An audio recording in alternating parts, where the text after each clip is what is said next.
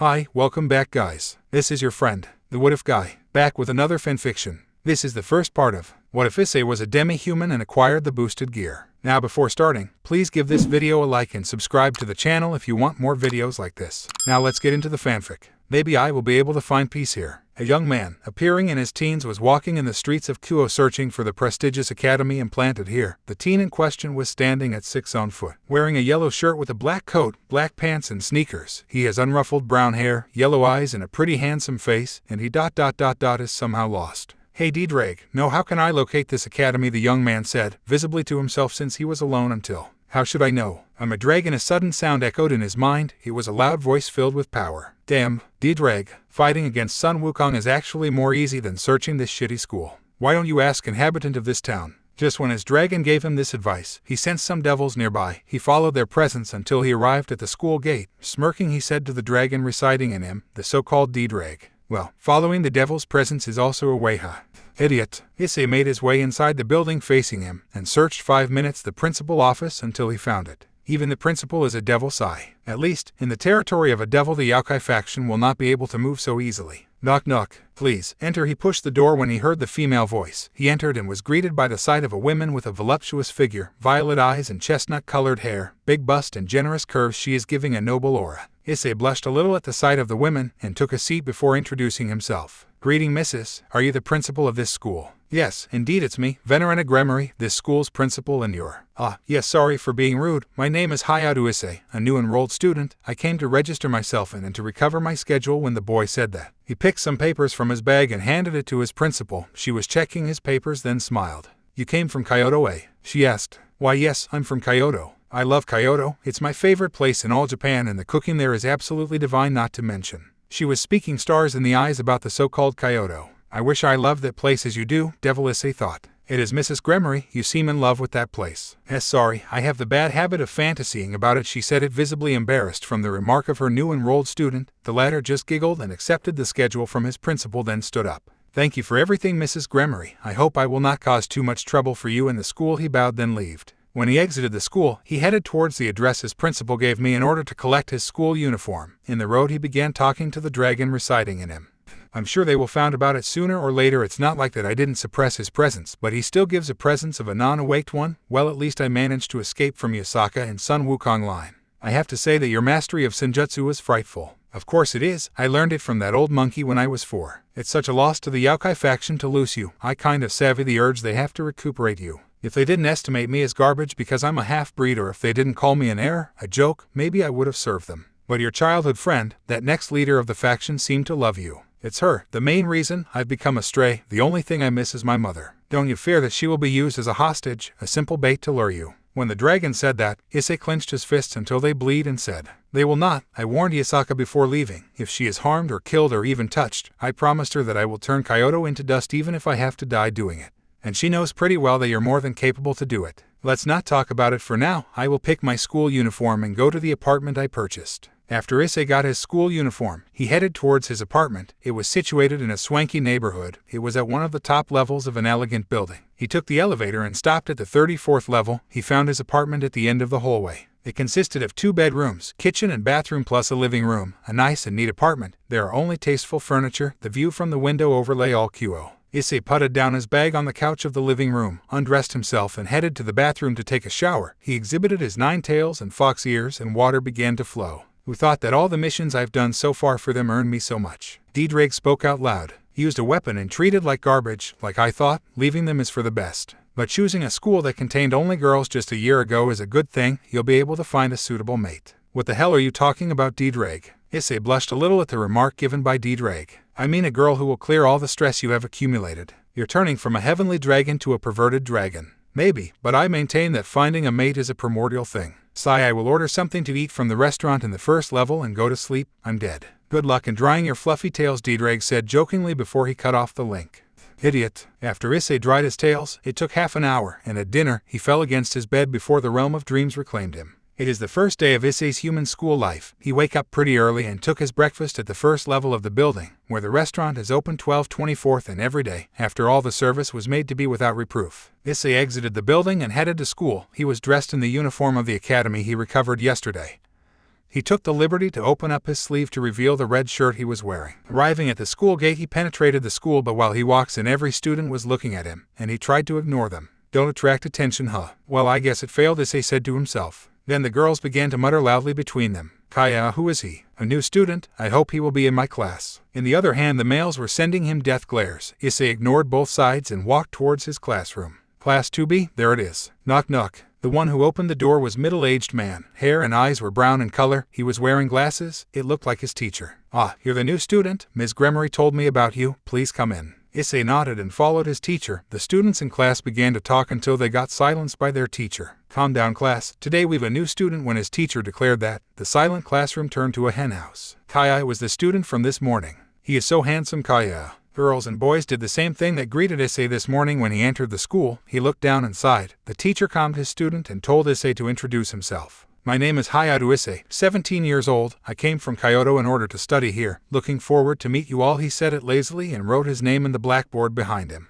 Anyone who wants to ask Hyoudou-kun a question? The teacher asked. A girl raised her hand and said, why you came from Kyoto to Kuoh? Personal issue, he said briefly in a tone that clearly held his intention to not talk about it. Another did the same. The color of your eyes is natural. Yes, I was born with yellow eyes. A girl with pink hair asked, are you single, Hyoudou-kun? Yeah, and when Issei responded like that, the girls began to giggle and the males keep muttering something alongside the lines of die shitty bishonen or damn you handsome. By the way, Issei felt a strong killing intent, especially from two guys who sat behind. One was wearing glasses while the other was bald-headed. When the question stopped, the teacher pointed at a free desk just next to a window and urged Issei to seat. After the morning class ended, the desk of Issei was surrounded by girls, asking him questions about him and his preferences until he managed to escape. He wandered around school and arrived at what seems to be an abandoned building. He sensed devils inside. Then a woman with crimson hair appeared in the window. Her hair was floating, her blue eyes were fascinating, and her bust size was enormous, but he knew she was one of the high-class devils in this school. At her side, the crimson-haired girl known as Rias Gremory was fascinated by him. She didn't know his identity but found something like an attraction towards him. It was troubling her at no end. She was facing her queen, Akino Himejima, and decided to ask her. Akino, who is this boy? Hyoudou Issei. He enrolled at this school today as a second year and he did pass the entrance exam online, scoring 96%. He intrigues me, even if his aura is the one of a typical human, but I can't help sensing something different about him. Maybe he has a sacred gear.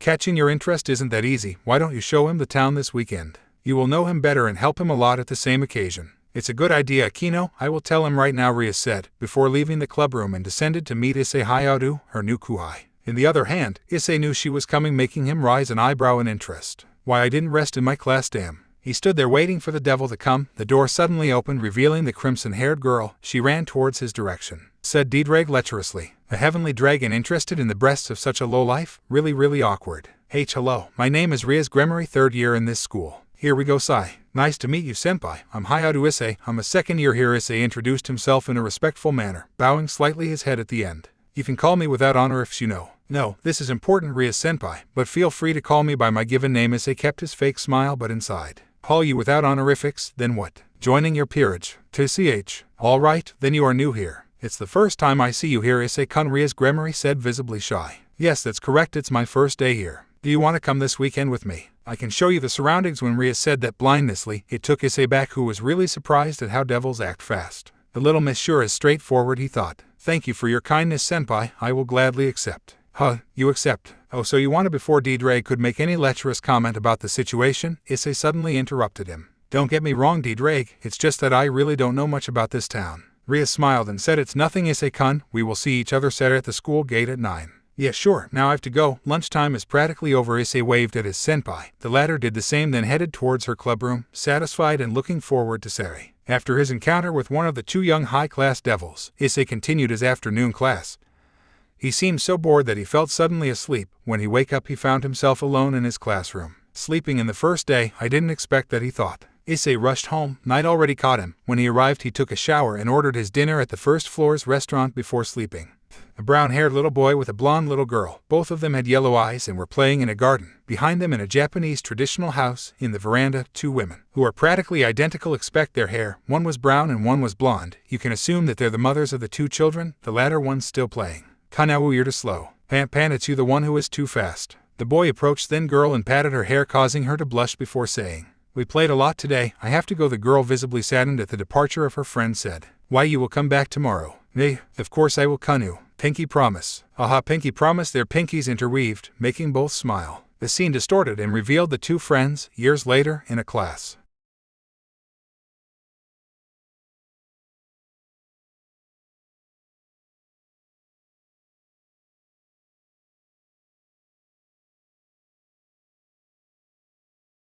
In the courtyard everyone revealed his yokai form, dogs and cats mostly, but there were few foxes. One was Kuoh-Town and the other Issei. The former was encircled by friends but the latter was alone. Kuoh-Town was looking at her childhood friend, sadness in her eyes, but he was looking at the sky while seating in the swing until a group of males surrounded him. "Hey half-breed, you're still here." One of them said that, before another came to taunt Issei too. If it wasn't his mother who was the personal bodyguard of Yasaka-sama. One of them punched him and made him fall from his seat. He stood up like nothing happened and was brought down by another punch, then a kick. Everyone was laughing but Kuoh-Town tried to protect him until she saw Issei stood up again. His clothes were dusty and he had some bruises. He sat again in his seat, ignoring completely the ones who assaulted him. He remained calm but it irritated heavily his fellow comrades. "Hey weakling, why are you so calm? You didn't have enough. If it wasn't your mother, he would never been enrolled in this school." Labeled as the strongest female yokai, TCH. To have a human mate, it's so embarrassing. Your mother is a bitch. Prek. Something in Issei's broke at that instant. The 12 or 13-year-old boy felt something broke. Was it his patience? A red kai covered the young Issei. His yellow eyes were showing only one emotion, hate.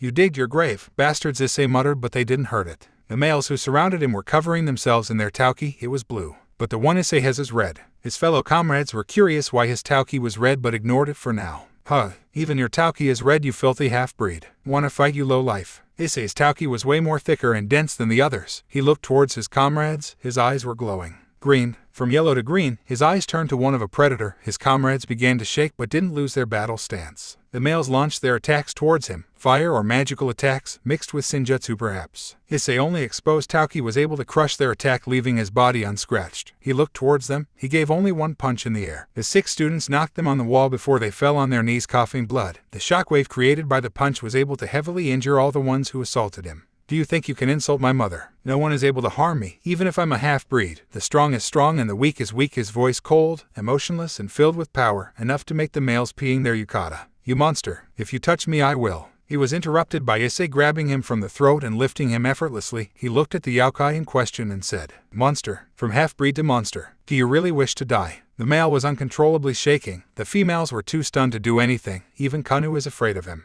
"You think I can't touch you because you're the next head of the principal branch of your race? Dog, I can exterminate every member of your household if I wanted. Who gave you the right to talk ill of my mother? I guess I will not be in the wrong killing you right now and right here. What do you think?" Noticing that the yokai he held already lost consciousness, he calmed down his aura. His eyes returned yellow and let go his prey. Kuoh-Town approached him, but the teacher stopped her and said loud enough to be heard by Issei, "Kuoh-Town-sama, don't approach him. No, he's my friend. You're the princess of Kyoto, don't approach him. He isn't worth of your regard." Kuoh-Town looked down, visibly agreeing with her teacher. That sight made a cut in Issei's heart. End of the dream. Issei opened suddenly his eyes. He woke up and placed a hand on his forehead. Seating at the edge of the bed he muttered, "A monster."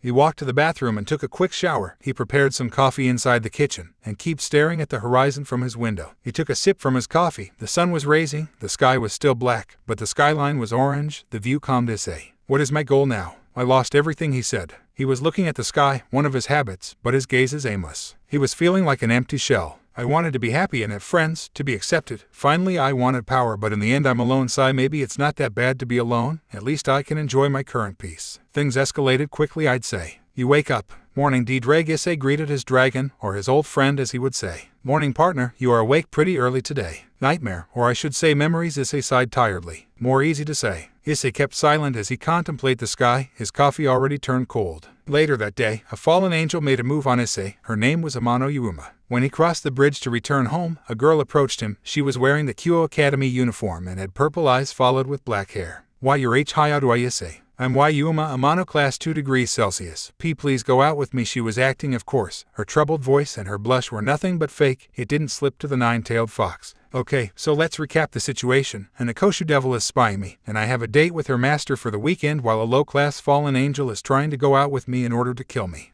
Why are you always in such complicated situations?" "Amano-san, I'm sorry, but I have an appointment with a girl for this weekend since she wanted to show me off the city, so I'm sorry." Issei said it with a smile, but he was repressing himself from laughing, certainly knowing that the fallen is pissed. "Yeah, it's all right, and maybe next time." she said, anger visible in her face. When they separated, the Nekomata who was following Issei didn't hear their conversation. I will tell Butchu about his encounter with a fallen. After Issei returned home and did his rut, shower then dinner, he sat on his couch watching TV and was looking forward how he will move from now, since he attracted already the supernatural beings one after one. Deepening said, yeah, you're right. That aside, I didn't know that a Nekomata is with Gremory Sai. It's not about battling each other. I don't know why such a rare species of Yukai reincarnated as a devil, and she could have lived like a little princess in Kyoto. Bah, it's not your business, partner. Agree, but it's still suspicious. So what about the devils? Will you make an alliance with them if your relation with the supernatural is revealed? Honestly, I still don't know what to do, but let's not worry about it, Form. There's nothing I can't handle here. As the discussion between Deepening and Issei ended, the former certainly already fallen asleep and the latter kept staring at the ceiling thinking about what he will do from now on. Hello there. It's I, Syphax. Well, it's my real name, so no comments in that, please. Back in the story, as you certainly guessed. It's my first story, so please go easy on me. This story's protagonist is our great Oppai lover, Hyoudou Issei. I changed him a little. No, a lot in fact. I will continue this story according to your judgment. So that's all. Oh yeah, sorry for my shitty English, it's not my first language and not my second or third or whatever. I learned it just for fun. See you next time. Hello guys. First of all, I really wanted to thank you. I didn't think this story would be welcomed so positively. And I want to announce that I will answer the reviews in every chapter. I answer PMs too, so don't hold back in questioning me reasonable questions. I don't want to spoil anyone. Well, I will answer the reviews now. Dragon8188, I'm glad that you like this story. And yes, Kanu will have this fear of adults when she was young, but I will not tell more. About the main pairing, I can't say anything for now. It's not decided yet, and you'll know a little more about Yasaka personality in this chapter. Screaming with your mouth shut, haha, maybe. 3. Judah Karangan, thanks. Sean195, glad you like it. Strabamonks, it's planned, don't worry. Queenish Fox, I will keep it up. Happy that you like it. Albert Breaker, you'll see in the next chapters. Fallen Rider, thanks for your wise advices. Guest, thanks. Now to those who wants to know if Issei will become a devil or not. This chapter will definitely answer your question. Ah yes, I need a name for Issei's mother, and I want a meaning behind it. Themixim has already advised me to call her Mamori, that means protection in Japanese, but I want to hear your ideas too, so please. A name for Issei's mother. That's all. Good read to everyone. Issei talking to Deepening on his mind. Thought. Deepening's talking to Issei on his mind. Sacred Gear talking, Deepening or Albion talking out loud. Location. I do not own High School DxD or any of its elements. A certain white-haired girl was rushing towards Kuoh Academy. 9 already caught her before she penetrated inside the old school building. Arriving at an elegant wooden door, she knocked 2 times before she opened it, and what greeted her sight was a crimson-haired girl seating on his usual chair behind her bureau. It was Rias Gremory, one of the 2 high-class devils officially present on this town. Beside her was a girl with piercing violet eyes. Her hair was tied in a ponytail thanks to an orange ribbon. Her body was flawless, perfect, and accompanied with generous curves. She is Akino Himejima, one of the school 2 great ladies and the piece of Rias Gremory. On the expensive-looking couch was seating a handsome blonde guy with blue eyes. He was sipping his cup of tea in an elegant manner. He could even be bewildered with a prince. Well, it wasn't that far since he's the famous Kyoto Prince Hyoudou Issei. You came back already, Kaneko? Something happened? Rias asked with a raised eyebrow while checking some papers on her office. I came to report that a fallen angel who was dressed in the Kyoto uniform approached him. Kaneko Taoju, Rias answered with her usual monotone voice, but her face shows the worry she's feeling towards Hyoudou Issei. The 3 other devils stopped what they were currently doing and looked towards the white-haired lowly with slightly widened eyes. That's not good. So they too felt that, he's really a sacred gear possessor. Rias Gremory said that, seeming really worried about the boy, but on the other hand, eagerness clearly visible in her light blue eyes. Even so, it's woeful that our school uniform is so easy to get, Kiba muttered under his breath, getting a nod from his before Akino spoke. So Butchu, what we're going to do now that the Fallens are on his track. The crimson-haired in question kept silent for endless seconds before she heavily sighed. I don't want to cause tensions between us and the Fallens and take a risk of causing a new war or deteriorate our unstable relation furthermore. So, you will just let him be killed before you reincarnate him into our comrade. Akino said, a little anger can be perceived in her voice. On our rendezvous for said, I will hand over secretly a flyer for him. If you want to live, he will summon me and I will do what I have to do. I'm sorry, Akino, but this is the only and the safest way to deal with this situation. Rias declared, honestly sorry about her choice and pinpointing that was the only way she could submit. I know you can't just tell him about our existence and all, but Akino tried to debate against Rias, but she was suddenly interrupted by her. Akino, I can't do anything more and you know it, and please Kaneko and Kiba follow him until he arrives to his house for this next 3 days. There's a risk that the Fallens tend him in ambush before I make contact with him and pass the flyer. Both of them nodded, before Kaneko took a seat on the couch and began to eat the snacks present on the table. Akino, who had a troubled expression, suddenly made a face as she remembered something and said, "Oh, but I didn't told you." Venelina-sama returned to the underworld to prepare the last adjustments before the official venue with the Phoenix household. Suddenly Rias' expression turned into a depressed one and remained silent, worrying even more her peerage members. Issei's apartment. It was morning. A loud yawn was heard in a certain apartment. A nine-tailed brown-haired teen opened his yellow-colored eyes slowly. He was dressed in a dark yukata. Well, it was his usual pajamas. After rubbing his eyes tiredly, Issei Hayadu wake up and took a shower and his coffee before he exited the building. On his way to school he began to think about various things, but what really perturbed him was the fallen angels present on town. You don't get it, D-Drag. I never heard of fallen who kills humans only because there's a chance that they have a sacred gear. You will not get any answers like this. Just wait until they make a move on you. That girl from yesterday will certainly try to get rid of you. When the time comes, just interrogate her. Yeah, you're probably right. A sudden voice was heard behind Issei that brought him down on reality. He turned his head back and saw a blonde-haired girl, her face on the ground and her arms wide open. Hey, are you all right? Issei approached her and gave her his hand that she gladly took in order to stand up. Oh, I'm sorry, thank you very much. When she stood up, what greeted the sight of Issei were two large warm green eyes. Issei's heart skipped a bit at the look of the beautiful girl in front of him.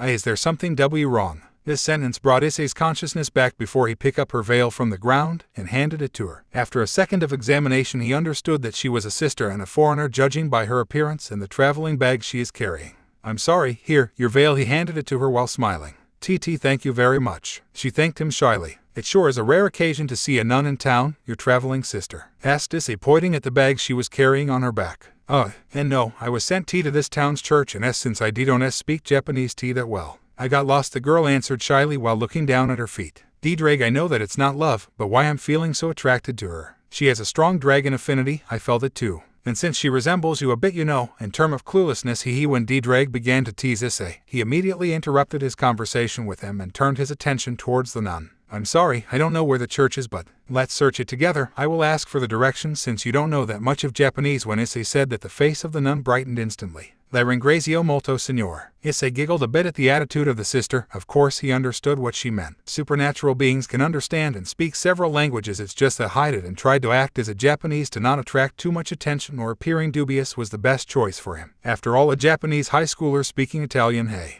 isn't that too odd? By the way, my name is Issei Hayadu. Issei is fine. The Kitsune introduced himself with a slight bow. I'm Asia Argento. Nice to meet you, Issei-san. Asia done the same and bowed too. Likewise, let's search about the location of the church, shall we? Issei proposed to her. Getting a nod, the couple began to walk. After that, Issei and Asia spent a considerable amount of time asking their way to the church until they reached it, but what Issei sensed worried him at no end. All the fallen angels present on this town are in this abandoned church. Thank you very much, Issei-san. Do you want to come and have tea with me? I'd love to, but I'm already very late to school. Maybe next time, Asia. Issei apologized, with a fake smile in order to hide his worried state. Oh, okay, Issei-san, I hope to see you again, she said, blushing a little. I'm sure we will, Asia. That only sentence made the girl smile warmly and waved her hand to Issei, who already turned his back and headed to school. Inside the abandoned church, middle-aged looking man with short black hair and dark blue eyes. His attire consisted of a pale violet trench coat over a white dress shirt with a matching ascot, black pants and shoes, and a black fedora. Beside him, an attractive woman with violet eyes. She has an attractive body and black hair down to her hips. You can say that's the mature version of Amano Yuma, and she's dressed in a BDSM attire. Rainer, the boy that accompanied the wasn't the one you were supposed to kill. The man spoke. The woman named Rainer turned his head and said, "It will not look good if we kill him in public, and since he refused me, I'm planning to kill him on his date with the other girl he mentioned." The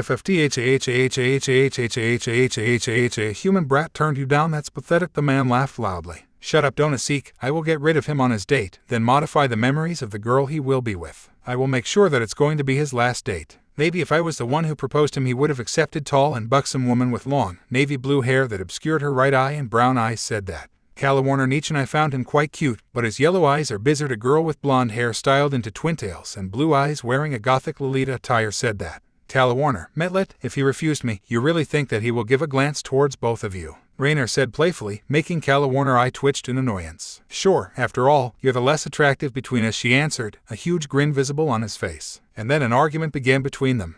Issei reached the school gate just in the middle of lunchtime only to be intercepted by two girls wearing glasses. One had a long straight black hair that extends all the way to her knees with split bangs and heterochromic eyes. With a violet left eye and a brown right eye, her blue glasses were semi-rimmed ones with square lenses. The girl beside her was a girl in her late teens with a slim figure, black hair styled in a short bob cut and violet eyes matching the color of her glasses. Issei already knew that the latter was the second high-class devil on this town, Sona Citri, but didn't know the identity of the one beside her well. He knew she was a devil, but which piece? It was the question that made him raise an eyebrow. You, stop right there. Just when Issei was passing the school gate, Sona stopped him. In doing so, Issei looked to his right and found that the two girls already reached him.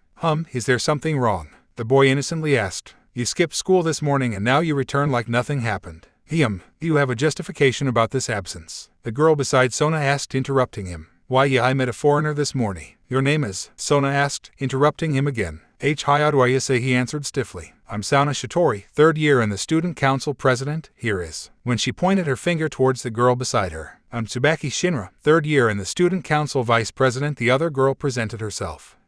I was enrolled like 2 days ago. So can you cut me some slack? I mean I know I'm really late, but this morning when Issei tried to defend himself he received a death glare from both of the girls that scared him a little. This afternoon, you will come to the student council room to receive your punishment. It's the room at the left in the 1st floor of the new school building. When Sona said that, she and Tsubaki turned their back and walked towards the building. Issei just stared at their sight, sweat dripping of his head. Those devils really love their work. Sigh. Well, at least you helped the girl. Cheer up, you will just rest stuck in a room for 2 hours. Nothing dramatic. You really are bad in motivating others, you know. It's not a heavenly dragon job. Sigh. Then Issei walked to his class after he bought something at the cafeteria on the way since he didn't have lunch. When the afternoon period ended he walked to the student council room and found a ton of papers placed on a desk, and a Tsubaki Shimmer near them looking like she was waiting for him. Hi Fukukaichu, so, my punishment is? Issei asked in a troubled voice. Tsubaki on the other hand looked straight at him and said, you will have to complete all this paperwork. I will check it when you finish. She took a seat on the couch after saying that, and picked a book from nowhere and began reading it. Issei began to quickly fill all the papers, and it was mainly demands of clubs about revaluation of their finance. An hour quietly passed. Tsubaki was still reading her book and Issei was receiving his boring punishment. He sighed at least 10 times in a single hour. He took a glance towards Tsubaki. His yellow eyes met his heterochromic ones, and said in order to break the silence. So, Fukukaichu, it's you and Kaichu that do this work usually. The girl in question continued to read her book while she answered. Yes, the demands of the several clubs at this academy has are treated by our student council. You sure have it hard. Well, I finished Fukukaichu. Already? She asked suddenly, lifting her eyes from her book. Issei just nodded with a small smile. She stood up and came to his desk checking the papers at an incredible pace. She widened her eyes slightly and said in amazement. It's really quick. It's your first time doing this sort of work. Yeah, well it's not that hard Fukukaichu. Can I leave now? The vice president just nodded her head slowly. Issei left the room and headed to his house. While Issei exited the school's building and walked to the school gate he sensed 2 devils observing him. He just ignored them and walked home. They followed him until he reached his apartment. After he arrived, he tossed his school bag on the couch and fell face first on his bed. Sighed, that was a rough day. Issei suddenly felt sleepy and then closed his eyes before the realm of dream reclaimed him.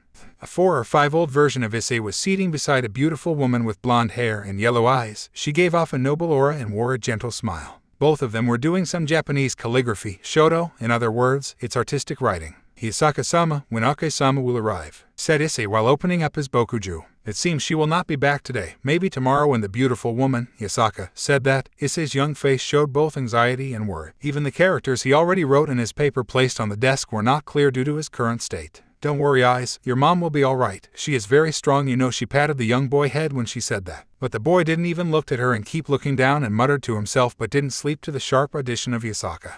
Why is it always her that goes fighting against the bad guys? Because it's her duty and her choice. She protect those who she holds dear. She's fighting for both me and everyone in Kyoto, and more especially for you. When she said that with a warm smile, young Issei looked at her for a second then thought. She always returns late and tired because ... of me. Why, Hisaka-sama? See, can you train me that I can help Aka-sama? The sudden declaration of a 4-year-old brat caught off guard the Kyuubi, but when she saw his eyes, his big yellow eyes, they were filled with resolution, but she knew that she couldn't do that, not to a young boy. Eyes, you are a little too young for that, and there's not a need for it now. Maybe when you'll grow up a little. This answer didn't satisfy Issei, who was feeling bad that he couldn't do anything about the harsh life his mother was living. Then, Thud. The door of the traditional Japanese room opened, revealing a brown-haired female with yellow eyes, with the same body type than Yasaka. Her bust size was just a little bigger. She was a little dusty and her Miko attire was tattered a little. She was lightly injured. Issei left his work and rushed towards the woman and hugged her. "Ake-sama, you're late." That woman was Issei's mother. She hugged her son back and smiled gently before she said, "Sorry, Issei, but I'm here now." Issei retracted his head from her hug. "The Ake-sama, do you mind training me?" Issei's mother suddenly began to laugh a little and asked, visibly amused by the situation. "Oh my, why are you saying that?" "To be able to spend more time with you and be able to help Ake-sama, of course." Issei's mother looked at him with widened eyes for a fraction of seconds before she looked at Yasaka, who just shrugged her shoulders, not knowing she's supposed to do. She taught a little. Maybe letting his son learn a little of senjutsu at this age may not be that bad. "Yasaka, do you think that old monkey will accept training eyes?" "You mean Wukong-sama?" "I don't know, and why do you want him to train so early?" "He's too young." Nah, I think it's okay for him to know a little bit of senjutsu at this age." "You're crazy. He is only 4. "Yasaka, I know, but look, I'm his mother and I know what's best for him. His body will not be damaged just by learning 2 or 3 things. That's reckless." When the females were arguing, Issei was just staring at them until someone opened the door again. Thud. It was a small girl with blonde hair and yellow eyes. A mini version of Yasaka is the more appropriate term. She was hugging a pillow. And then it's late. "Hey Eyes, come, let's sleep together." When the girl said that and began to drag Eyes to the bed with her, Yasaka and Eyes' mother stopped their argument and giggled a bit while the poor boy couldn't do anything.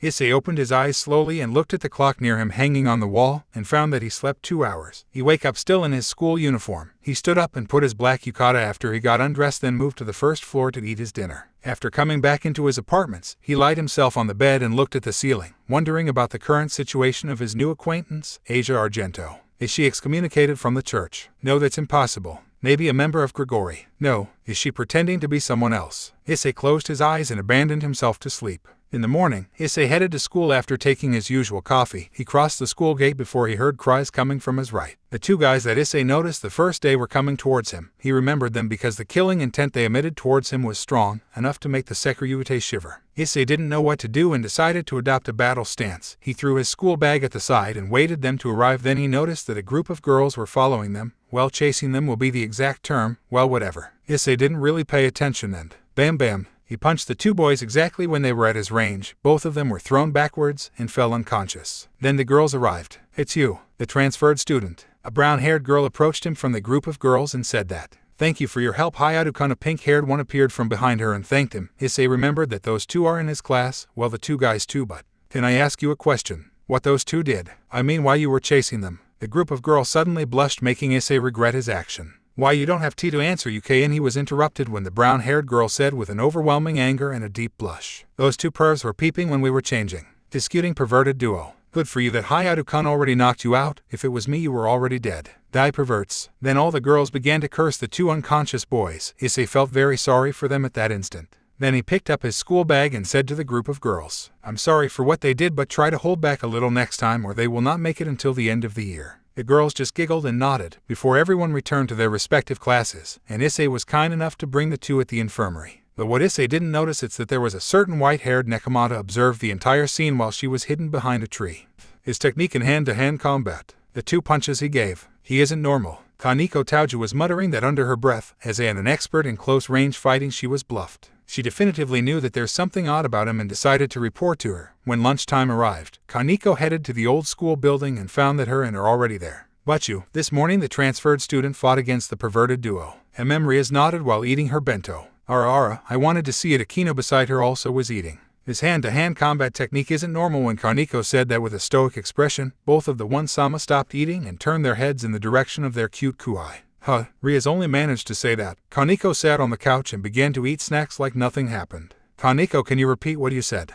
"Hyoudou Issei isn't normal. His technique in close-range combat is too perfect. The punches he gave were aimed not to injure the perverted duo. They were too accurate, not even mentioning how quick he was." Kaneko detailed a little the scene she witnessed this morning. Akino was looking worriedly at her king, since the latter had a date with him or an appointment would be more exact tomorrow. "Bachu, I think that tomorrow it would be wise that we follow you," her advised. In the other hand, Rias wore a thoughtful look, because when her own and expert in the domain say that a human may even exceed her, it's something to worry about. Rias only nodded and said, "I think it's better. Look, Akino, you will accompany me tomorrow. I'm sure he will not complain if you join. Bring 2 flyers with you. If something happens, we will summon Hyoudou and Kaneko. Yufufu, I will go on a date tomorrow." When she said that joyfully, Rias made a small smile and said, You weren't worried about me, were you? I was, but I wanted to go on a date too. The straight honest answer of Akino made Rias lost her composure for an instant before she coughed and said, "Whatever, I don't think something will happen with him tomorrow." Like that, the afternoon period continued without any further accidents than the one of this morning with Matsuda and Madohama. Well, expect. This afternoon they tried to get revenge and attack Issei, but they were stopped and chased again by the Kendo Club. By the way, Issei made Kades and Murayama his friends. They are respectively captain and vice-captain of the Kendo Club. Issei sensed that today, too, he was followed, the same presence, the same devils. They followed him non-stop for 2 days when he returns to his place after school. Maybe they got worried about me. After all, that Nekomata certainly reported my interaction with the Fallen. A sudden voice was heard by Issei on his mind. Like that, another day finished. Issei's life is more or less peaceful if it weren't those Fallens that intrigues him. Well, right now there's something more important than that. The rendezvous with Rias Gremory for tomorrow. After Issei entered his place, he sat on the couch and switched on the TV because he has nothing to do until tomorrow. Hey D-Drag. Yeah, do you miss Kyoto? Peace is pretty boring. Well, it's not like I prefer war or something, but it's really boring. Sorry that I got not to use your power more often now. Well, the curse to be your host, I guess. D-Drag just laughed quietly while his partner was grinning. The day after, Issei wake up at 7 and dressed himself. He was in black pants and sneakers accompanied with a gray shirt. He didn't make any effort on his dressing even if he has the chance to date the most popular girl of his school. Hey, it's not a date. I spoke to her once, so shut up a little, D-Drag. And there we go again. I said to stop about your boobs-related things. You don't like breasts. Well, if I remember, you love the ones of the Kyubai's daughter, Kanu, was it? When D-Drag said that, Issei's cheeks began to redden. D-Drag, I was right, huh? Well, enjoy your time today, partner. It's not always you go on a date. Okay, I'm off. Issei left his apartment and headed to the school gate. He arrived at 8:45. Well, it was common sense that the girls love to keep guys waiting but themselves don't like to wait. 10 minutes later, Issei, who was leaning against a wall, sensed two presences approaching. Wait, two. He thought, until two persons appeared in the horizon. It was Rias Gremory, easy to recognize thanks to her crimson hair, but the other was a young woman with a buxom figure around the same age as Rias, with very long black hair and violet eyes. Her hair is tied in a long ponytail, reaching all the way down to her legs with two strands sticking out from the top and sloping backwards, with an orange ribbon keeping it in place. Issei didn't know who she was. Then, the girls arrived at his head. Looking closely, Rias was dressed in a white pants accompanied with a red shirt squared black. The other girl, unknown to Issei, was dressed in dark blue pants with a purple shirt. Morning, Issei-kun, I hope you didn't wait too long, Rias greeted Issei. Nah, I've just arrived, but it was supposed to be only you who'll show me around. Well, not that I'm complaining. I welcome beauties anytime, Issei said that with a small smile. Ah, yes, she's Akino Hanjima, 3rd year. Nice to meet you, Issei-kun. I came to accompany Rias since I didn't have anything interesting to do and I wanted to show you around too. Akino introduced herself respectfully. Thanks for your concern, Akino-senpai. I'll be under your care too then. When the greetings finished, the boy and the two devils began to walk. First was the conventional store, then the shopping district of Kyoto. Like that, the day passed peacefully. After lunchtime at a fancy restaurant, the three persons walked around Kyoto. The girls sincerely enjoyed their times with Issei. They showed him the game center. Akino destroyed Issei in a car game. As the day passed, evening arrived and the three walked to a certain park, facing a fountain. Issei already sensed the presence of a fallen angel, Yuma Amano, approaching. Then Rias said, Issei-kun, we're off for a bit. It will not be long. Hey Rias, stop pushing me. Akino tried to argue against her, but it was no use. Rias excused herself and walked to the park washroom's direction, dragging Akino with her. At that moment, Issei understood. D-Drag voice echoed on his head. He understood too. One for my sacred gear, the two others to reincarnate me, Issei concludes sadly. What will you do? At the moment Issei said that, he touched the ground with his index finger to sense everyone's location on the park. As a senjutsu user, detecting the presence of other people was a piece of cake since he can read the flow of Kai. There's no one expect us, huh? As he stood up, an invisible barrier formed around the park, trapping the four of them on it. Then he waited Yuma to arrive. He sat on a bunch and crossed his legs before a pink light spear transpierced him before a certain fallen angel appears on the sky. It was Rainer, or Yuma Amano in her real appearance. The body of Issei fell from the bunch to the ground, but there wasn't blood. The fallen didn't even notice it. PFFT, I can't believe it was that easy. Now where's his so-called girlfriend? I have to erase her memory. When she said that, she looked towards Issei corpse and it turned blue before it disappeared. The fallen widened her eyes. She turned around only to see Issei seating on the swing. So fallen, speak or die. Who sent you to kill me? Issei asked normally. The fallen just smirked and said, Ara, so you knew I was a fallen angel. Too bad, human. This time I will not miss you. When she said that, two pink light spears appeared in her hands, then launched it straight at Issei, who covered himself in his red tauki. The light spears didn't penetrate his defense and disappeared. Much at the fallen's shock, Issei was unscratched. He didn't even bother dodging it. Why didn't do anything to you? You were supposed to be a lowly human, she cried in fear, her body already trembling.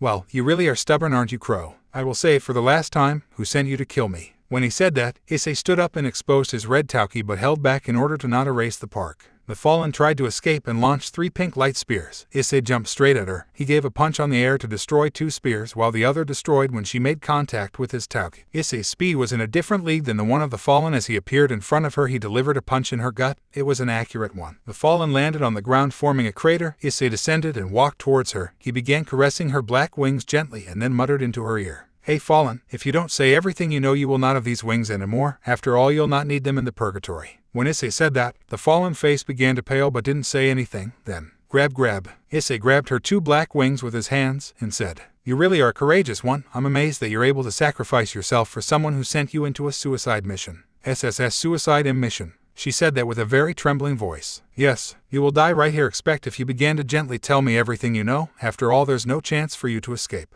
Wait, everything be but not my wings, please. I will give you a favor. I will count to 3. 1. No, please stop, not my wings. Ghhhhhhhhhhhhhhh. She began to scream in pain as Issei slowly tear away her wings. 2. Ghhhhhss. Stop pulling. I will speak, please. Ghhhh. Stop. Good. Azazel-sama send me to get rid of you because your sacred gear may be too dangerous for us. That's all." Issei turned her and looked right at her face. His yellow eyes were making her shiver even more. Why yes, release me, please. Issei-kun. Then Rias and Akino appeared from nowhere, in Rias' hands several pieces. The two were looking at Issei, who was covered in red tauki, in his hands an immobile fallen angel. Akino-senpai and Rias-senpai, you've arrived just in time. When he said that with his usual voice, Rainer understood as she tried to fly. Issei's hands glowed with a golden color. Then, now Angel-san burn. As he said that, Rainer's body was engulfed in golden flames. She cried when Issei's flames began to consume her. In seconds what remained from her was nothing. Even features weren't present on the ground. Then Issei turned his gaze towards the 2 devils, making them flinch a little. Rias summoned a magic circle and threw the pieces inside, while Akino picked up 2 flyers from her pockets who glowed crimson for a moment, before a blonde-haired boy and a white-haired girl appeared. So Rias-senpai, will you explain? Or forceful methods are a necessity? When he said that casually, Rias tried to answer, but the blonde-haired guy already launched himself towards Issei. Don't you dare threaten her. He took his sword and aimed at Issei's left shoulder. Break. When his sword made contact with Issei, she instantly broke. Calm down a little, will you? I just want to talk. At that moment, Issei quickly punched right on the boy's guts. His hand was glowing red from tauki. Hyoudou was thrown back until he crashed against the barrier Issei made. 1 punch. Well, your defense is pretty weak. Now Rias-senpai. When he tried to continue, a thunder attack was launched at him by Akino, while Kaneko appeared behind him and kicked him in the back.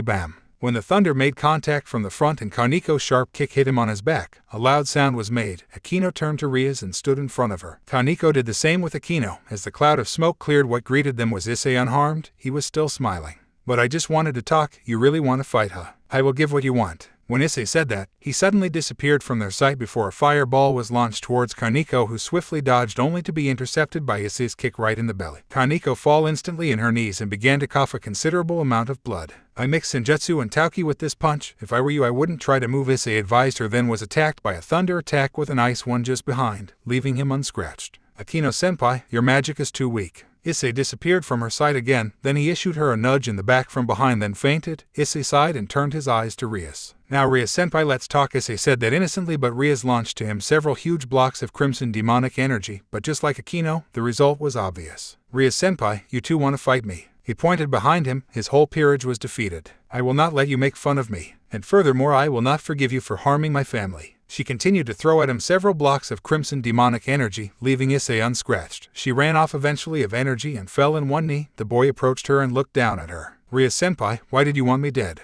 You knew that Fallen wanted to get rid of me and you've done nothing. Why? Issei asked, her anger obvious in his words. After all, she tried to kill him and making him her slave. I wanted you as my servant. She said it while panting heavily. Her demonic energy reserve already dried up. She felt weak and guilty. She was currently at his mercy, the so-called Lucifer Zamato, a high-class devil. She was defeated along with her peerage by a 17-year-old boy. She realized that she was in the wrong and he had the right to kill her. After all, she tried to do the same to him. Well, it was worse. She tried to kill him, then reincarnate him against his will. Even death is a small price to pay, Issei said coldly. Killing me was the best option. Aren't you ashamed? How can you let someone die so easily? I am. She tried to talk but was interrupted by Issei. I didn't do anything to you or your peerage. I wanted only a peaceful life, and now you want me dead only to reincarnate me as a slave. What's that? I know devils are beings of greed, but you. Issei shut it for 2 or 3 seconds before he declared, looking straight at his eyes, without any hesitation in his words. "You're a monster," Rias senpai. When he said that, his right hand covered herself in red tauki. Rias made a defensive magic circle. Kaneko tried to move but fall in the ground. Akino and Kiba were already out. "Break." Issei's punched her, destroying her barrier like it never existed. She was thrown back until the end of the barrier Issei put around the park. She landed in her knees, coughed blood and fell miserably. "We're through now," he said before leaving. Dismissing the barrier, he lifted his head and looked at the sky, who was full of stars, and the horizon was colored with a warm orange. Issei loved this moment of the day. The twilight really relaxed him a lot. He exited the park, leaving 4 devils on the ground.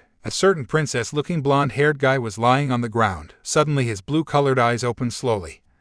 He turned his head around and recognized he was in Kuoh Park. His memory was a little fuzzy. When he tried to stand up, he began to cough saliva that he quickly wiped out using his arm. He analyzed his surroundings until he saw 3 girls laying on the ground too. The first one was crimson-haired and was at the extremity of the park, but she was closer than the other 2 as he was 2 at the end of it. When he began walking towards her, he felt how bad he was injured. Every single step caused an overwhelming pain to spread on his entire body.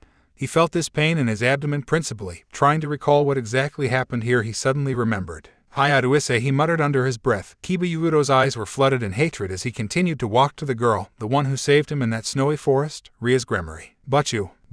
Arriving at her side, he began to shake her in order to make her wake up. He was worried at no end, because he knew that he acted too rashly since he was the one who attacked Hyoudou Issei first. "It's my fault. It's my fault. Everything's my fault. How? It was unworthy of a king." He began to blame himself mentally until the crimson-haired princess opened her light blue eyes slowly. Kiba nearly cried at this sight and unconsciously hugged her while she was still on the ground. "But you." The girl in question widened a little her eyes at the unusual state of her, but smiled warmly as she understood why. "I'm alright, Yuudo, don't worry." Just when she tried to stand up, the same that happened to Yuudo happened to her. She coughed saliva and felt an incredible pain coming out from her body. When she was to fall, Kiba quickly lent her his shoulder. "Where are the others?" The boy only pointed at the 2 girls lying on the ground a little far away from them, only to cause Rias to tremble. Fearing the worst, both of them headed to them. "Kaneko, Akino." Rias cried their names. The black-haired girl opened her eyes, revealing their beautiful violet. "Rias, Akino, hang on there, Yuudo, go. Then try to wake up Kaneko." The boy only nodded and rushed towards the white-haired petite girl. "Kaneko-chan." He began shaking her and giving her small slaps in the face. The girl opened her gold-colored eyes and felt suddenly an urge to cough. Then,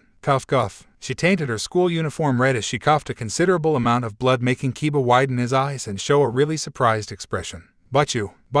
Kaneko-chan coughed a lot of blood. We have to take her to the hospital." Rias and Akino turned there to Kaneko. When they saw her state, Rias made a small magic circle in front of her ear while Akino rushed towards Kaneko and began administering her the first aid using her demonic powers in order to heal her a little. After the small red magic circle that Rias made in front of her ear and talked into suddenly disappeared, she summoned another one bigger and everyone regrouped in the middle while Kiba lifted Kaneko and held her in a bridal-style carrying. "We will going to teleport to the art club room. From there we will head to the Citres Medical Institute." With those final words, Rias and her group disappeared in a bright crimson light.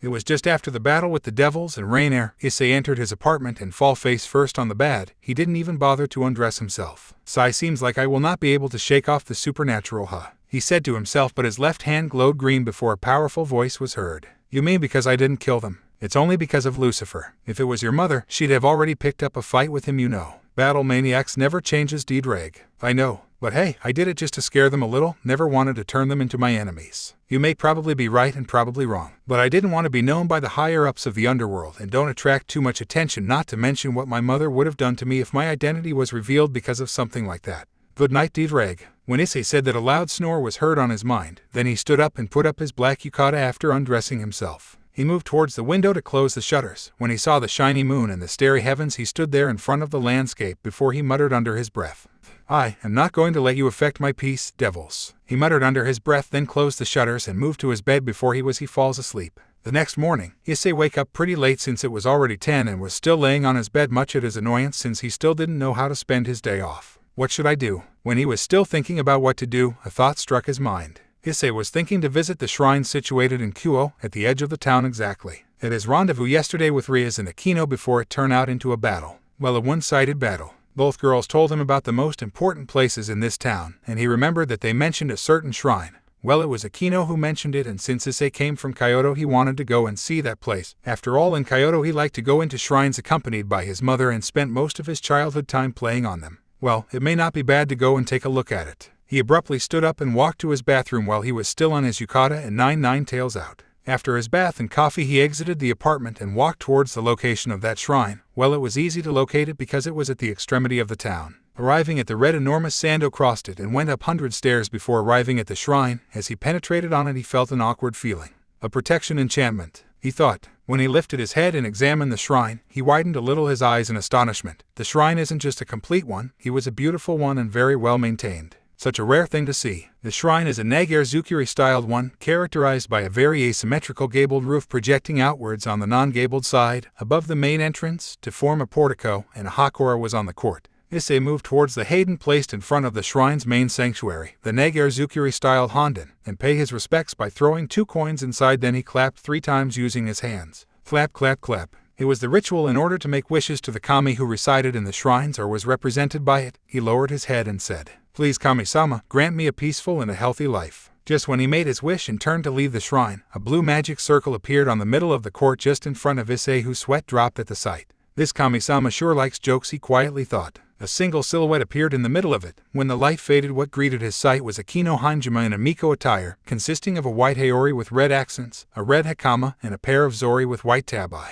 He instantly sighed and tried to leave the place. Issei moved towards the exit, but he widened his eyes when he felt someone grabbing his hand. I am sorry, Issei-kun." Akino apologized in a trembling voice. By the way, Issei felt her fear because the hand she used to grab his was clammy. Without turning his head, and was still in a shocked state, he coldly said, "What are you talking about, devil?" Akino looked down, both in guilt and shame, before she answered, "I am sorry for what we did yesterday, and especially for what my king have done. I'm sorry." Issei turned his head back to see Akino's eyes. Her violet-colored ones were a little watery, and the other hand Issei's usual warm yellow eyes were cold. "You really think that I will forgive you and the rest of the peerage you're actually affiliated with just by simple words?" When Issei said that, Akino was taken a little back. Certainly she knew that it were nowhere sufficient in order to be forgiven. They tried to kill him and resurrect him as a devil. Mere words couldn't forgive that act. I know that it's not enough and nowhere enough, but I don't know what to do," Akino declared in shame. She was still looking at her feet. "Can you tell me one thing? Your king, Rias Gremory, why is she so greedy? She's disgusting." Akino felt a little angry when she heard Issei insults her best friend and her master, but she knew what he said is true and there's no way that she could say the opposite after what happened to him last night and what Rias planned for him.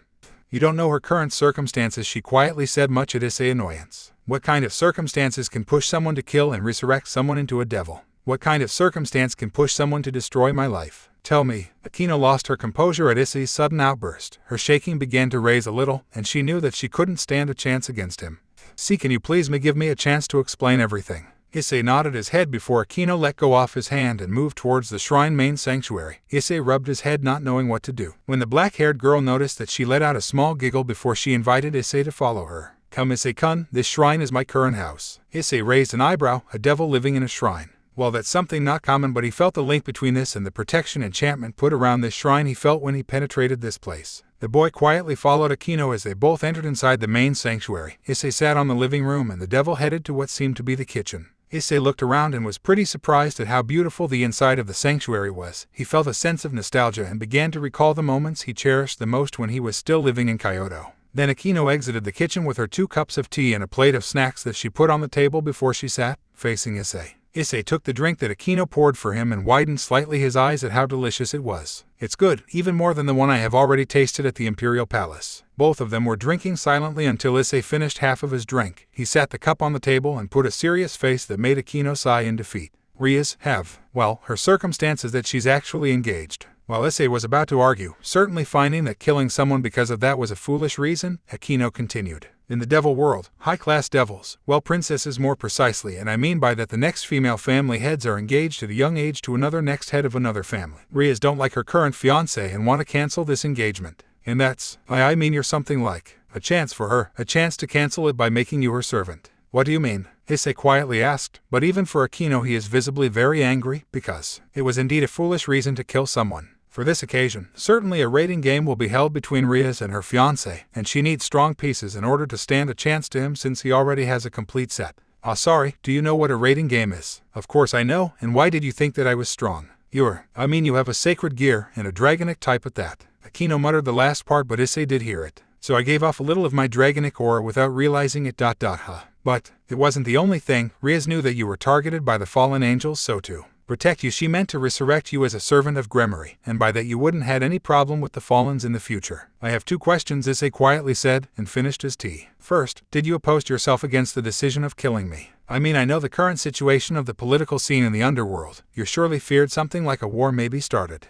I was against that idea of letting you be killed. She answered immediately. Secondly, why aren't you scared of me? You know precisely what I did yesterday, and thus you did approach me and propose me to have a talk normally in your house like nothing happened. And by the way, how did you heal yourself so quickly? That punch was supposed to let you be in bed for 2 days.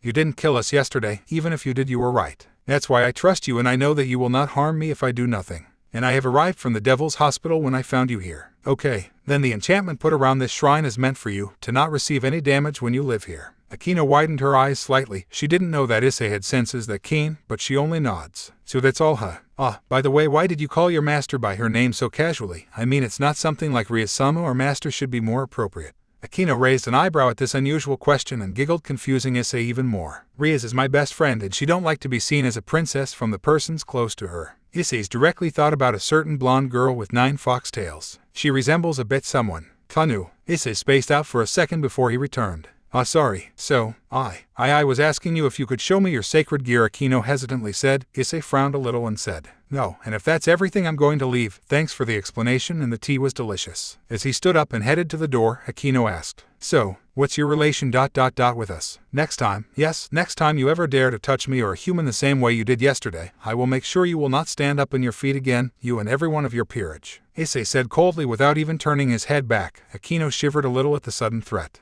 No, it wasn't a threat. It sounded like a promise. In the road back, Issei walked silently and was looking at the blue sky, wondering if what he did just know was right or not, until he saw a familiar silhouette in a bunch just near. Asia. When he said that, a blonde-haired girl turned her head and smiled brightly when she saw Issei. Issei-san. She rushed towards him and bowed a little, making Issei giggle. She sure is innocent, he thought, and patted gently her head. Are you doing just fine, Asia? The girl only nodded before 2 gurgling were here. Thuig. Both Issei's and Asia's face reddened to the maximum hearing the sounds produced by their respective gut. Want to go in a restaurant, Asia? My treat. After she nodded, Issei managed to find a fast food pretty quickly by chance and entered inside. What would you like to order? The employee asked the couple as they sat on a table. Asia was looking intently at the menu. Issei giggled a bit, knowing that she had some difficulties with Japanese, then decided to pick for both. She will have the same order as me. After minutes of trivial talking, both their meals arrived. It was 2 burgers with fries then. Oh, what's wrong, Asia? Issei asked the girl, because she was staring strangely at the food in front of her. I don't know how to eat it. Aha, look at me, Asia, it's easy really. Issei took the burger with both of his hands and began to eat it normally. That's how you eat it, Asia. That's amazing, Issei-san. Asia said in a high tone and was still looking at how Issei was eating.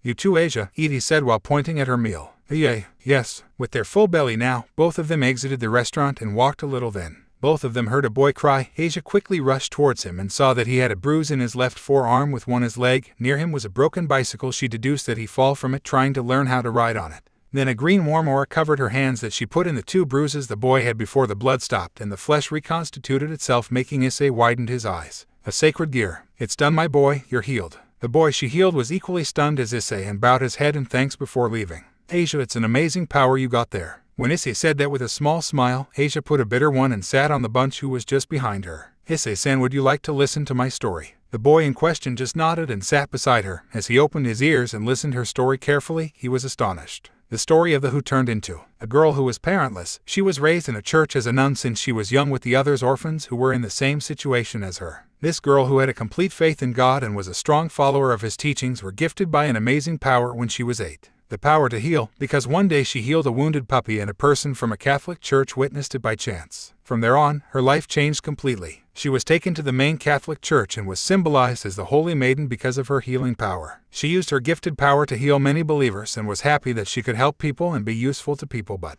as she was respected for her power, people were nice to her as she was nice to them, but she didn't have a friend to open up to because of that. She felt a bit lonely but didn't say anything and continued to heal injured people. One day a devil was nearby and healed him without knowing who it was. She didn't know he was a devil, and by chance there were people who witnessed it. The Holy Maiden healing a wounded devil. It caused a scandal in the church, and the girl known as the turned into a and was excommunicated from the church. The higher-ups of the church was pretty mad about it. A power that can heal devils. Something absurd like that cannot happen. The power of healing can only heal the followers of God. Everyone was shocked that the girl could not only heal the followers of God but even devils. Thus labeled as a witch, she was abandoned. And even so, she never abandoned her faith in God and his teachings. There was no one who cared about her. Even the God she believed on abandoned her. The girl in question is Asia. Asia were full of tears as she was talking about her painful past, but began to laugh. It's because I'm clumsy and I don't have enough faith. It's a trial by God I have to pass through. I'm so stupid. I don't have any common sense, that's why. She was speaking to herself. This sight made Issei's yellow eyes watery. He didn't even notice and hugged Asia, who was still crying. I wanted their friends. To go and buy flowers, books, talking to them about unnecessary things. Issei then tightened his hug much at the surprise of Asia. Asia, I'm going to be your friend. No, I think that we're already friends. Well, we didn't buy flowers or books, but we talked to each other. It wasn't for too long, but I don't know about your past, Asia, or even your present, but I know that you're a good girl and I really like you. Issei said that bluntly. Asia, in the other hand, wiped her tears and said while still sobbing, but Issei-san, I don't have any common sense. It doesn't matter, Asia, I will help you. I will be your friend, so no more crying. The girl flowed out with a smile that made Issei's heart skip a bit. Thank you, Issei-san. And by the way, me too, I have a sacred gear. Look, boosted gear. Boost. A red gauntlet appeared on Issei's left arm with sharp nails, making Asia look at it in great interest. It's amazing, Issei-san. What is it? It's the Red Dragon Emperor Gauntlet, a longinus tier sacred gear. Yes, so you're very strong, Issei-san. More or less. Now do you mind going with me to the game center? After that, both Issei and Asia moved to the game center. They played all the afternoon. Asia didn't broke her smile all the afternoon. Issei got for her a small cuddly toy that she really wanted from a crane game. Well, Issei tried at least 5 times before getting it, but Asia's smile was definitely worth the effort for him. Nearly night, Issei accompanied Asia until they reached the abandoned church. Are you sure you don't want to come with me, Asia? I'm serious. I still have plenty of space in my apartment. No, it really is fine, Issei-san. The people here treat me very well and I don't need anything. Asia, you will never be a burden for me. You're my friend, okay? So don't feel shy. I will welcome you anytime. I know, and I thank you for that, Issei-san, but I'm really fine here. If I need something, I will definitely tell you. Good, then I will leave, Asia. Good night. Good night, Issei-san. As both separated, Asia with her small cuddly toy smiling, and in the other hand Issei, who was worried. I don't want to leave her in there. Look who's wake up. You slept all day, D-Drag. Nah, I was awake when you were in the shrine until you finished your little date. D-Drag began to taunt Issei, whose face reddened a little. It wasn't a date. And by the way, what do you think they're planning to do with her? Like that, the night passed quietly and the morning arrived. Issei headed to school normally and passed the school gate. After a morning pretty calm, Issei sat under a tree and was eating the bread he brought from the cafeteria quietly and enjoying the sight of the perverted duo being chased by the kendo club members. Issei really enjoyed his current situation. On the old school building, 3 figures were watching him quietly. Sona Citri, Rias Gremory, and Akino Hanjumu were talking about the current possible threat to them. Hyoudou Issei's existence. I don't think he's a threat if we don't manage to anger him. After all, I already told both of you about what happened yesterday in the shrine, Akino said. I agree with you, Akino, but we mustn't let our guard down because of that. Rias, I highly recommend you to present proper excuses for the boy after school, Sona continued. Why yes, I really should. And by the way, how Kaneko Taoju-san is doing? When Sona asked, both girls put a complicated expression before Rias spoke. Her life isn't in danger and is currently at her apartment resting for today since she insisted that she was going to fulfill her devil jobs this night. But we used 2 phoenix tears. The punch he gave her was definitely not normal, Sona noticed. I think I heard that he mentioned senjutsu and Titauki, said Akino while looking down. I'm not sure, my memory is still a little fuzzy, but I think he mentioned both. If he can use senjutsu then. Yes, that explained why it took that much to heal her. After all, the biggest damage she received was in her knee. They send me a report from the institution that even her Kai circulation was affected. Well, she's alright, that's the only thing that matters for now. This afternoon, Akino, you will accompany me. I will present him excuses and try to find a way to improve our current relation. Ifufu, of course. And like that, the bell rang and everyone joined their class. Afternoon school finished pretty quickly and Issei took his bag and prepared to leave. A certain crimson-haired girl appeared at the door. Behind her was Akino. Both of them entered the empty class since Issei was the last to leave. They headed towards his desk. The boy sighed heavily. Good afternoon, Issei-kun. I came to save your breath, Gremory. I will not forgive you and I will not even recognize the excuses you want to present. Saying that, he exited the room and both devils looked at their feet and sighed in defeat. It would be tough to deal with him, thought Rias. While Issei was walking towards home, he made a detour from the supermarket to get his favorite coffee and some snack bars. While heading home, night already caught the kitsune, but it didn't bother him. While he was walking peacefully, he suddenly felt a strong killing intent coming out from a nearby house. Intrigued, he decided to move inside, and what found inside surprised him. A human was nailed at the wall, in the same way as Jesus was nailed against the cross in the Bible. Blood colored all the wall. It was creepy. Then he turned his head and saw a familiar silhouette. H-A-H-A-H-A-H-A, what's up, devil? That's all you got? Even if you are just a midget like Devil, I will take the greatest pleasure in killing you. A white-haired handsome guy with red eyes wearing a priest outfit was holding a gun and light sword. A little away from him was Kaneko Taoju panting heavily with a lot of bruises. When she turned her head and saw Issei, she began to tremble even more. Issei knew what happened between the two in a matter of seconds. The man nailed at the wall must be her client, and since that guy killed him in such a manner, he's a stray priest. Whoosh! Issei suddenly covered himself on his red tauki and moved at Godspeed towards the priest, who couldn't dodge clearly the punch he gave but managed to block it with his silver handgun. The handgun instantly broke and pushed away the priest, who crashed in the kitchen by breaking 2 walls. Kaneko didn't say anything. She was astonished not about the strength of the boy but about the fact that he protected her. He turned his gaze towards her. The petite girl just looked up to him. Her golden eyes were drowned in his yellow ones. He gave her his hand that she took gladly in order to stand up properly. Then another silhouette appeared from nowhere. It was Asia. "Hey, Issei-san." "Asia, what are you doing here?" Issei said worriedly, but was interrupted by the white-haired priest. "Asia-chan, don't approach him. He's dangerous. Come and heal me. I will definitely kill that devil." Father Fried. Asia rushed towards his side and began healing him. "Asia, don't heal him. He's crazy. He's the one who done that to this man, not that petite girl." Asia turned her head back and was going to say something, but Fried took his light sword and pointed it towards Asia that he catches her by the waist.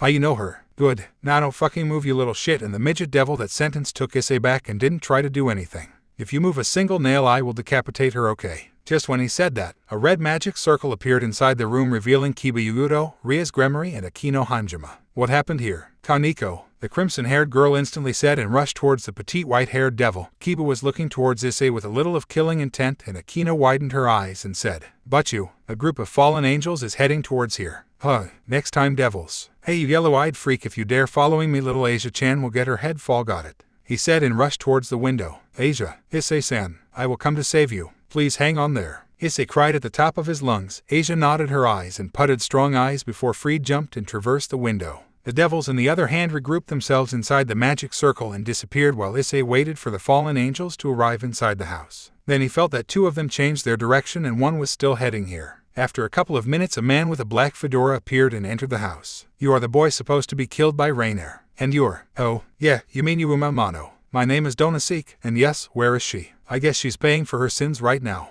When Issei said that, Donashik cried in rage and launched at him a multitude of blue light spears that he swiftly dodged. "You aren't really accurate, old man. You will die here, my boy." He launched at him several others light blue spears. Issei just smirked and moved towards him in an overwhelming speed. It gave the illusion of teleportation from a third-person view. He punched him so hard that it penetrated through his gut. Drip, drip, drip. Cough, cough, cough. Blood was dripping from his wound. Issei's hand was still in Donashik's abdomen, and the latter just coughed an insane amount of blood. "Now, if you don't want to die very painfully, then speak. What do you want to do with Asia?" "Cough, the holy priestess. Cough, retire. Cough, her sacred gear." "You want to retire her sacred gear?" The man only nodded. His face is losing its colors. "Is the procedure will harm her? She cough will cough die. She will die." Issei took out his hand from the hole he's created on the crow's body and headed towards the church quickly. As he retired it, Donashik blood gushed forth from the wound and fall. "Huh, I will die. It seems. Well, Kalawarner and Mitlik Koff will soon join me, huh?" When he said that, he gave his last breath and rested motionless on the ground.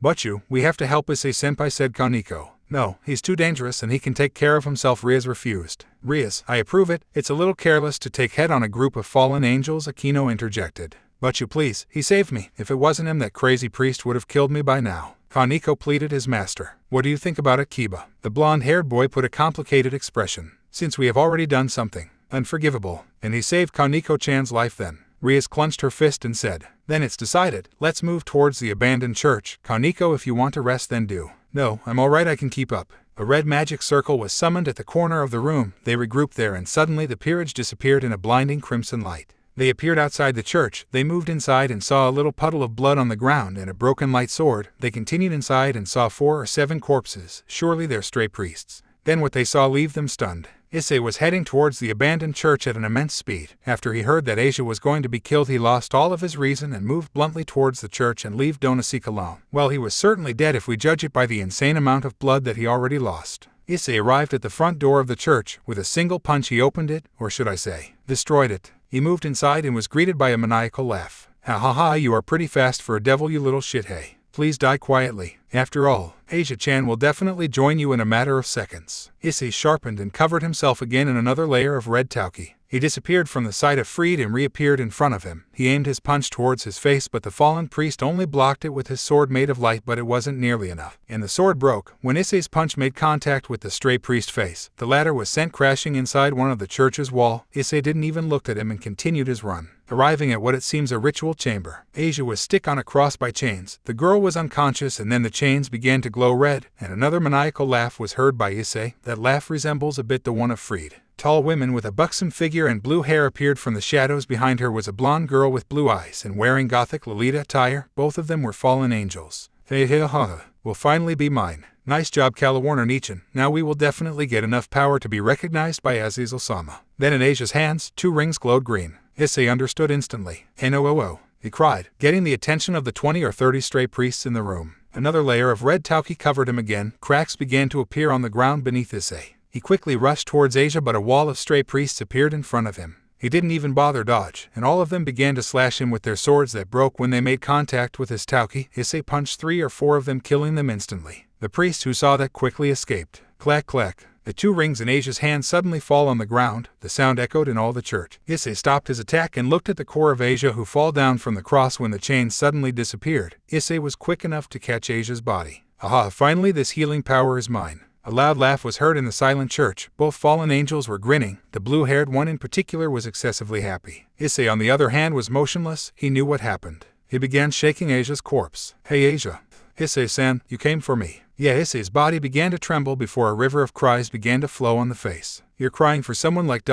me. And Asia, I'm sorry." "Why? I didn't made it. It's not a reason for you to be sorry. I'm happy that I made a friend at least." "Don't say that.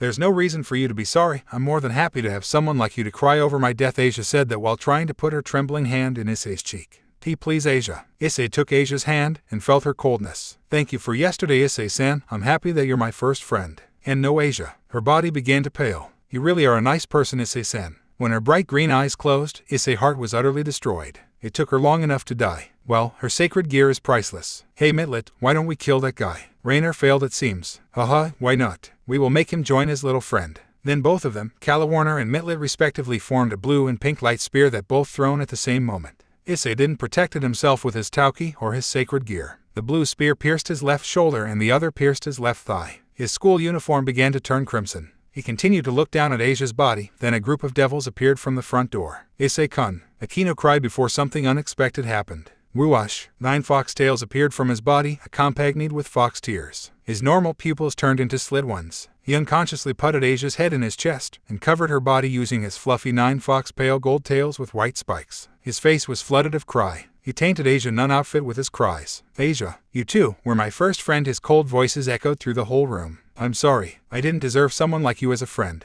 I'm a useless red tauki." "No, it's not red. But, please, let this useless friend of yours." The usual yellow color of his eyes turned green. "Avenge your death." A crimson-colored tauki began to cover Issei. It continued to grow. Devils and fallen angels were stunned at this sight. Issei's power began to rise, and rise again. It appeared limitless. Cracks began to appear on the church, wall and ground. A crater was formed beneath the fox. It did affect everyone except Asia and him. These teeth began to sharpen. He put Asia's body on a bunch and put his hand in both light spears, the one on his shoulder and the one on his thigh. He removed them with no effort and no sign of pain. Even blood didn't fall from the wounds. The 2 fallen angels felt his overwhelming and monstrous killing intent. It was aimed towards them after all. As they tried to flee, they both launched towards the angered fox several light spears. Issei's exposed aura was enough to crush them. Just when he moved, he reappeared in front of the 2 fallens and delivered 2 punches in their respective guts, and only that was enough to send them crashing on the floor. No one could follow Issei's movements as he descended towards the 2 fallens on the ground. He found them immobile, lying in their respective craters, the ones that formed when they crashed pathetically on the ground.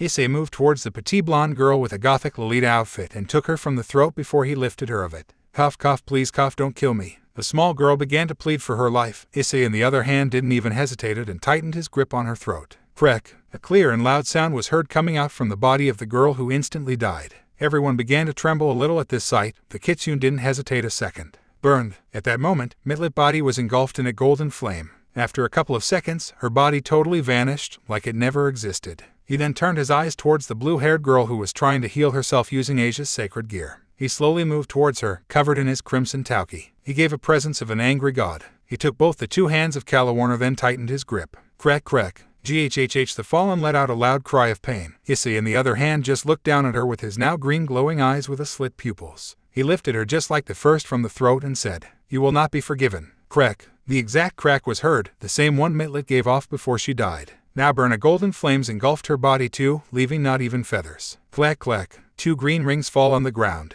Issei calmed down his aura and made his Tauki disappear. He silently took them and moved towards Asia's corpse. "Asia, I'm sorry," he said, before he put her sacred gear on her middle finger in both hands. Then Issei felt 2 hands on both his 2 shoulders. He turned his head back and saw Rias Gremory and Kaneko Taoju. "Do you want me to resurrect her as a devil?" she said.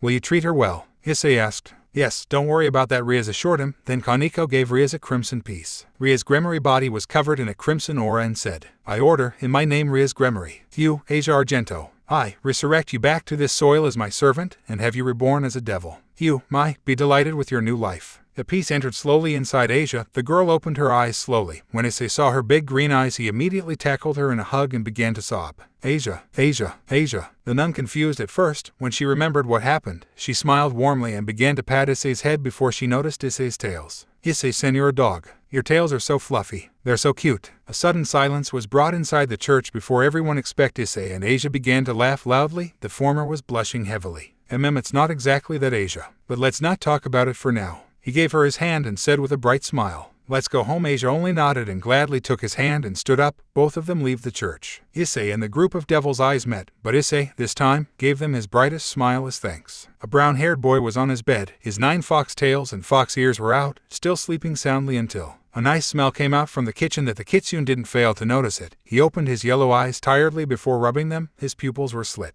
He suddenly stood up, wearing his usual black yukata, and made his way to the kitchen, and tried to not get caught by the blonde-haired girl who was visibly still preparing the breakfast. When he saw the plates on the table, mostly Western food that looked delicious, Issei was drooling. Proper food. He immediately every morning since he arrived on this town, his breakfast was usually a black coffee thanks to his miserable skills in cooking. Just when he tried to taste what she already prepared, Asia sensed it and quickly turned back and struck his hand with a spatula. Clack. "Oh, it hurts, Asia." Issei cried a little in pain at the unexpected hit he got from the former nun. "I know that Issei-san is hungry, but don't you think it's too much?" But it's delicious. Please let me just tack." "No, Issei-san. Go and take a bath and dress properly or we will be late," Asia said that while she pointed her index finger towards the bathroom direction. After all, Asia was already in her school uniform and ready to leave. Issei sighed in defeat and headed to take a quick shower. When he finished and put his school uniform, he quickly swallowed all what Asia prepared for him. He really became addicted to Asia's cooking. Ah yes, and it's Tuesday, precisely 2 days after Asia's resurrection as a devil. Rias Gremory already enrolled her as a new second-year student and she's in the same class as Issei. It was a peaceful 2 days in fact, because Rias only sent Asia's school uniform to Issei's home. The latter still didn't know how she got his address. Whatever, she didn't even try to talk to her newest much at the confusion of Issei, but he already knew that today she'll definitely ask Asia to come to the clubroom. He didn't really care because he knew that Rias realized that the cute blonde girl was already someone important to him. In the road to school, both Asia and Issei were walking quietly and side by side while the two of them were smiling and enjoying their current situation. "Good morning, Hayadu-kun and Asia-san." Both of them turned their heads back and were greeted by the sight of Kiba. "Good morning, Kiba-san." Asia greeted him by a smile while Issei only nodded. "I'm sorry to bothering the two of you, but I was sent by Butchu to deliver a message for you. Asia-san, you have to come in the occult research clubroom situated in the abandoned school building. We will wait for you after school. We have to tell you 2 or 3 basic things about devils." "I'll come, Kiba-san. Can Issei-san come too?" Asia innocently asked and turned her eyes towards Issei, who just put a bitter smile and answered, "I will accompany you." "Me too, I have to talk with your Asia." That sentence made Kiba narrow his eyebrows before he said menacingly, "Do you plan something funny, Hayadu-kun?" Those words made Issei chuckle a little. No, don't worry, Knight-kun. Just a small talk between her and me," he answered honestly, lowering the guard of Kiba, who just nodded and waved his hand before leaving both of them in their current walk to school. "Issei-san, you shouldn't be that harsh towards Kiba-san." "Oh, don't worry about that, Asia." When they continued to walk, Asia sent to Issei 2 or 3 worried looks. "Hey Asia, something bothering you?" Issei asked, certainly sensed that Asia wanted to say something. "You still didn't told me why you hate devils that much." Asia quietly said, I don't really dislike them nor like them, by the way. It's just that Gremory tried to kill me before resurrecting me." Asia widened her eyes, and when she was going to speak, Issei interrupted her abruptly. Don't worry Asia, I already gave her a little lesson and since she resurrected you, you can say that we're more or less neutral. Asia sighed in relief at his words. In the other hand, Issei was still in his thoughts. Well, she reincarnated Asia for her own reasons, certainly thinking that her healing power may be useful in the battle against his so-called fiancé. She's certainly thinking that she gained my trust already. As both of them crossed the school gate, they headed towards their classroom. Issei moved to his desk while Asia sat on the desk behind him. The teacher entered the classroom, then the lesson began. It was a calm day for Issei and Asia. Both of them enjoyed it. The lessons were easy for Issei and was glad to give Asia's a hand, because she was still not familiar with Japanese but could understand clearly the talk since she became a devil, but in terms of writing it she was still progressing, really quickly by the way. And now at lunchtimes Issei has his bento prepared by the skilled Asia. He really enjoyed it. In a blink of an eye the day ended and Asia along Issei headed towards the old school building, where was the base of the Gremory peerage. Even Issei never penetrated here before. Both arrived at an elegant wooden door. Issei knocked 2 consecutive times before the door was opened by a small white-haired girl. Issei-kun and Asia. Good afternoon. The crimson-haired girl who behind the bureau greeted both of them casually with a warm smile. Asia bowed respectfully and Issei merely nodded. Both sat on the couch, Asia facing Kiba while Issei facing Kaneko. Then Akino Himejima appeared from behind Rias and poured Issei and Asia some tea. Issei quickly started drinking it. While the last time he tasted it at her shrine, it was really delicious. So, Asia, I made you came here to meet you properly and to introduce you to my servants that are now your fellow comrades. When Rias said that, she nodded towards the 3 low-class devils other than Asia who made their devil wings appear. My name is Akino Himejima, Butchu's 3rd year. Nice to meet you Asia-chan. On Kiba Yuudo, Rias Gremory's 2nd year. It's a pleasure to meet you Asia-san. Kaneko Taoju, 1st year. Pleased to meet you Asia-senpai. From Asia's back, 2 black bat-like wings appeared and made her jump a little before she composed again and said with a slight bow, I'm Asia Argento. Nice to meet you everyone. Please take care of me from now on. All the devils smiled warmly at their newest comrade before Asia asked, So, Rias-sam. And please call me Butchu from now on Asia, since you're officially a member of the Occult Research Club. Yes, so Butchu-san, what piece am I? You're A. I will explain you afterwards each piece special trait. It would be more easy to understand in a real battle. Oh okay so. And, yes, I didn't call you today only for simple greetings but I wanted to know more about you sacred gear. When Rias said that with a smile, Asia made 2 rings who glowed and a warm green light appear in her hands, 1 in each hand. This is I can heal injuries more or less mortal, it depends on how bad it is. Interesting. And what about you Issei-kun? Don't you want to show us your sacred gear? When Rias said that hesitantly, Issei sighed and said, No. The crimson-haired girl looked at her feet in defeat, then lifted her head and said, Asia-san, you know about the supernatural situation. By that I mean what happened in the Great War and all. Yes, Issei-san told me everything I should know this past 2 days. That's good. So he told you that you cannot read the Bible unless you receive severe headaches and you cannot use holy water anymore or you might even kill yourself. The poor former nun only nodded in sadness. Issei sent her a worried look but even he didn't know what he could do. Well, since you already have a general idea about what's happening, then I should tell you that as a devil, you will now fulfill contracts with human, and don't worry, you will not begin today. Like that, the small talk continued. Trivial things were spoken between Asia and the other devils. Time run late and one by one, Akino, Kiba and Kaneko began to leave because they were summoned by humans. Asia, Rias and Issei were alone inside the clubroom. Senpai Issei called Rias who flinched a little. She answered while checking some paper on her desk. I will say it only for one time. Your queen already told me about your situation in the underworld as she already reported it to you, and I already conclude that you resurrected Asia for this matter. Asia looked confused while Rias looked towards Issei both in shock and confusion because she didn't know what he wanted to express by saying that. I don't blame you for that. In the opposite, I'm grateful that you saved Asia. Rias eased up a little when Issei said that, but the boy continued. But don't step your boundaries. As I said, I may forgive you but I will not and never forget. I'm only warning you, don't try to harm Asia or me or an innocent only for your sake as a princess. What are you trying to say? Rias asked, visibly a little angered at the sudden words of Issei. That I'm not your ally nor your enemy, but if you try to play with me you'll get yourself in the same state the fallen angels that harmed Asia are now. Issei's cold words sent shivers to Rias' spines. Issei was emitting unconsciously a little of his power that Asia noticed even without training. She took Issei's hand and clasped it firmly before she called out his name. Issei-san, it's okay. Issei looked at her for a second before he calmed down and nodded to her. Rias is still a little stunned at the sudden confession of Issei, but she pushed herself to ask something that really intrigued her.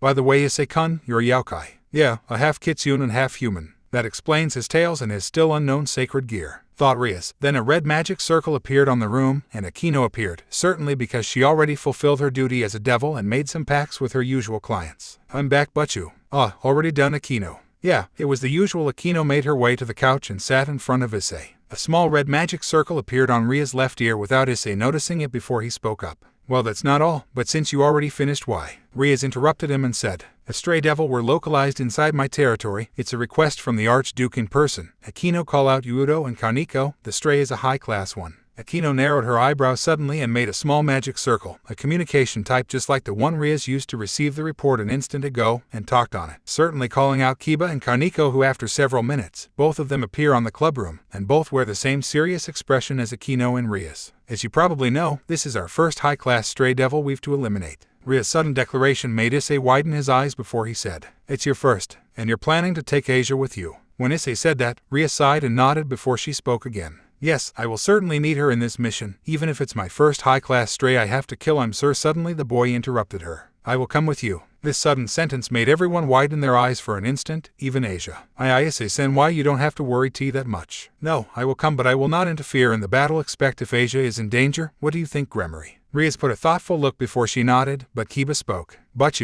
we don't need him. I'm sure we can. Knight-kun, as I said, I will only accompany you for Asia's sake. Even if that stray kills you, I will not interfere, don't worry. Issei's cold confession made Kiba narrow his eyes and silenced up. Akino showed a worried look, not about Issei but about the stray. Then the group of devils, accompanied by the nine-tailed fox, made their way in the middle of night towards a certain abandoned manufactural area situated at the edge of Kuoh-Town. When they entered the complex, both Issei and Kaneko widened their eyes slightly, but only the white-haired lowly spoke. But the smell of blood. Rias narrowed her eyes and Issei took position behind Asia, and Akino said to Rias in a silent voice, even Issei couldn't hear it. Rias, what the Archduke honestly told you. I'm sure we aren't ready for this kind of mission. The crimson-haired girl froze at the question asked by her. He told me to only be careful and don't engage a battle with him, since 2 peerage of elderly high-class devils are already on the way to the human world in order to hunt down that. Akino widened their eyes to the sudden confession of her best friend. She didn't know that her master could be that. Stupid. Rias, we can't do it. Let's retreat and follow the instructions given by the Archduke. We aren't near the level of Tha. Akino's sudden outburst caught off guard the rest of the group, who put a confused face before Rias spoke up. Don't worry, we will manage. After all, it's my territory and it's my duty as the next heir of the Gremory clan to protect it. Immediately when she finished her sentence, an overwhelming killing intent was sent to the group, and it came from the abandoned-looking building in front of them. Issei narrowed his eyes slightly when he sensed the aura emitting of whatever was on this building. It's good that I came. That thing isn't weak. He silently though and put Asia behind his back. What's it smell? Them devils. Oh my. A monstrous voice was suddenly heard by the group. It came from the direction of the killing intent. Then unexpectedly, a silhouette appeared and exited the building. It was a small boy with dark blue hair and crimson eyes. Even for the perspective of a normal being, that boy wasn't normal. Not only his special physical traits, but even his white pale skin was definitely bizarre. Issei narrowed his eyes and said to the boy, "You're the high-class stray in question, I suppose." "Oh, so you know who am I? I'm not only a high-class one, I'm an SS class to be correct." "And you're obviously a Youkai, but you are from which race?" The group widened their eyes when they heard the small boy, or I should the stray, talking, but Issei only smirked and said, "You're really an interesting. I'm a Kitsune but not a pure-blooded one, but who are you? Or should I say, in which peerage you were affiliated before?" "You are sharp, my boy. I'm Bwa Marches, a descendant of the now extinct house of and the former of the current heir of the house." Issei remained silent but kept his serious expression. Asia still behind him, he kept staring at the without getting his guard off. Then Rias Gremory declared, "As the next heir of the Gremory clan, I was sent to get rid of you. Prepare yourself, Bwa Marches." When Rias said that pridefully, the stray began to giggle and asked the crimson-haired princess, "The next heir of the Gremory clan? Don't tell me that the current house of heirs, titled as the Archduke, sent you here to hunt me." Rias nodded and covered herself with her crimson aura. Hyoudou summoned a black sword on his hands. Akino changed her clothes from the school uniform to her Miko attire and covered her body with a pale golden aura, and Kaneko Taoju made a battle stance. At this sight, Bwa Marches began to laugh heartily and said, "You're kidding me, sending an incomplete peerage of such a young devil to defeat me. It's either you are an ultimate class devil in term of power, or you're a liar. So which one is true?" Rias only ignored him and summoned a black crimson block of demonic power before she launched it towards the crimson color-eyed boy, who dodged it with minimal movements. Then Kiba moved towards the boy in question and tried to damage him with his swords, and even if his movements were really quick and accurate, the stray devil kept dodging like it was nothing. Then several thunder attacks fused with elemental magic ones were sent towards the boy, whose body began to glow with a faint purple. Poof! A sudden sound was made, then the boy's body began to morph. He turned black and fear were growing in all his body, who was constantly growing taller. Then a strong roar echoed through all the abandoned manufacturing area, and what greeted the sight of the group was something really unexpected. Even Issei began to wear his red taki. It was a monster, a black wolf with a man's form as well as a griffin's wings and a serpent's tail. "I really wanted to show you my true appearance to you young devils. You shall taste the true power of the great Marquis." When he said that, Kaneko Taoju moved towards him and began a fist fight and was overwhelmed by the strength of the monster in front of her in just seconds. While she was currently losing ground in her fight against that monster, who seemed to Issei that he was holding Black Severlie, Hyoudou joined their fight and began to assist Kaneko with his blinding speed and sharp sword swings. It made small cuts in the monster's body but nothing serious, much at Kiba's frustration. Then Akino flied to the sky while summoning a large crimson magic circle. Thunder came from it as a pillar and was directed towards Bwa Marches, who didn't even bother to dodge as the attack ended. We can clearly see smoke emitting from the Black Wolf's fur, but it was nothing serious since his body wasn't burned or injured. Kiba continued his assault against the monster that was still crushing Kaneko in a fist fight. Rias summoned several bullets of her crimson energy that she sent towards the monster, who was uninjured. Only mere scratches were made on his body. Suddenly Bwa Marches sent a sharp punch towards Kaneko's gut. She was sent flying backwards before she crashed in the building behind her, making a large hole on the wall. Kiba, who saw that, dropped a little his guard only to be smacked down by the monster's serpent tail. The swordsman caught a little of blood and fainted on the crater he made when he got hit by the monster. Akino, who was panting heavily because of her near-empty magic power reserve, sent what appeared to be her last attack combined with an attack of Rias. The monster opened his mouth and breathed a large fireball that engulfed both their attacks. The fireball continued its course towards the two girls. Akino made a defensive red magic circle, but it was broke and received all the damage by protecting her master. You servants are really loyal to you, Gremory. The crimson-haired one Sama was shaking heavily. Asia's sudden eye disappeared from Issei's back, who was still looking towards the monster. Asia's hand began to glow green before she touched the body of Akino, visibly healing her, since her injuries were disappearing one by one. I don't really like the idea of killing you. Getting rid of such young devils will be regretful, but since you're the one who decided to attack me, it's only fair to hit you back, don't you think? Rias turned pale, shaking uncontrollably. Asia said to Issei, Issei-san, please, help Butchu-san. She will get herself killed. Hearing the innocent cry of his precious friend, he only sighed heavily and wore another layer of his red tauki before he launched himself at an amazing speed towards the Black Wolf and punched him from the side, sending him flying back. I decide to step in for now, Bwa. You're an amazing opponent and it wouldn't be bad to fight you. What do you think? Want to have a fight with me? The monster smirked and said with an excited voice, I don't mind, young Kitsune, but if you die, it's you who wished for it. Suddenly a purple aura began to cover his body, making the ground crack under the pressure given by his aura. You were holding back a lot when you faced them, Issei noticed. Haha, yeah, I wanted to know their actual power, the power of the devils who will build the future of the underworld, but it's really disappointing. Issei grinned and began to increase the amount of red tauki around him. You are interesting, really interesting. It's such a shame that you will die in one hit. One hit? Your senses are broken, I suppose. I'm an SS-class stray devil and I'm currently showing an aura that rivals the one given by Ultimate Class's devils. Are you mad? Bwa, I wanted to fight you with only my base powers, but I'm afraid that I got to use a little of my true potential. Since I don't want to take the risk of destroying this town in our fight, I have to use it. Be proud, you will have the privilege to witness it. The monster prepared himself and wore a battle stance, his purple aura still increasing in size. A large crater was made beneath him. Asia was now healing Kiba, and Akino moved towards Kaneko and helped her, standing up while Rias was watching Issei's and Bwa's fight. Show me then, I'm ready. When Bwa said, Issei smirked and said, boosted gear. When he cried that out loud, a metallic-looking red thing appeared on his arm. His left arm was now equipped with a red gauntlet with 2 green jewels. Aye, it's your sacred G-gear, were the first words of Rias, Kiba and Akino. Kaneko only widened her eyes in shock. The heavenly dragon. So you're the red dragon emperor of this generation. The monster giggled a little and concentrated all his purple aura on his right fist. Issei, who saw that, began to narrow his eyes. So, he want to end it in one hit. Be careful, partner. If you let yourself hit by his punch, you will receive some amount of damage. You're right, he isn't an SS-class stray for nothing, he is strong. Then a large sound echoed through the location. Boost, boost, boost, boost, boost, boost, boost, boost, boost, boost, boost, boost, boost. Alongside the loud echo who came from the boy's gauntlet, Issei's red tauki raised both in size and thickness. It should be enough if I use half of it in the punch and the other half on defense. When Issei thought about that, the boy concentrated a huge amount of tauki on his left arm while his entire body is still covered in the same tauki, but the density of it lowered considerably. Let's end this. I agree. Show me the fist of a heavenly dragon. Whoosh! Both warriors rushed to one another head-on. Issei glowed red while Bwa glowed purple. When they made contact, a pillar of purple and red aura was made, and it formed a large pillar of aura who pierced through the night clouds to show the starry heavens. Just before that pillar of aura was formed, it was for a fraction of a second, but it was visible that Issei aimed his left fist to the monster's heart while the monster's right fist was aimed to Issei's gut. Done. A loud sound were made and a large crater formed beneath them, and a blinding light were emitted from the two. When it faded, what greeted the sight of Rias, Akino, Asia, Kaneko, and Kiba was Issei with his tattered school uniform, coughing a little of blood, and the monster, Bwa Marches, with Issei's arm a little at the right of his heart, but it was visible that the monster was coughing a lot more blood than Issei.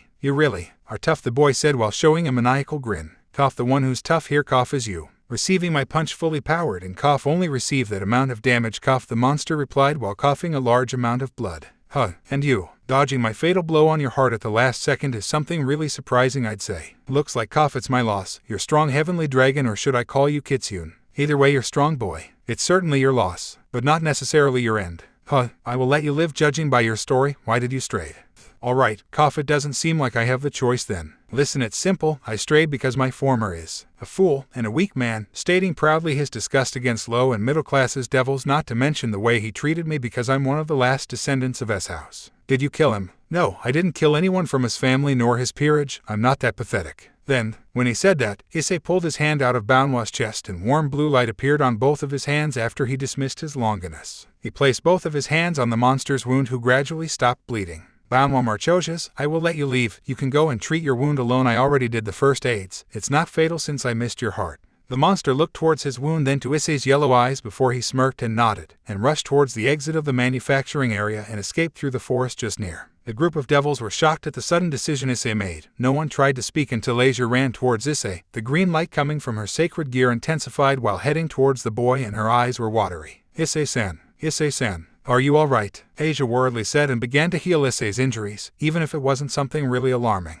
I'm all right, Asia. This is not something that can be fatal for me. The boy tried to reconfort her while patting her head gently, and smiled warmly when he noticed that Asia was trembling a little. Hey Asia, I'm really all right, don't worry. And next time, Issei-san, don't do something so reckless again, please. Heh, I'll try. When Issei grinned and Asia smiled, Rias coughed and said, Why did you let him flee? She asked Issei angrily. Not your business, Gremory. You should thank me that I saved your ass on this one. Probably, but that is dangerous even for Huma. He is not dangerous. You heard what he said about his master. Why, yeah. Then you certainly should know why he strayed, and by the way, the devil who contacted you to the clubroom really sent you here. And no, he just said that I shouldn't approach him because he already sent 2 peerages to stop him. You know that you risked the life of Asia and all your peerage. When Rias heard that, she began to sob uncontrollably because she knew that all her cute servants, her cherished family, could have been killed because of her idiotic decision and her pride. I only wanted to prove my worth as the ruler of this territory. Well, you certainly proved your worth then, and your sacred gear. Akino entered their conversation. Yes, I want you to not report my existence to the higher-ups of the underworld. And why I have to do that? Rias asked, displeased. First, because I saved you and your peerage just 5 seconds ago, and second, I didn't kill you the first time we fought, and third, because I can kill you right now. What do you think? There are enough reasons. And no. I mean yes, I will not report it. Alright then, good night, I guess. Issei bowed slightly and headed towards his place. Issei-san, I will rest with Butchu-san and everyone. I will continue to treat their wounds. Ah, okay then, be careful when you come back, Asia. I will escort her, Hayadu-kun. Don't worry about that, Kiba gladly said to receive a grateful nod from Issei, who leave this area.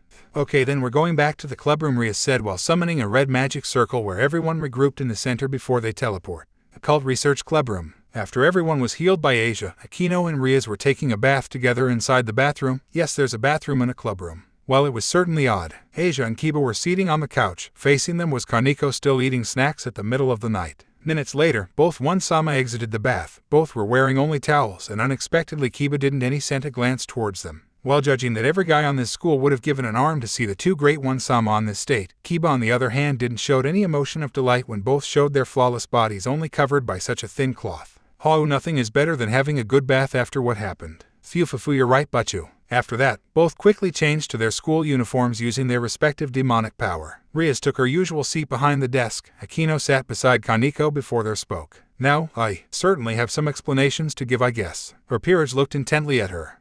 I'm sorry for being so inconsiderate. I risked each of your life because of my pride as a devil. I'm such a king. You don't have to apologize, Butchu, Kaneko said with her usual stoic expression. Kiba followed after her. She's right. Each one of us was in an unstable state. After all, we could have abandoned when we sensed his strong aura. We were all in an unstable state due to Issei-kun, Akino said. The whole peerage looked down, hearing the words of their then Rias spoke. Asia, I know you're new here and you're really attached to Issei-kun, but please, don't report him about the talks we held here, okay? Hi, Butchu-san. Asia sadly answered, because she knew that she had to be devoted towards her master. After all, she gave her a second chance in life. Good, then, did you know about his sacred gear before? Yes, I knew about it since Sunday. All the devils widened their eyes in shock at the sudden confession of the former nun. Why didn't you told us? Akino asked her. You never asked me, and Issei-sen wouldn't approved. Do you know other things about him? And no, I promise, I know only much as you, Asia said in a trembling voice. Don't worry, Asia, we will not force you. I will never harm you because you're a part of my precious family now, and I only want to know if Issei-kun is a threat towards us. We spoke about it this morning. He said that he holds a grudge towards you, Butchu-san, because you tried to kill him. Is it true? Asia asked innocently, but the whole peerage looked towards their feet in shame. Why, yes. Then I think he isn't a threat towards Butchu-san. Why are you so sure? Kiba curiously asked. Because he didn't kill any of you even if you tried to kill him, just like Bwa-Marches today. He tried to kill him, but in the end Issei-san didn't kill him. He is very kind. While Asia expressed her feeling towards the Kitsune, the whole peerage widened slightly their eyes and nodded sheepishly, because she was right. Issei didn't injure severely nor killed anyone of their group. Butchu, I agree with Asia-senpai. Issei-senpai is definitely not a threat towards us. I agree with Kaneko-chan, we mustn't doubt him. Rias, don't report him to the higher-up, but I guess you could report his existence towards Surzech-sama. Who's Surzech-sama? Asia asked, visibly confused. He is my brother and the Mao, Lucifer. Rias sighed when she answered.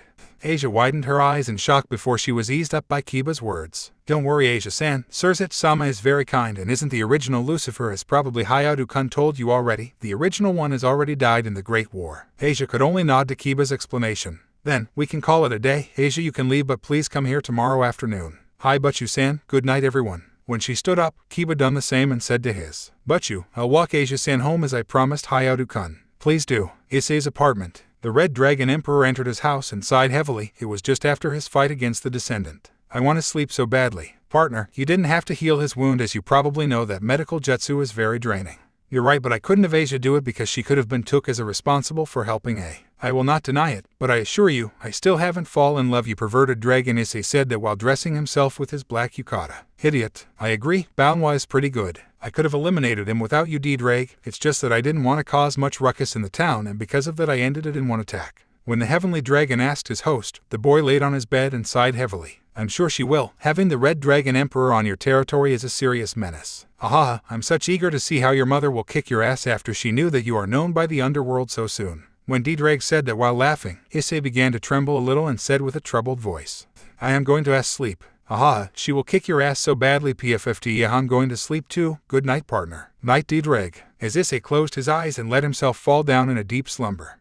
Issei was accompanied by what appears to be his mom and Yasaka. The three of them had 9 tails and fox ears as they walked towards a very dense forest, until they arrived towards to a magnificent traditional Japanese house. It resembles a lot the main sanctuary situated in the majority of Kyoto's Shinto shrines. Yasaka took the lead of the group and moved in front of the door before knocking 3 times. Knock, knock, knock. The group waited around 2 long minutes before the door opened. Thud. What accompanied the sound made by the door's opening was the sight of a small monkey.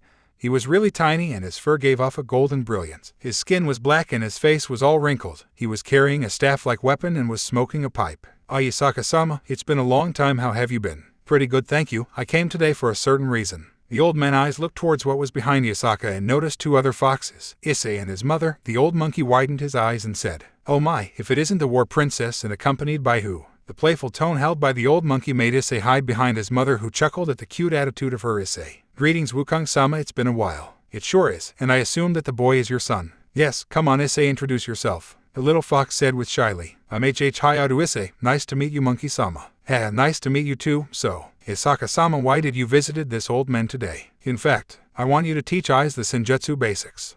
Not that I don't want to do it, but why don't his mother teach him after all? She's not a good teacher, Wukong-sama. I got it. When the old monkey said that, he looked towards Issei and urged him to approach. Come on, little one. Issei moved towards the great victorious fighting Buddha cautiously. I will do nothing to you. Come. When he approached him slowly, he suddenly tapped him with his red staff quickly, exactly where his heart was. Then light blue kai was covering him. It's warm. Issei visibly amazed at this sight. He looked all around his body to see the light blue thin aura covering him. Like mother, like son, I'd say. When son Wukong said that joyfully, Yasaka giggled a little and Issei's mom wore a proud smile. Suddenly, a red gauntlet appeared on Issei's left arm. The boy was speechless like the others. Son Wukong piped fall from his hands while the 2 female foxes were frozen at this sight. In the other hand, Issei. Hey, what's that? My arm. Okay, Sama helped. The boy was terrorized at the sight of his left arm and began to tap the gauntlet to the ground. Hey brat, stop that. Hey shitty brat.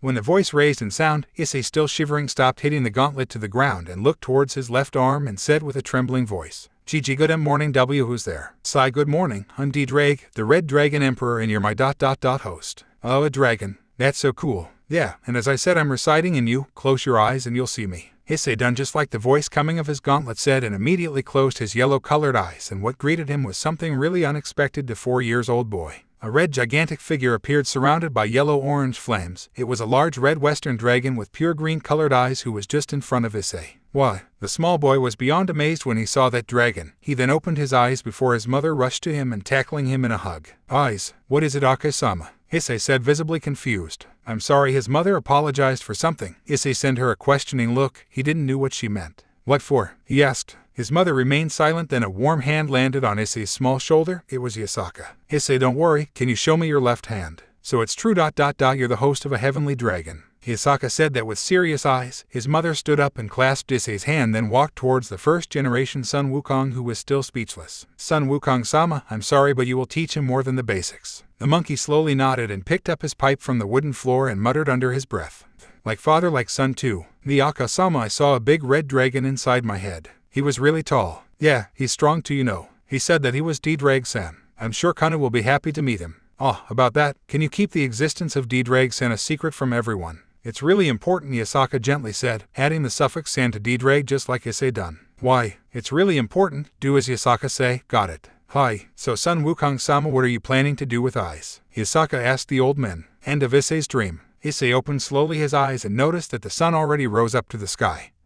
He stood up slowly and sensed that Asia is wake up thanks to the delicious smell who made its way towards his noise. He concluded that she entered the apartment this night without making him wake up. Well, first, the shower, then the breakfast, otherwise Asia will be mad. He walked towards the bathroom, then dressed in his school uniform, he headed at the kitchen. Morning, Asia. Issei greeted the blonde-haired girl with a warm smile that she immediately returned. Good morning, Issei-san, you slept well. Yeah, pretty well, I hope you didn't come back too late. No, it's alright, Issei-san, here your plate. Ah, thanks Asia, itadakamasu. Issei immediately attacked his breakfast, much at Asia's happiness. After the divine breakfast Issei got, both of him and Asia headed to school. Then Asia took a piece of paper from her pocket. Issei-san, I got a list of some ingredients I need. This afternoon I will go to the occult research club room, so can you get them for me? Of course, count on it. By the way, Issei-san, do you have the power to heal too? You mean because of yesterday? Yeah, it's a senjutsu technique which I use to heal wounds, but I cannot heal mortal wounds or organs at your level. Even so, Issei-san, it's amazing that you can heal too. It's technique which use a lot of stamina, even for me. As both walked towards school, speaking about this and that, they crossed the school gate and managed to get quickly in their class. When the afternoon class ended, both Asia and Issei took their bags and exited the school building. Asia, I will go and get what you need. I will come back here to walk you home, all right? Hi. The couple separated. Issei walked towards the supermarket and Asia headed towards the old school building.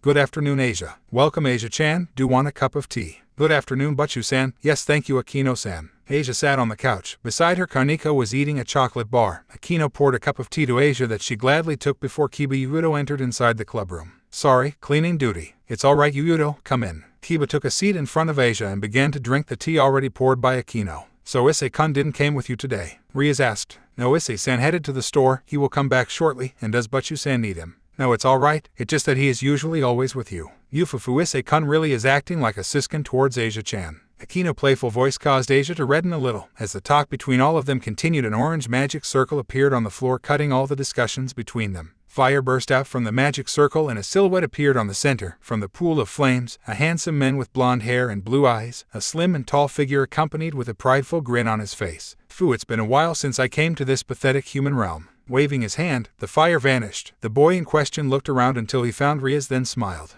Oh, Rias, I came for you. How have you been? Asia turned her eyes to see her master, but for the first time, Rias showed an expression of pure hate. Even the former nun who didn't know her until 3 or 4 days ago, she noticed that her current facial expression held great hate. Why did you came for Razer? Just when she finished her sentence, another magic circle appeared on the room, and it was a red one just like the one Rias always uses. A silhouette appeared. It was a maid, with a nice figure, slim and flawless. Her body was perfect in every way. She has gray hair and gray eyes. And she was wearing a French-made outfit that really looked good on her. But what was really odd about her is the strong pressure she gave. Rias Ajar-sama, today you'll visit the hall where the venue will be held, and you must accompany Razer-sama for this matter. Grafia, it was supposed to be next month. Why did they speed it up? Butchu-san, who's that man? You didn't even introduce me to your servants. Oh my, cruel as always at Rias. They don't have to know about something like this. Well, I guess I have to introduce myself then. I'm Razer Phoenix, third son of the Phoenix House, one of the remaining pillars, and I'm Rias' Gremory fiancé. Razer's declaration caught off guard Asia. Kiba and Kaneko, who did nothing expect, widened their eyes. It will be 12,540 yen. Here Issei took the money from his pocket and handed it to the cashier. The boy exited the store and walked towards school to pick up Asia. I'm looking forward to what Asia will prepare for dinner with all this hee-hee. The Occult Research Club room. The tea made by Rias is sure is delicious, the blonde-haired guy. Akino nodded and showed a fake smile. Rather than a fake smile, it would be more correct to say that she was containing her disgust she felt towards the men in question. Razer didn't notice the obvious feelings of Akino. He was seating just beside Rias on the couch while holding her shoulder. The crimson-haired girl kept shaking his hands off, but he continued caressing her hair and touching her shoulders and hands. Razer, stop. I already said that I will not marry you, Rias angrily said. Her cold voice seemed new to Asia, who kept staring at her angry master. Yeah, I heard that the situation of your household is quite serious since your brother already left. Do you want the extinction of the line? That's not your problem, Razer. I'm the next heir of my house and it's my absolute right to choose myself who will marry me. My brother and my parents don't have the right to impose me someone like you. The last sentence made Razer frown a little before he said, Don't be stubborn. You already know the severe situation our race is facing. We can't allow pure-blooded devils to go extinct. Unlike you, my house is already in a safe situation thanks to my older brothers. It's your duty as the next heiress and as a pure-blooded devil to marry me. It's for the future of the devils. I'm not going to let my house perish. Great. Now let's go to Razer's joy was interrupted by Rias. But I will not marry you, Razer. From Razer's body, fire began to appear. He is pissed. Rias, you know, as a pure-blood devil and as a man who got the name of the House of Phoenix behind him, I can't let this title and name be tarnished. I already made a great effort to come to this pathetic human world. The fire and the wind of this world is filthy for someone like me who rules over those two elements. I can't stand it. Flames were summoned around Razer. Awkwardly, it didn't burn him or injured him, to be expected from a phoenix. I will take you to the underworld with me, even if I have to burn all of your servants. Razer suddenly gave off a strong pressure from his body, and his killing intent was directly aimed at Ria's servants. Kiba and Kaneko prepared to fight. Akino was watching silently while Asia was trembling a little. I will not let you touch my servants. The girl covered herself in a crimson aura. Razer didn't even care, summoned an enormous fireball that he quickly launched towards her servants. Kiba and Kaneko quickly evaded the fireball, but only Asia remained. She was frozen, just before Grafia managed to run towards the blonde-haired girl in order to rescue her for the imminent impact. Bam! The front door of the clubroom suddenly destroyed and something or someone, it was a red light, it launched itself towards Asia and took the fireball head-on. When Razer's fire made contact with the red thing, it instantly vanished.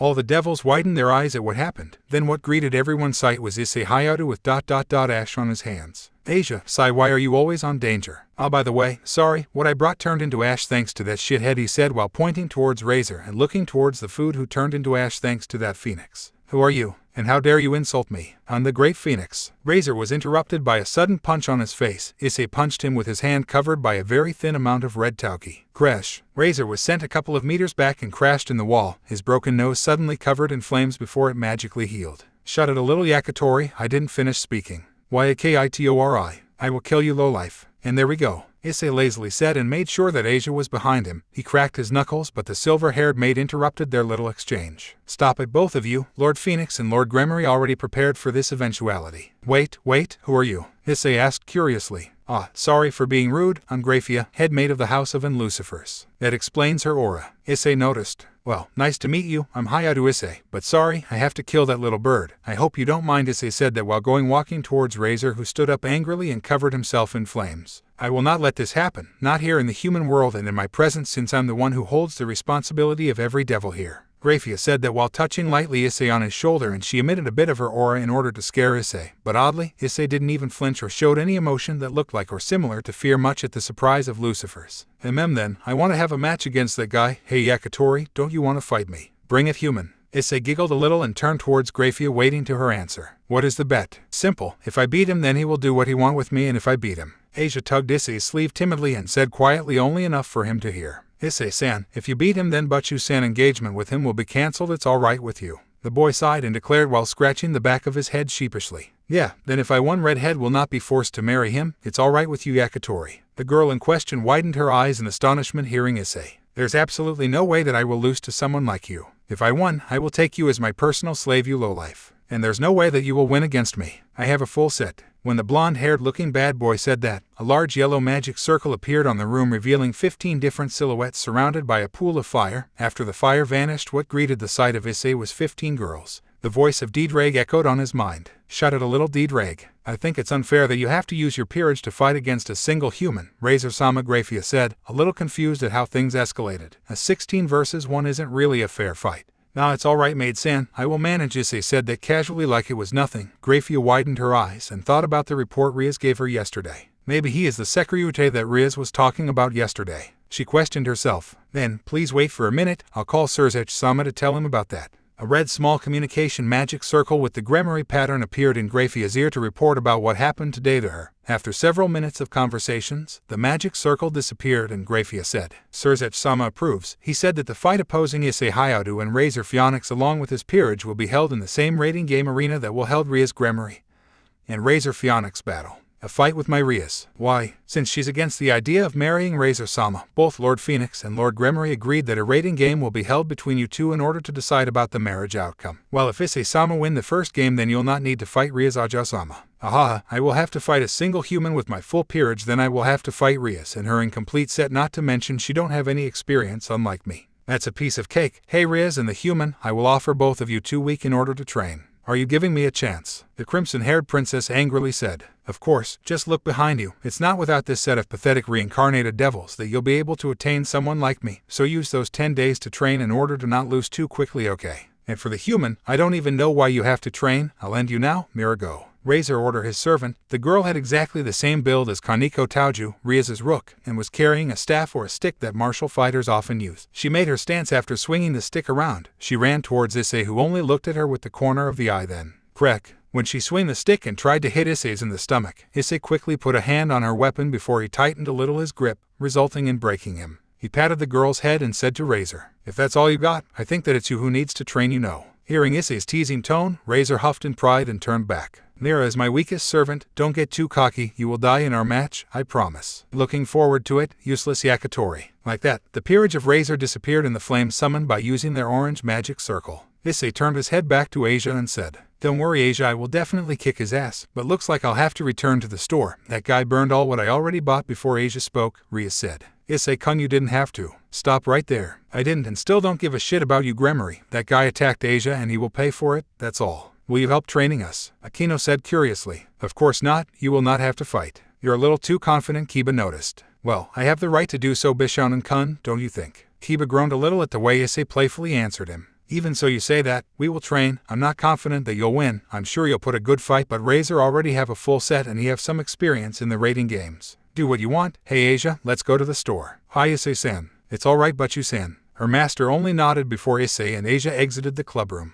"It's certainly an unexpected development," Rias said. "We will tell him that tomorrow we'll take Asia-chan to train too." Akino informed Rias. "Rias-sama, I have to go back to StrongIsseixUnwantedHarem's side. We will see each other at the final battle." Grafia said that before she disappeared in a red blinding light. "So he is the Red Dragon Emperor of this generation." A man with long crimson hair said that. He was looking like a male version of Rias Gremory with noble attire. "Yes, StrongIsseixUnwantedHarem, judging by the small draconic aura he gave off, he is a kitsune, a 9-tailed fox yokai, and it was Rias-sama who gave me this information. It seems like he already awakened his longinus and refused to be part of her peerage," Grafia solemnly said. "She certainly pissed him off. I know how greedy my little sister can be. So what will we do with him from now on?" "Nothing. We will wait until the fight against Razer and I will have a talk afterwards with him, personally. I didn't ever thought that Rias-sama will attract even the Red Dragon Emperor. Well, to be honest, I'm certain she isn't the one who attracted him, but the fact he already awake is really surprising. I'll have to talk with the Youkai-Faction about that boy when I'll have the chance. I will head towards the Gremory Castle to make the last adjustments for the rating game. See you tonight then," Grafia the man said before he returns into the pool of papers that awaited him. Issei was seating on his couch. Night fell since a little while ago. After dinner, Asia, who was tired by all the events of the last couple days, is already on her bed. A kitsune was watching TV and in the same time he was thinking about what happened today. His bet with the Phoenix. "Man, I regret that my wish was to free that redhead from her forced engagement. I should really have wished for something else," he said to himself while sighing heavily, regretting that he will fight for the girl that tried to take his life and enslave him.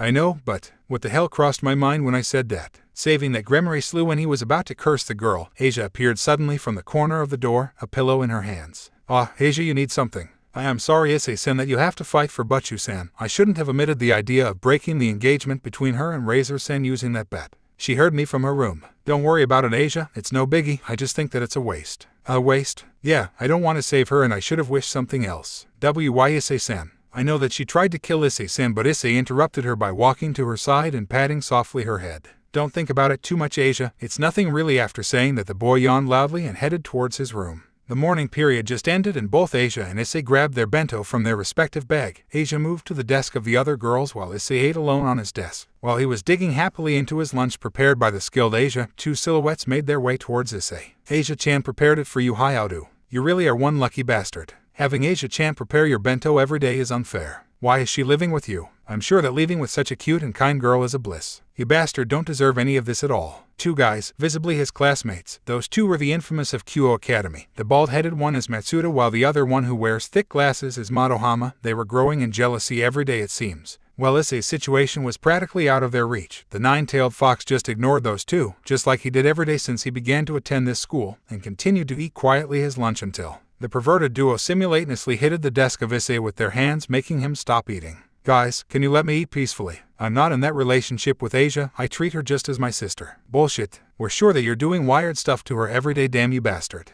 Matsuda's and Madohama's outburst attracted all the attention of their fellow class comrades. Then Asia moved towards Issei in worry while she was accompanied by two girls of the kendo club, a pink-haired one, called Katis, and the other brown-haired one is Murayama. Issei and those two became acquaintances after his no little first physical interaction with the perverted duo. Perverts, stop troubling Issei-kun. You're disgusting, disturbing Issei-kun like that. We are not troubling him. Yeah, we are just trying to get answers. Answers about what? Asia innocently asked, making those two perverts grin. Just when they were about to answer the former nun's question, Issei suddenly stood up after he put his finished bento box on his bag. He said to Asia, Asia, I'm going to take a walk, wanna come with me? Of course. Asia's happy answer made Issei smile before he took his hand and both exited the classroom heading towards the courtyard, leaving the two perverts alone with the two kendo club girls who were already a little pissed off seeing the attitude that those lecherous beasts had towards the quiet Issei. Immediately when Issei and Asia exited the school building, they were approached by one of their kuhai, Kaneko Taoju. Good morning, senpais. Good morning to you too, Kaneko-chan.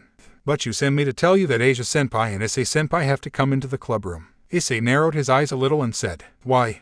We will go training for the next 10 days it seems, Kaneko answered with her usual stoic expression. Issei gave only a small nod before the petite girl began to walk towards the old school building while Issei and Asia were following her lead. The three of them entered the inside of the occult research clubroom and found that there's already Akino and Kiba in there, while Rias Gremory was seating in her usual spot behind the desk. Good morning, you two, the crimson-haired girl greeted casually the two second years. Good morning, Butchu-san. Asia returned the greetings. Issei, on the other hand, was narrowing a little his eyebrows. Gremory, do you mind jumping straight to the conclusion? Why, yeah, Asia will be training with us for the next 10 days, so I just wanted to tell you that she will be with us for that period of time. We will train in a mountain. Yeah, then take care of her, Issei answered normally. Rias widened a little her eyes and said, You don't want to join us for? No, I will not interfere with your training and you can take Asia with you, just don't try to push her out of her own limits. Oh okay, I will not. By the way, I want to have an audience with Lucifer-sama and if it's not possible, I just want to have a small talk with him soon. What should I do? The four devils minus Asia were lost their composure at the sudden really odd demand of the Kitsune. What? I don't have the right to do so. Issei-kun, devils and Youkai aren't in peace. I know that. Can I talk to him as one of the combatants in the raiding game because I want to change the bet? Rias widened her eyes a little and asked, Why do you want to change it? Well, I don't want to interfere with your engagement and overall I want to take some benefits for myself so I will tell him to change the bet. I already decided what I wanted. Rias twitched her eyes in annoyance and said in an angry voice, Why do you want to change the bet so suddenly? It's definitely not yabuousness. Wait, don't tell me you're not confident in beating him in your own. Issei asked with a large grin on his face, annoying furthermore Rias. It's not that, it's just. She tried to argue but she knew that it was true. She thought of Issei as a possible chance to win without even fighting. Then enough questions. I want to talk with him or at least to have someone to transmit him my message. I will tell Grafia to come tomorrow. Just be sure to be here around lunchtime, Rias concluded in a troubled tone. Then, thanks and good luck. The fox silently exited the clubroom, while Asia followed him immediately after she bowed respectfully. After that, Rias sighed heavily and mumbled to herself in a confused tone. What's his problem? Akino turned to Rias and said, But you will tell Grafia-sama about this. Yeah, it's his right to change his bet after all and since it's Oniai-sama that approved. We have to train really hard these next 10 days, or we wouldn't even stand a chance against his full set, Rias admitted. Both Akino and Rias remained quiet after that, while Kiba was putting a hard expression, certainly because he knew that he have to admit the difficult situation they're in. After Issei returned home and separated with Asia, who was going to heading out the leaflets to humans as a part of her now devil job. Laying peacefully on his bed, his 9 foxtails already out, he closed his eyes for a moment before drifting to sleep. A large green Asian dragon appeared from nowhere and flying on the sky. On the ground stuck in a large crater appeared a brown-haired boy with several injuries and visibly exhausted. He looked like he was around 11 or 12 years, and was wearing on his left hand a strange-looking red gauntlet, certainly the boosted gear. Oi, eyes, wake up, we are still not done yet. Let's stop for 2. Today. Nah, that old monkey said that we will stop after 2 hours at least. Keep it up. The dragon charged towards the boy, who suddenly stood up from the crater and began to wear his blue tauki. A sudden sound echoed from nowhere. In particular, Issei narrowed his eyes and made a battle stance, waiting to the attack of the huge eastern dragon. Try to withstand this eyes. Green aura covered all his body and began to gather on his mouth before a large sphere of green and pure energy was thrown towards the kid, and the sound echoed another time. Issei gathered all his blue tauki on his 2 palms. He closed his eyes and put his 2 hands in front of him. The enormous energy sphere who came from the dragon's mouth made contact with Issei before a loud sound was heard. When the smoke vanished, what greeted the sight of Yulong? Yes, that green eastern dragon was Yulong, the mischievous dragon, one of the 5 dragon kings. Yeah, what greeted Yulong's sight was Issei in one knee, breathing heavily with a lot more injuries than before the attack, and smoke can be seen emitting from his body like he was burnt by something. He was panting heavily, but he was smiling. You have panted, do pant better next pant time. The red eyes of the spectacular green dragon were widened a little. On his face a large grin was visible. Seems like I have to push you to the very edge, huh? What pant do you mean? Do your best, eyes. When he said that cheerfully, the dragon rushed directly towards the boy, who was still in one knee. Crack. The dragon punched the boy and sent him towards a nearby mountain, then crashed into it. The boy couldn't do anything, not in that state. Drip, drip, drip. Blood was dripping from Issei's nose and was coughing blood. Why? He muttered only this before he got punched again by Yulong's very large fist. A single punch covered all Issei's body. Cough, cough, cough. Eyes, defend yourself. Do you really want to die? Cough. The kid was still coughing a lot of blood. He really looked like the boy crossed his own limits a while ago. Freck. Yulong punched Issei again. The poor kid, who was still stuck on the mountain, was pushed back by the punch to the point of traversing literally the mountain. Cough, cough. Issei coughed blood again, tainting the whole ground red. The boy was laying on the ground motionless. Yulong approached him and said, "That's all you've got, eyes. Hey, that's pathetic. Compared to your mother, you have a long way to go. Cough, knock it out, cough. And you want to protect her. Sorry, but that's not the right way to do it, bro. I said cough, shut up, cough, you nai. Hey, and that girl in Kanu, if I remember right. It's not like by being so weak that you will be able to. I said shut up, Yulong." Welsh Dragon Balance Breaker. A red armor materialized itself and covered all Issei's body. The helmet's shape looks like a dragon, and a big green jowl was on the center of the armor. Just when D-Drag was going to what it seemed to congratulate his partner, Issei rushed towards Yulong head-on. Oi, eyes, stop. That's what I wanted. To the Asian dragon tried to stop Issei's charge, but the voice of D-Drag echoed endlessly from the boosted gear, and suddenly, Issei's blue tauki turned red and grew both in size and thickness. Issei covered unconsciously his right fist with an unbelievable amount of tauki before he crashed that fist of his in Yulong's face. The dragon was sent back by the force of the punch and crashed in the forest nearby. Issei, on the other hand, fainted suddenly after his armor disappeared. Then from nowhere, an old monkey, Sun Wukong, appeared just near the unconscious kid. Red tauki, huh? It seems that you're more dragon than I thought, young eyes. He lifted the body of the kid and dragged him towards his house, who was just nearby. In the other hand, looks like Yulong will not wake up anytime soon, huh? It will serve him as a lesson about the difference between a dragon king and a heavenly dragon. Nice one, eyes. End of Issei's dream. Issei-san. Issei opened lazily his yellow eyes only to see Asia trying to waking him.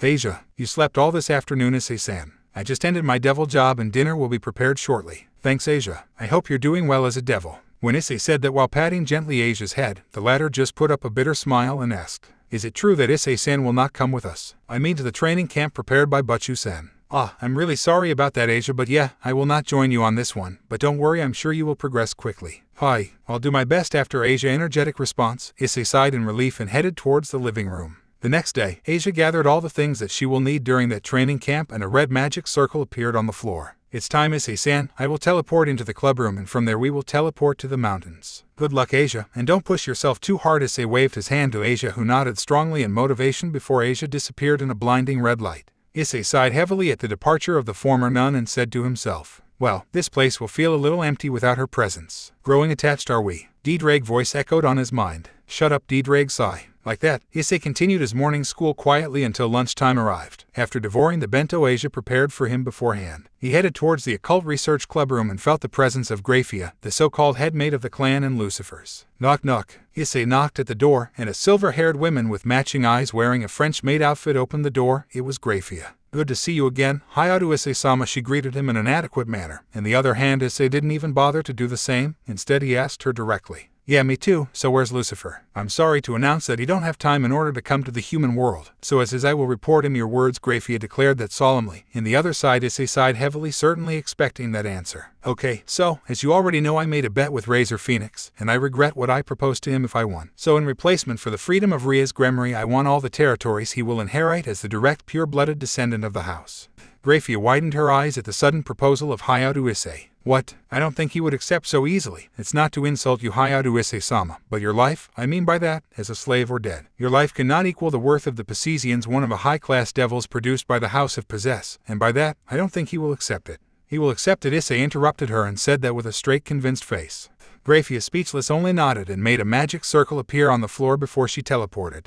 I know for fact that the Yakitori's house is rich thanks to their most valuable production, and I mean by that but their territory is filled with precious stones plus of being extremely fertile. It's not that I really need it, but it's better than the freedom of that red-head monster. It's not a secret, Drake. There's several books who talked about the underworld and the most important pillars that I have already read when I was in Kyoto. How surprising, Issei said that while grinning, because he knew that his dragon didn't give a bit of his attention towards anyone except for a certain white dragon. After trivial talk with his dragon, a magic circle appeared on the floor revealing the silver-haired maid. A little of confusion can be seen in her usual calm expression. So, Issei asked directly, eager to know about how the negotiation with Razer were gone. I headed towards the Phoenix Mansion and had a talk with Razer-sama, he accepted without hesitation. Hearing that, Issei giggled a little because he knew that Razer would have accepted directly since it doesn't matter to him. I mean, after all, in Razer's mind, his own victory is already sealed. I presume that if I win our duel now then. Grafia continued after him and said, yes, you will be given the parts of the clan territory he has the right to inherit from the current heir and as one of the successors of the house. Good, thanks for. Don't thank me, it's not necessary, but as an advice before I leave, rating games are not only based in strength. Remember it very well, Hyoudou Issei-sama. Issei showed a puzzled expression for a second before he smiled a bit. Nodding, Grafia summoned a red magic circle and disappeared from the club room, leaving Issei alone on the couch. It seems like it will be fun. I look forward toward our fight. Razer Phoenix. The mountains. A certain group of devil made their way to the top of a mountain. It was Rias' Gremory's peerage. Rias' Gremory, Akino, Hanjima, and Asia were walking normally with small luggages, and the three of them were talking about various things and were teaching Asia 2 or 3 things about devils. A little far away from the three, Kiba was walking with a huge luggage in his back and Kaneko Tauju a little behind him. She was walking with a luggage twice the size of the ones of Kiba. Arriving at their destination, what greeted the group was a magnificent wooden mansion.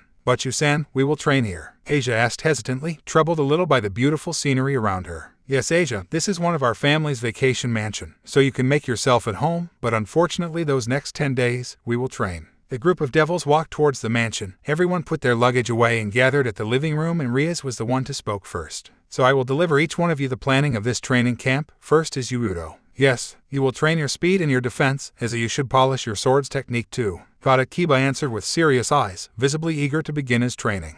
Now Kaneko, you will train your power, as it's essential for you to improve on this area. I will do my best. Then, me and Akino will train our demonic powers by sparring against each other, and you, Asia, you will be introduced to demonic powers by Akino and me, and you will try to improve the efficiency of your healing ability. Hi, so that's all everyone. I wish every one of you good luck in his respective training. Kuoh-Town, Kuoh Academy. Issei returned to his class after dealing with Grafia. He was at the edge of sleeping when the bell rang, ending the afternoon class. The Kitsune lazily stood up from his chair and exited quickly the school. Heading home, he suddenly smiled bitterly. Walking alone, I forgot how it felt like these last days, it seems, he thought. Well, since Asia moved on with him, he didn't really have any time alone. Well, it didn't bother him in the slightest. He had his dinner in the first-floor restaurant, just like before. Then Issei walked towards his apartment and fell face first in his bed. 10 days later. Everyone gathered around the table situated in the living room. Rias and her peerage trained for 10 consecutive days, and each one of her current improved in their respective areas. Hyoudou, her trained his speed and improved it a little more, but his defense improved greatly thanks to his usual sparrings with Kaneko Tauju Rias's. The petite girl improved both her speed and power these last days, and they along the train together, improving their control over their demonic powers and teached Asia the basics of it. The latter improved significantly her healing abilities thanks to constantly healing her fellow comrades in their respective spars against each other. And today is the last day in here. Rias decided to make it a day without physical training, but decided to talk with each one of her servants to know more or less how much they improved. The group watched a couple of rating games where Razer Phoenix appeared, and much at their own disappointment, the Phoenix won each one of the games he participated in, but no one flinched or showed any sign of abandon. So Butchu-san, how can we win against Razer-san if he's immortal and can heal any of the physical damage he receive? Asia hesitantly asked her, because as they watched the rating games of that Phoenix, everyone saw that Razer is truly immortal and can withstand any physical damage, truly like a true Phoenix, he can reborn from its ashes. To answer that question, I'd say that Razer can be destroyed not physically but mentally. If one can broke his spirit or is willing to fight, he will not be able to heal easily. And physically, what amount of power is necessary to destroy a Phoenix? Kiba asked curiously his master. It depends on the strength of the Phoenix himself. As for Razer-sama, I'd say that at least, your raw power must be equivalent to one possessed by an ultimate class devil. Each of the devils turned their heads to see who answered Kiba Yugudo's question and was greeted by the sight of the silver-haired head maid of the Gremory's house. Good morning, Aju-sama and her peerage. I came to escort you to the place where they will be held, if you please. Grafia summoned a large red magic circle just beside her and obligate the peerage to step in. Grafia, Issei-kun is already there, I suppose. No, he is currently in the room where Lord Gremory and Lord Phoenix will watch the game. Hyoudou Issei-sama will fight after you. After me. Yes, Lord Phoenix and Gremory agreed in that. After all, Hyoudou Issei-sama will fight alone without any backup. Everyone put a hard face hearing it, since they knew how Issei is strong, but nodded nothing less, and then the red magic circle brightened before everyone teleported. When everyone of Rias's group opened their eyes, what greeted their sight was their clubroom. Asia turned her head and noticed that it was exactly the occult research clubroom until Kaneko said, "Look, the sky." Everyone moved towards the windows and noticed the green-colored sky. It was anything but the usual blue sky of the human realm. A sudden announcement was made, and it was the voice of the battlefield is the exact replica of Kuoh Academy, the school that Rias Gremory-sama is attending at, in the human world. The base of Rias Gremory-sama is the old school building, and the base of Razer Phoenix-sama is the school building, in the student council room precisely. I didn't expect that we will fight in our school, but it's certainly an advantage, Akino noticed. It's not really an advantage since Razer was given probably a map of this place, but I guess that our advantage here is that we're very familiar with this place, Rias said. So, what's the plan, Butchu? Kaneko asked her master.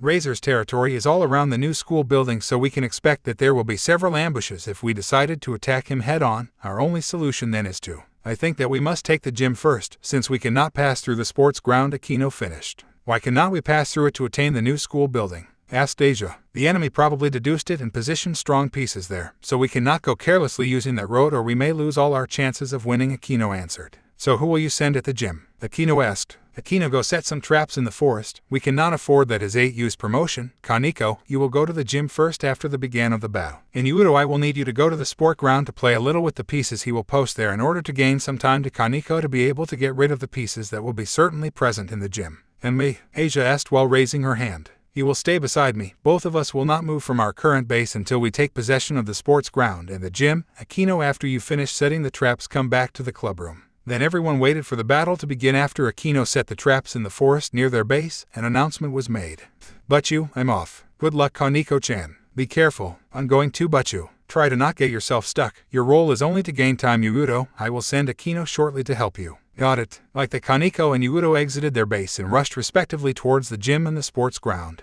Kaneko entered silently and quietly the gym. Gremory's servant, there's no point in hiding. You can show yourself. Two female voices echoed inside the gym. Kaneko looked from the corner of the room and much at her surprise she saw a woman, brown-haired with the tips colored red, accompanied with gray eyes, and she wears a mask on the right side of her face. Her outfit consisted of a black jacket and matching jeans. Beside her was with shoulder-length black hair and blue-green eyes. Her hair has two Chinese-style buns on both sides of her head, while the front features bangs that form a slight V-shape across her forehead. Her outfit consists of a navy blue kippah with gold accents, a white sash around her stomach, and black, low-heeled shoes. I'm Isabella. Razer-sama's the girl wearing a mask introduced herself, before the girl beside her followed. I'm Zuelan, Razer-sama's. Kaneko widened her eyes at their introduction, not expecting to face two rooks here. Looks like her master is lacking in experience compared to Razer. I'm Kaneko Taoju. Rias Gremory's Kaneko introduced herself and made a battle stance. The two girls she's facing began to giggle, then Zuelan said, Looks like Razer-sama saw through your master's plans. Zuelan made a kung fu stance and fire covered both her feet and hands. Isabella made a battle stance too.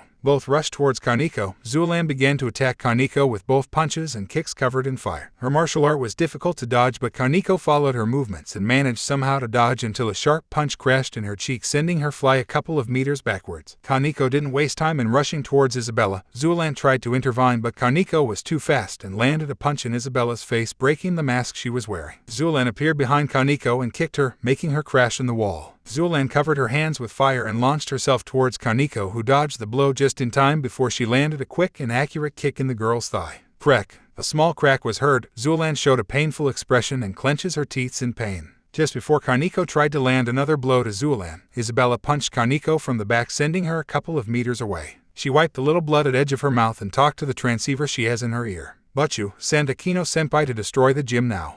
You already finished your battle, Kaneko. Yes, Kaneko lied to her master. After all, she knew that she couldn't take those two alone. Just when she finished talking, Zulan appeared in front of her, sending a sharp kick toward the petite girl jaw. Zulan's feet was covered in fire, and it appeared that this fire can enhance the strength of the blow. Kaneko was sent in the air only to be intercepted by a strong punch in the gut given to her by Isabella. Kaneko crashed in the ground, making a small crater. She stood up slowly. Cuff cuff. It seems like you're not giving up. Even at the serious disadvantage you're facing, it's honorable, but not enough, Isabella said. Yes, do it, Akino-senpai, Kaneko said. The girls who she's facing were a little confused. Were you talking to Kaneko Taoju? Zulan asked. Kaneko kept silent and rushed towards the two girls before. A huge yellow lighting falls down onto the gym, wiping it from existence. Akino, who destroyed the gym, widened her eyes at the sudden announcement. Kaneko-chan. Akino, it seems that Kaneko sacrificed herself in order to take the two present inside the gym. Akino's face was covered in anger hearing Rias, because she was the one that retired her.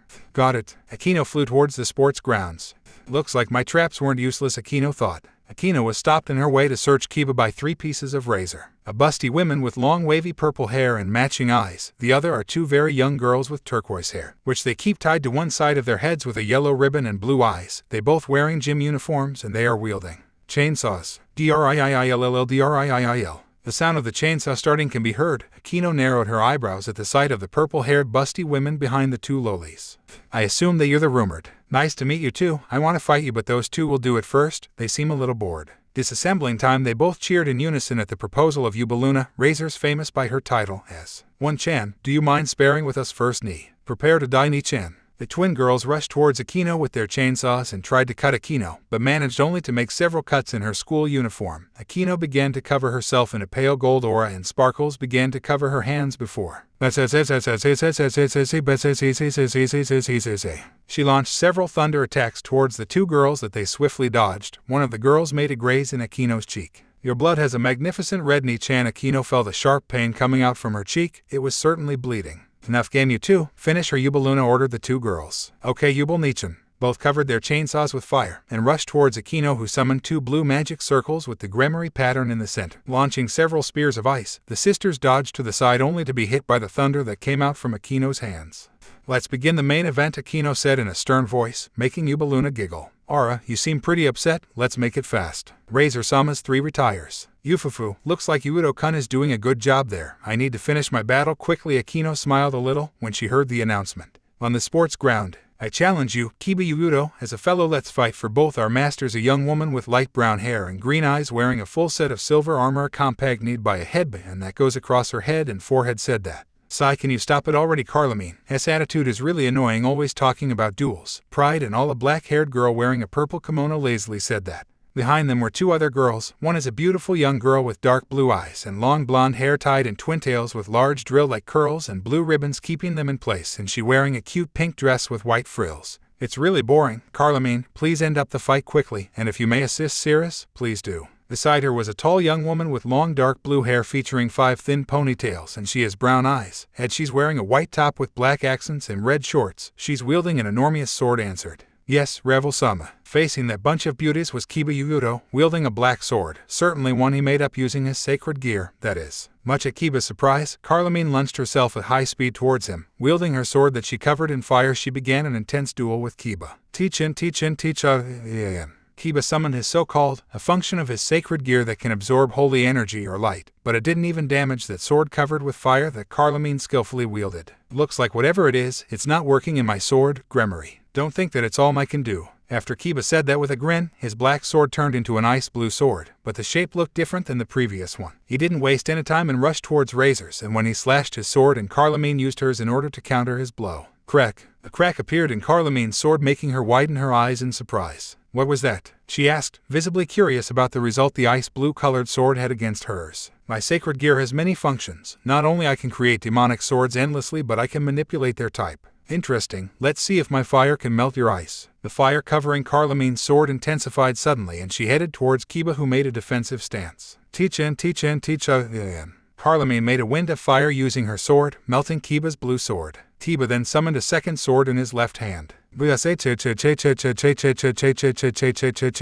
whole wind created by Carlamine's sword was somehow sucked inside the sword that Kiba suddenly summoned. Carlamine grinned when she witnessed it. Looks like it's my fate of meeting always such swordsmen with special swords. What do you mean? You already fought against a demonic sword. No, it was a haul. Just when she was about to speak, the girl that stood beside her, wearing a purple kimono, appeared behind Kiba and summoned a magic circle, launching a fireball that he dodged but was pierced through his shoulder by Carlamine's sword. Hey, don't interfere, it's my fight. Carlamine, we better finish this quickly. Razer-sama still has another battle with that human me, he said to the angry Carlamine, but Ruval talked from behind to the in front of her, acting like a shield. Cirrus, support Carlamine and finish that of Gremory. Yes, Ruval-sama. The so-called Cirrus picked up her enormous sword and said to Kiba, of Gremory, it's the time for you to taste my Zweihander. The girl rushed towards Kiba with her huge sword. The blonde-haired boy summoned another sword, a little bigger than the others, and engaged a battle with Cirrus. Teach-in. Carlamine then joined their battle and covered her sword with another layer of fire. Kiba summoned a second sword made of ice to counter her. Mihi, on the other hand, began to launch several magical attacks towards Kiba, as the magical ability of Mihi wasn't weak. Looks pant like panda. Well, my last move, Kiba said that while panting heavily. Carlamine and Cirrus, who were still battling against him, raised an eyebrow. Kiba, on the other hand, put his two swords on the ground and howls highly. Sword birth. The ground around him glows and countless demonic swords appears from the earth. Carlamine and Cirrus, who were near Kiba, tried to dodge the swords. Carlamine quickly flew to the sky and Cirrus tried to destroy the demonic swords, but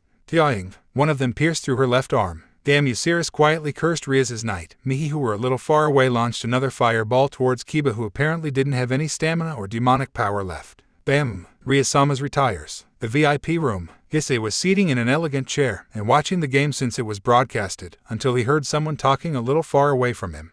Looks like my son will win this game, Lord Gremory, but your daughter is really strong for her age. That is a man with short blonde hair, a compagnied with a small blonde beard and his dark blue eyes, and was dressed in a noble attire. It seems Lord Phoenix. After all, Rias is still young and her peerage is far from being complete. A man with long crimson hair that is tied as a loose ponytail. He has light blue eyes, and like the other man, the so-called Lord Phoenix, he was too dressed in a noble attire. The game isn't finished yet. I'm sure Rias will not lose so easily. Another voice echoed through the room. It was Sirzech's. I hope so, Sirzech. Lord Gremory answered his son with a small grin on his face. Knock knock. Someone knocked at the turn. The three male devils turned their heads to the door and Grafia walked to open it. And who penetrated the room was a young man appearing on his 20s. He has a graceful face and wears noble clothes. He was giving an aura familiar to the one of Razer and Lord Phoenix. He has long blonde hair and dark blue eyes. Greetings, Sirzech-sama, Grafia-sama, Lord Gremory, and Adu-sama. The man greeted the persons present in the room. Expect Issei. Well. Good to see you, Ruval. Sirzech shook hands with the so-called Ruval. It's an honor, Sirzech-sama, but I didn't know that you will come to watch this game today. Well, I came to see it as Rias' brother, and I assume you came for the same reason. Haha, yes. After all, even my foolish little brother will become one of my rivals in the rating games in a near future too, so watching him play now will become useful. Aha, it's surprising to hear it from a top 10 ranker in the rating games. Ruval-kun. Lord Gremory laughed at the attitude of Ruval. And I wanted to see the human who will fight too. It's not always that we got someone willing to fight Razer and his peerage alone. That is. Ruval looked directly to Issei, who was watching the broadcasted game quietly on his chair, not giving any attention to the talk between those devils. Well, Hayadu Issei-kun will face Razer-kun after my Rias finishes her battle, so what do you think for the current game? Sirzech said. It looks like my brother has the upper hand. Rias-san only has 2 pieces left. As they watched the rating game, they saw Razer flying towards the old school building. The camera showed the frustrated face of Rias and the worried one of Asia just behind her. Both moved towards the roof. Issei, on the other hand, is sighing heavily. Razer was confronting Rias in the roof of the old school building. Behind Rias was Asia, who's constantly emitting green light from her hands, healing the several injuries Rias suffered thanks to the powerful fire of Razer. Looks like it's the end, Rias. You'll not be able to withstand my fire for eternity, you know, Razer jokingly said. On the other hand, Rias was pretty in a bad condition. Her school uniform is tattered, several injuries and burns could be noticed in her body. Even with Asia's healing, Rias didn't have a limitless stamina. Razer launched another fireball to Rias, who made a defensive barrier in order to shield herself and Asia from the attack. Surrender, Rias. It's your loss, Razer said, and continued to launch his fire towards Rias. The crimson-haired princess summoned several blocks of crimson energy and launched them towards Razer, cutting his left arm in the process. Suddenly fire covered the wound and his arm reappeared like it was never injured. Rias, I'm immortal, you know. It's not with this level of power that you'll able to harm me. Razer teasing tone made Rias's eyes twitch in anger, but she knew that what he said was the total truth. Rias retires. It's definitely the end now. Razer's maniacal laugh echoed through the battlefield. With Rias's strongest piece out of the game, he knew that she couldn't do anything. No, it's settled. I will not surrender, Razer. This game will not end until the is out. Rias tried to convince herself that there was still a chance of winning. No matter what, she doesn't seem like she will abandon easily. Rias, I don't want to drag an injured woman as a fiancé next week, so as you treat your servants like your own family, right? Let's see if it's true. Razer suddenly disappeared from Rias's sight and reappeared behind Asia. He quickly held her from the throat and lifted her from the ground. Hey Rias, surrender or I will kill her, okay? Rias quickly turned to stop Razer, but it was too late. The phoenix covered his left fist with his fire and punched Asia right in the stomach. The former nun opened her eyes widely when she felt the piercing pain, and cough. She began to cough a considerable amount of blood, turning the color of her nun attire crimson. But Asia couldn't even utter a word, and continued to emit a painful cry much at Rias's distress. Hey Rias, you'll not surrender or what? Looks like she will not withstand a lot of punches. That small girl is weak, you know. He covered another of his fists with fire and crashed it in Asia's gut, making her cough more blood. Rias. Aye. The VIP room. The devils were watching the game quietly, Ruval said. Looks like my brother don't want to injure Rias-san. I'm sure that he isn't fool enough to injure the woman he will marry next week, Lord Phoenix said with a smirk. In the other hand, Sirzech and Lord Gremory watched the game with confused faces. After all, for the member of their peerages are treated like family, so seeing that is actually troubling for them. A little away from the group of devils, Issei was looking the game quietly. He was trembling a little and said, Lucifer-sama, can you stop the game? I'm worried about Hyoudou Issei-kun. Don't worry, Rias's will forcefully retire soon. Sirzech's voice couldn't ease Issei, who was still watching the game. But she will die. That prick will definitely kill her. Ruval narrowed his eyes and said at the angry boy, I will not let you insult my brother, human. Shut up, Phoenix. I'm not speaking to you. Issei narrowed his eyes when he shouted back. Watch your mouth or you will get yourself killed, Ruval sternly said, letting a little of his strong aura to flower out. Enough, you two. Just when Sirzech tried to calm down the two, an announcement was made. Looks like it's our win, Lord Gremory, Lord Phoenix proudly said. Yes, it sure is, Lord Phoenix. And now, it's the fight against the human. Lord Phoenix said while looking at Issei, who prepared himself for teleporting inside the replica of Kuoh Academy and disappeared in a blinding light. Then someone knocked at the door, then opened it. It's a nurse. Excuse me, but I came to say that all the pieces of Razer-sama's who retired are able to fight the next match thanks to the given by the. Lord Phoenix opened his eyes widely and asked Ruval. Ruval, you're the one who gave them the, I suppose. Yes, Ado-sama, I wanted to see how the human who's prepared to fight against my brother's peerage alone will manage to do it against a full set. He shall know where he belongs, this lowlife that is. Not that I'm interested in him, he will surely lose, but I'll watch this game. After all, I don't have anything planned for today, Lord Phoenix concluded. Kuoh Academy Replica, Occult Research Clubroom. Issei opened his eyes after being teleported here and was greeted by the sight of the usual clubroom. Issei widened his eyes slightly and said to himself, looks like they used their famous ha. He sat on the couch and waited for the 5 minutes to pass, then Graphia's voice was heard. Head on, partner. D-Drag's voice echoed through Issei's mind. I will make that bastard pay. Issei nodded and declared that strongly. Issei covered himself in tauki and rushed towards the gym first. He broke the door using his fist and headed inside, but found that 4 pieces were already waiting for him. Human, it's your end. A brown-haired woman with green eyes wearing a maid outfit said that. Behind here was another maid with light brown hair and gray eyes. You will not pass, Naya. 2 cat girls said that in the same time. Both are wearing gloves. The 4 pieces launched themselves towards Issei, who sighed and said, I don't want to waste time, so let's end it quickly. He rushed towards the group. The 2 cat-looking girls tried to punch Issei but weren't able to hit him. In the other hand, Issei crashed his 2 fists on their guts. The 2 other girls, wearing maids' outfits, widened their eyes at how easily their fellow comrades lost against their enemy. Issei didn't waste time to rush towards the stunned girls. Holding them for their respective heads, he crashed down their bodies on the ground. Now, let's head to the sports ground. I sense several presences there. Saying that, the 9-tailed fox rushed towards the baseball court. He found their 4 other pieces waiting patiently. Carlamine, Cirrus, Isabella and Zulan were already there, but he noticed that they were more or less healed, since Zulan was panting a little. Looks like even with you aren't able to heal completely, huh? The 2 knights, Cirrus and Carlamine, rushed towards Issei's head on, much at his surprise. Both wielded their swords and tried to slash Issei with it. Both crashed their swords on Issei, creating a large crater beneath him. Crack. 2 cracks were heard. When the dust vanished, Cirrus widened her eyes when she saw that her Zweihander was destroyed. Same goes to Carlamine. Cirrus could only say one thing. Who are you? Issei smirked and breathed fire from his mouth, making both of them glow in light blue color. Razer-sama's 4 promoted too. Zuelan and Isabella smirked at the later announcement. Zuelan rushed towards Issei and covered her hands with fire. Issei did the same with his own hands and dismissed his Tauki for a moment, before their punches crashed into each other. Looks like your fire is weak, Issei said that, while checking if he's hurt from the punch given to him by Zuelan, but found that there wasn't even a bruise. He turned his head towards Isabella, who flinched a little, but 4 girls arrived just in time to support her. Drill.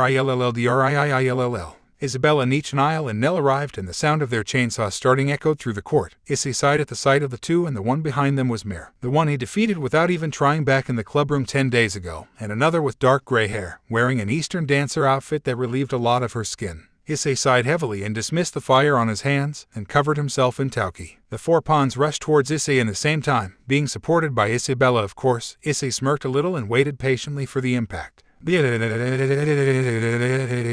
Crack crack. Nell and Niall wore a mortified expression when they saw that their chainsaws broke after it made contact with Issei. Punch. Issei punched both of them in the face. Issei turned his attention towards the remaining pawn and Isabella. Let's finish this. He kicked the pawn in the back and crashed his flicker jab in Isabella's face.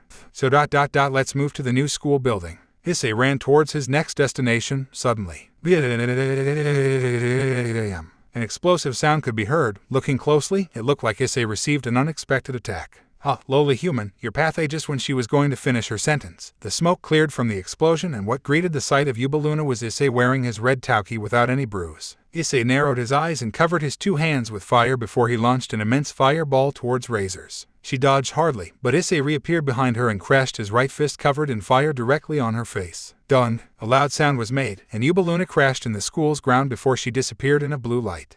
Issei rushed towards the new school building. Just before penetrating inside the building, a sphere of demonic power was launched at him. He looked to the side and saw a girl wearing a purple kimono. It's one Razer's, behind her another girl, the blonde-haired girl with dark blue eyes who wears a cute pink dress. Issei aimed his hand towards the one wearing a kimono and sent her a small red sphere made entirely of Tauki. Mihi smirked at the size of his attack and summoned a fireball. When the 2 attacks collided, Mihi didn't have time to dodge, and Issei's attack both destroyed the fireball and injured Severly the girl.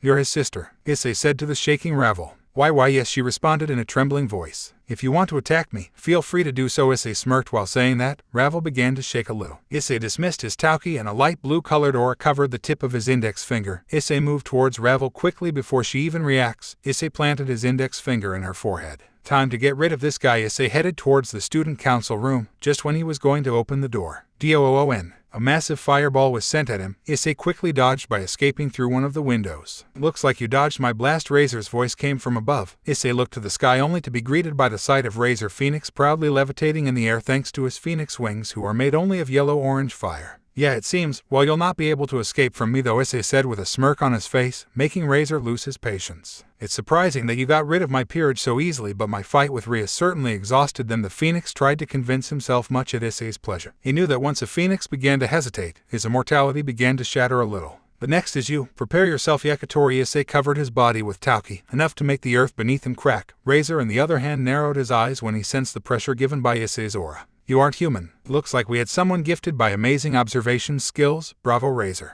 Razer's eyes began to twitch Severly. His body was covered in an intense amount of yellow-orange fire. He was shaking from anger. I will definitely kill you here and now. Prepare yourself, LOWLIFE.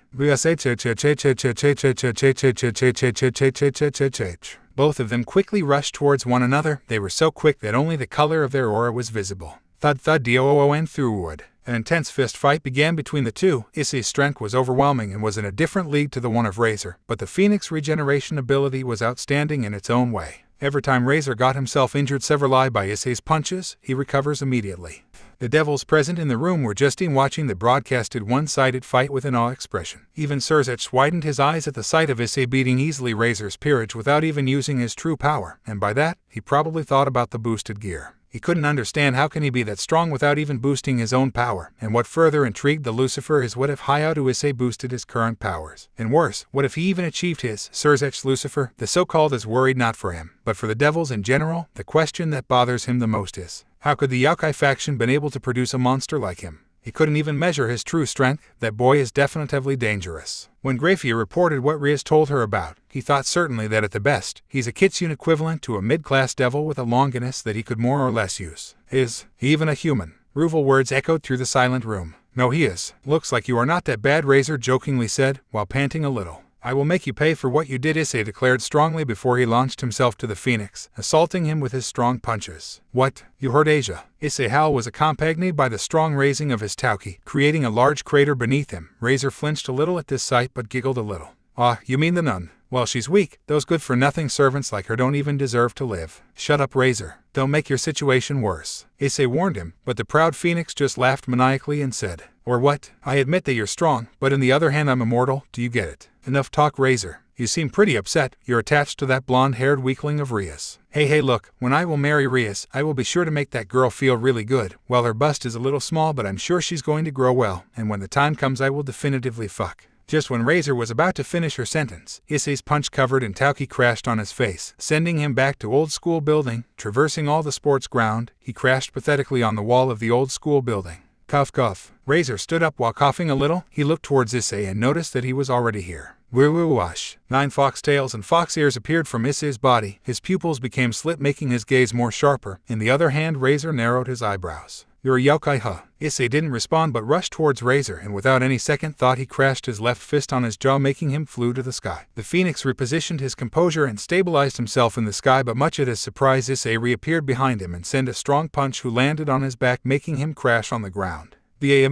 Razer couldn't do anything to stop the assault of Issei, who continued to throw punches at the phoenix, one after another, each punch stronger than the other. The battlefield was quiet and only Razer's screams were heard. But what was odd is, Razer even on his state didn't retire. Sirzech-sama, stop this game. Razer will not retire, there's certainly something off. It seems that it's true, Sirzech-sama, you can stop this game and give the victory to Hyoudou Issei. I approve it, Lord Phoenix continued after Ruval. Sirzech-sama, Razer-sama can't be retired because he still can fight. His body can permit it thanks to his immortality, but in the same time he can't because of the overwhelming strength of Hyoudou Issei-sama. I agree that we have to send someone to stop them since Razer-sama is determined to not surrender, Grafia concluded. Sirzech put his hand under his chin and sighed heavily before he ordered his. Grafia, summon the emergency magical circle, and Ruval, please go and help your brother. Why don't we just announce Hyoudou-kun's victory? Asked his father. It's clear that he won't stop until he definitely got rid of Razer, after all. Lord Gremory sighed and turned his attention towards the game. Or the one-sided fight is the more appropriate term to describe it. Do you have enough, Razer, or should I kill you? I. Cough. Cough a lowlife. He was interrupted when a white magic circle appeared just beside him. The silhouette who appeared from the magic circle punched suddenly Issei, sending him backwards. What appeared from the magic circle was Ruval Phoenix, Razer older brother and the next heir of the house. Razer, are you all right? Ruval quickly sat on one knee and lifted the upper part of Razer's body. Well, more or cough less. Rest a little, I will face him. Issei looked towards Ruval suspiciously before he said sternly while pointing at Razer. Phoenix, this is my fight. If you dare to attack me, I will not hold back. Ruval didn't respond but summoned his phoenix wings, but much at Issei's surprise, his fire wasn't yellow-orange just like the one of Razer, but it was clearly orange. I will show you the true wrath of a phoenix. The young man let out his fire, cover all his body. The heat given by his fire was in a totally different league compared to the one of Razer's fire. Issei narrowed his eyes and put his hands on the ground, and he said, no more holding back. Then Issei's tauki began to glow more than ever. Then it gave off an extreme strong pressure, blowing away all the surroundings, and the tauki who covered Issei's body raised dramatically. Ruval headed towards Issei while his body was covered in an orange flames. Each punch he gave to Issei left a black mark on his skin, even with wearing such an amount of tauki. Ruval's fire pierced through Issei's defense, but the Kitsune's punches were definitely more destructive. Each one sent Ruval flying. Their fight lasted several minutes. Ruval was panting heavily and Issei was a little burned, but it was nothing really severe. It's time to end this child play. Boosted gear. Boost. Seeing the red gauntlet in Issei's left arm, Ruval widened his eyes and his jaw dropped to the floor. SSS-Sekurute. Issei dismissed all his tauki and instantly, his hands began to glow white, and put them on the ground, before he recited what seems to be a chant. Darkness of ice, water spirits, reshape this guilty reality into something of an unprecedented beauty. A gigantic azure magic circle appeared on the ground, covering all Kuoh's Academy replica. Snow began to fall from the dimension's green sky, making the temperature to drop drastically. The two phoenix began to shiver a little, even Ruval, who was covered by his orange flames. Freeze those impure souls to a silence equal to death. Boost, boost, purify them with ferocious mercy. Boost, boost, boost. The ground of Kuoh Academy began to crack, and water began to flow from the cracks. Razer and Ruval widened their eyes and looked towards Issei. You shall taste the utmost form of my anger for eternity. As Issei recited the last verse of his chant, all the dimension turned into a world of ice, trapping the two phoenixes inside 2 blocks of thick ice. The green sky turned dark blue and everything was turned into ice, trees and building. The ground, everything was covered by several ice sheets. Issei covered himself in tauki and prepared to finish the 2 phoenixes, but their core suddenly glowed light blue before disappearing. Issei looked behind him and saw Surzech standing and staring dangerously at him. Hyoudou Issei-kun, you may stop this nonsense. The game ended and you're the winner. Partner, we will not be able to face him in our current condition, so do as it says for now. Issei looked towards Surzech before he calmed down his tauki. Why yeah. Surzech nodded. A red magic circle appeared near them before they teleported outside the raiding game frozen field. But before they teleported, Surzech murmured something just enough so that can Issei hear it. I will have a talk with you afterwards about the magic circle you summoned and about both divine and draconian runes written on it. Surzech probably didn't notice it, but Issei felt the pure malice emanating from the Satan's voice.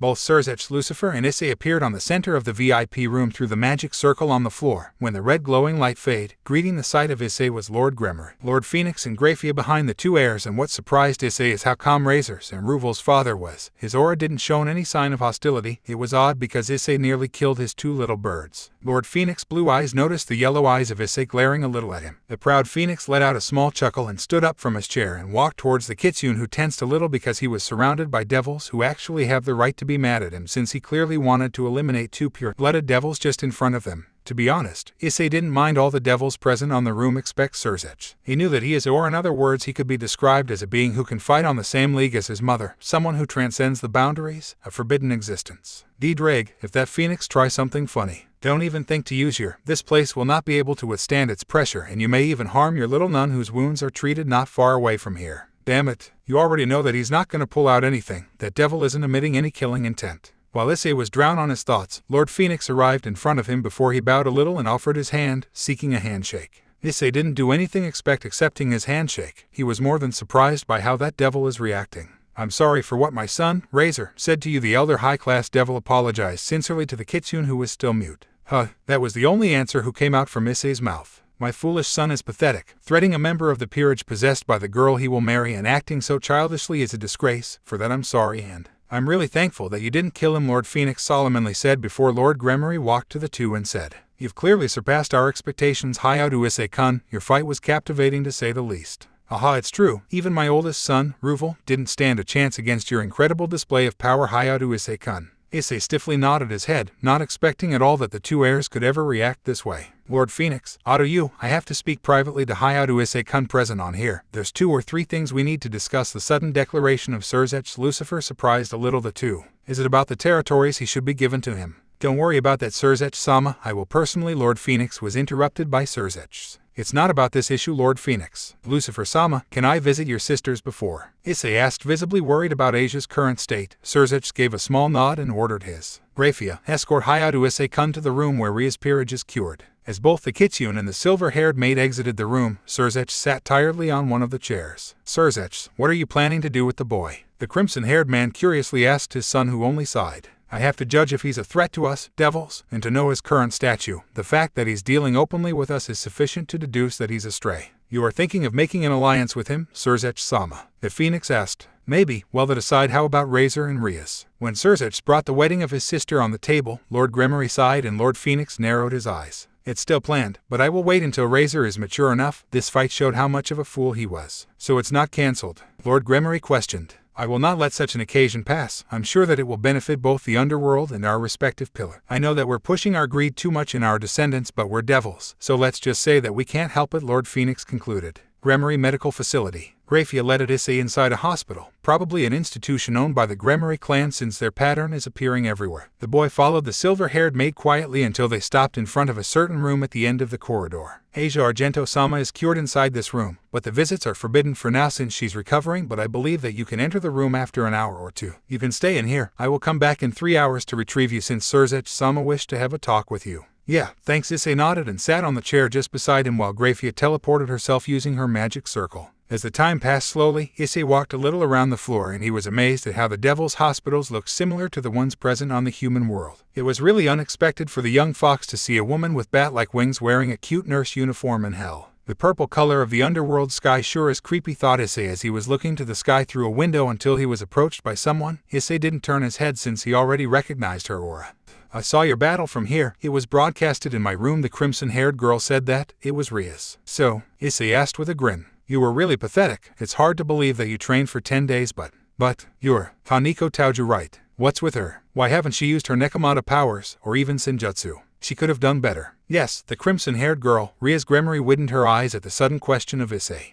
How do you know? Nah, I'm a Youkai too, so what did you expected? Plus, I've already fought Nekomatas. A sudden silence was brought by Issei's question before Rias decided finally to open her mouth. She hates her powers, or should I say that she fears them. There's reasons behind it. She's thinking that Senjutsu can make someone lose his mind or something like that.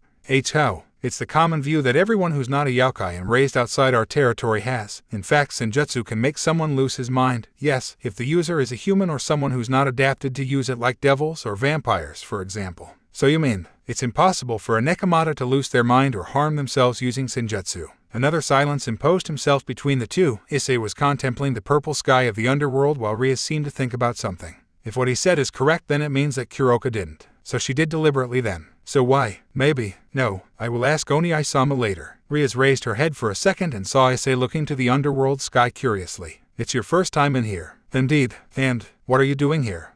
I'm waiting Asia to wake up to see if she needs something. You don't have to worry about that. I'm here for the same reason. She's my friend. I will wait to see how she's doing. Issei interrupted her coldly, resulting her to shut it up. Suddenly a nurse approached the two quietly. Hayadu Issei-sama, Rias Aju-sama, Asia Argento-sama is awake. Thanks. Issei thanked her and walked towards Asia's room. Rias followed him. Knock knock. Issei knocked on the door and opened it slowly, only to be greeted by Asia's usual smiling face. Issei-san. The blonde girl exclaimed happily at the sight of her friend. Issei smiled a little and made his way to Asia's bed and sat at the edge of it. Behind him walked Rias. Butchu-san. I'm glad that you're all right. Thank you, Asia. I'm sorry for what happened to you. Razer shouldn't have. So how are you, Asia? You're feeling all right? Issei quickly changed the subject at the mention of that phoenix. I'm fine, Issei-san. Really? I wasn't badly wounded. Don't say that. This phoenix tried to kill you, but you had really a good game. Issei reconforted her. After all, the performance of Asia was quite good. She healed her during all her fight.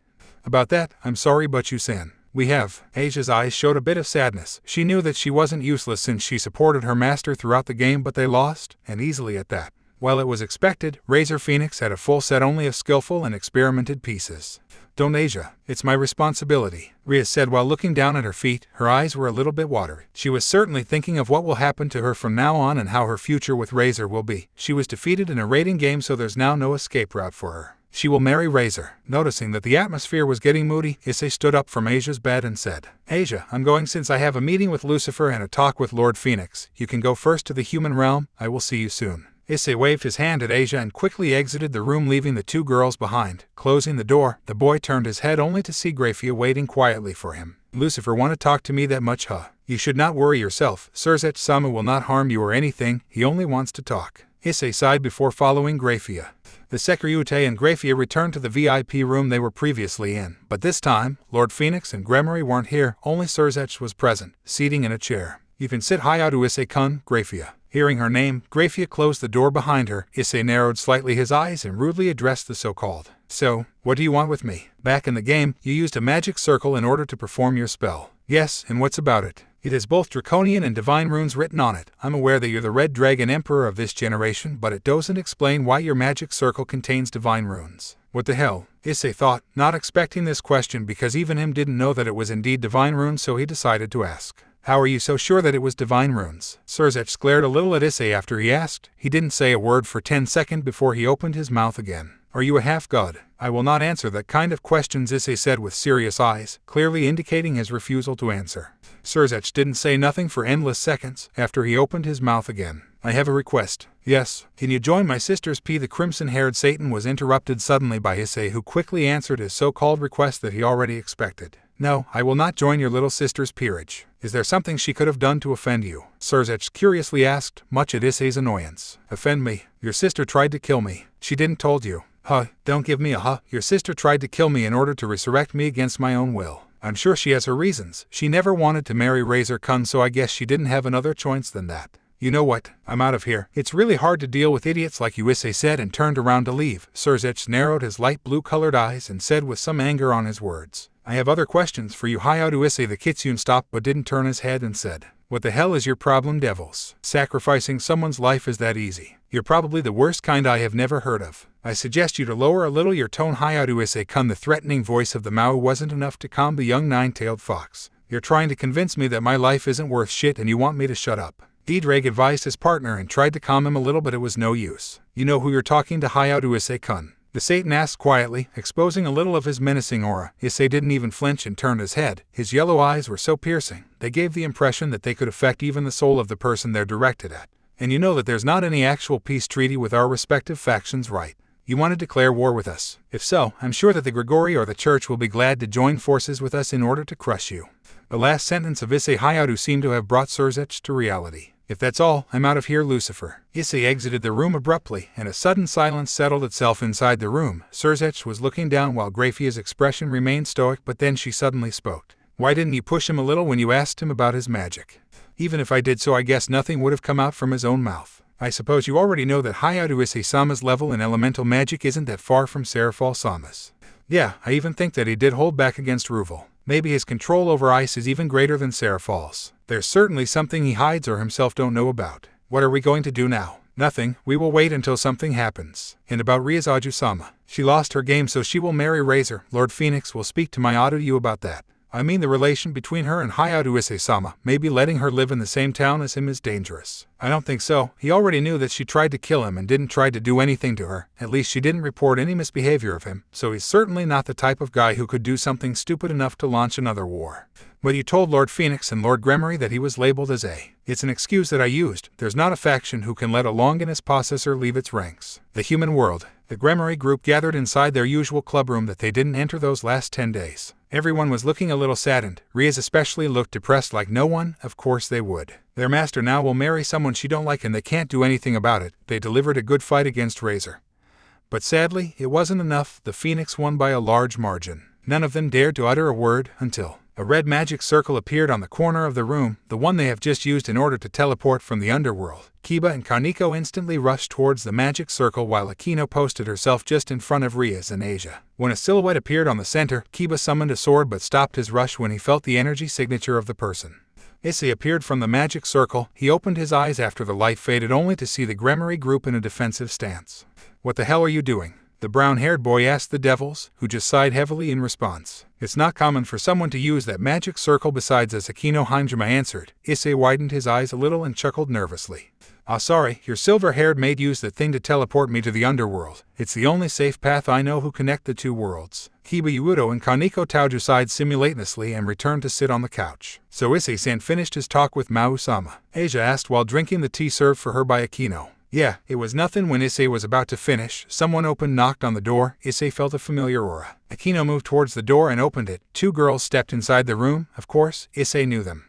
Good to see you again, Hayadu-kun. One of the girls greeted Issei with a small smile while the other bowed her head elegantly. Likewise, Kaichu. Issei grinned while saying that, remembering the punishment he received from her not a long time ago. Rias lifted her head. Sona looked at her depressed-looking friend and concluded the result out of her game. I guess you lost. Yeah, Rias answered with a small yet really fragile voice. Sona narrowed her eyes and turned towards Issei, who was about to leave the clubroom. You're leaving, Hayadu-kun? Yeah, Issei hesitantly answered. You were absent this morning, and you don't have any justification. Wait, this time I have. Issei quickly tried to defend himself. Sona approached him with her narrowed eyes and said, First things first, let me introduce myself again. I know you're a devil, Kaicho. He was interrupted by Sona, who continued. I'm Sona Citri. I use the name of Sona Shitori as an alias. I'm the next heir of the household and the little sister of the current. Issei widened his eyes in surprise. He knew that Rias Gremory was the little sister of Lucifer, but he didn't know that Sona too was the sister of Leviathan. I will wait for you after the afternoon period inside the student council to introduce you my peerage to avoid any problems in the future, Sona declared clearly to Issei, who was still a little troubled how to react. Why yeah, I'll come. And how about your excuse in not attending school this morning? The girl beside her, Tsubaki Shinra, the vice president, asked. Rating game. Issei answered hesitantly. Sona and Tsubaki opened their eyes widely. Sona turned his gaze towards Rias, who only nodded. How? You fought against Razer's peerage after I was defeated, and managed to win, Rias tiredly said. The shocked expression of Sona Citri and Tsubaki Shinra was just priceless. Well, Tsubaki's Shinra turned her attention to Issei, still surprised after the confession of Rias. Even Sona didn't expect that Issei would really win against Razer. Rias didn't told her friend about the encounter between her and her peerage with the lost descendant of the house. But still, beating an entire peerage with his own hands and without any backup sure is an admirable feat. Maybe he can make a magnificent piece for her peerage. She certainly thought about something like that when her eyes shone for a second but quickly swept the idea and recomposed herself. Hayadu-kun, since it's too late to join your class I would ask you to wait here please. Issei sent her a questioning look, then Sona decided to answer the curiosity of the boy. I will come back and bring my peerage with me in order to introduce you to them, and I have to discuss something with Rias and maybe with you too. You want me to join your peerage? Issei asked quickly, surprising Rias and her peerage, but Sona and Tsubaki seemed to have expected that kind of response. Well, it can't be helped if you reach that conclusion. Yes, I want you in my peerage, the student council president said that casually. Rias narrowed her eyes, certainly because she is worried about for her friend. Dealing with Issei Hayadu can be harmful. Well, at least for her. Sona, thanks for the proposition, but no, Issei answered, normally surprising Rias furthermore. Then he sat on the couch just beside Asia. Is there anything of an inconvenience if you stay under me? Sona asked curiously, but Issei chuckled a little. Really? There's not. It's just that I want my freedom and don't want to become a devil. It's understandable. I will come back shortly with my peerage. After this being said, Sona and Tsubaki left the room, leaving Rias's peerage and Issei Hayadu behind them. When the two persons in charge of the student body exited the room, Issei sighed a little and relaxed himself on the couch and rested his head on the inside arm of it before he said, "You should learn how to handle things like Kaichu, Gremory." Learn what? Rias asked nervously, knowing fully what Issei meant. Did you see how Kaichu made me an offer in joining her peerage? It was way better than how you've done, don't you think? Issei laughed a little, and the rest of her peerage showed a small smile at the sight of their embarrassed master. The blushing Rias looked at her feet in shame. But, I'm really thankful that you resigned. At least you care about your piece's life. They're not pieces, Rias exclaimed. A little of anger emerged on her voice, making Issei smile a little. Glad to hear it. Then Akino Hanjima approached Rias from behind and said, "Butchu, the matter Kaichu want to discuss with you is about the familiars."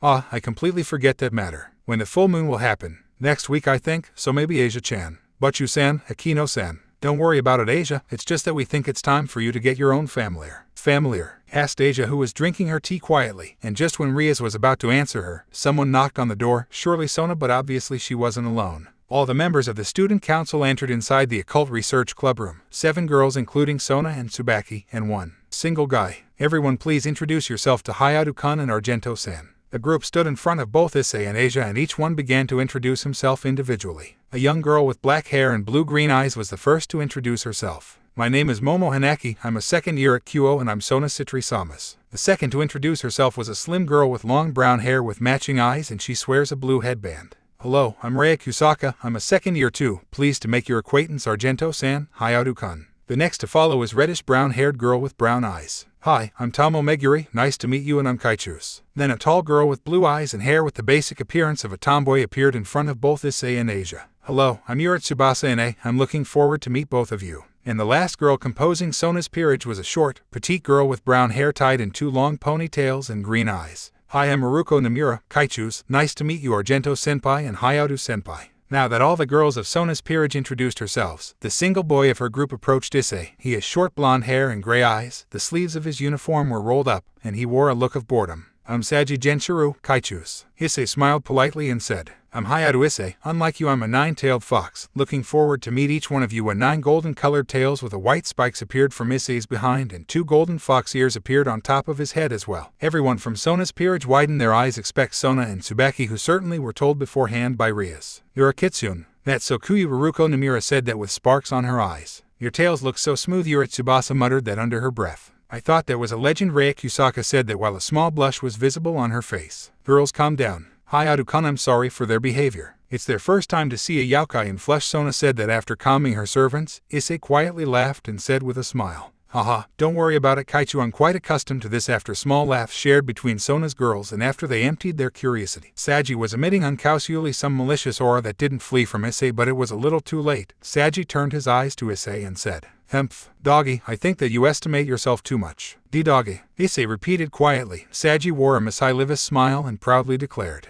"You want to fight? Come and taste my fist, you little shitty playboy." I picked up 4-piece. Saji tried to land his fist on Issei's face, but the kitsune quickly reacted and dodged the attack. "Why are you the only one drawing the attention of the pretty girls like Asia-san?" "Oryaa." Issei dodged another incoming punch from the very angry Saji. Oi, calm yourself a little. Hey Kaicho. When Issei turned his eyes towards the student council president, he would have sworn that he was staring at death itself. She was wearing a look who terrified even our mighty Kitsune. Hayadu-kun, do as you please. When Sona declared quietly that, Issei widened his eyes a little, not expecting that kind of response, but he suddenly grinned when Saji was about to punch him. While to try to punch for a third time, Issei quickly evaded the punch with minimal movements. You could even tell that Issei wasn't even taking Saji as an opponent. The Kitsune decided to use any of his fire or tauki, but instead the tips of his 5-finger glowed with a light blue color. Probably Kai. He didn't waste time and implanted his fingers on Saji's abdomen, making him instantly fall. Cough W. What cough? Saji tried to move, but at his surprise, he could not even move a single nail. Don't try to move, Saji-kun. I used a trick to immobilize you. Sona approached the two and looked down to Saji. Her violet eyes were menacing to say the least. Saji, Hayadu-kun didn't done anything severe to you, it seems. We will have to talk afterwards. Yura, please take him to the student council. As Sona gave the order, the capable of hers picked up Saji's from the ground like it was nothing. Issei made a bitter smile at the scene, feeling some pity for Saji perhaps.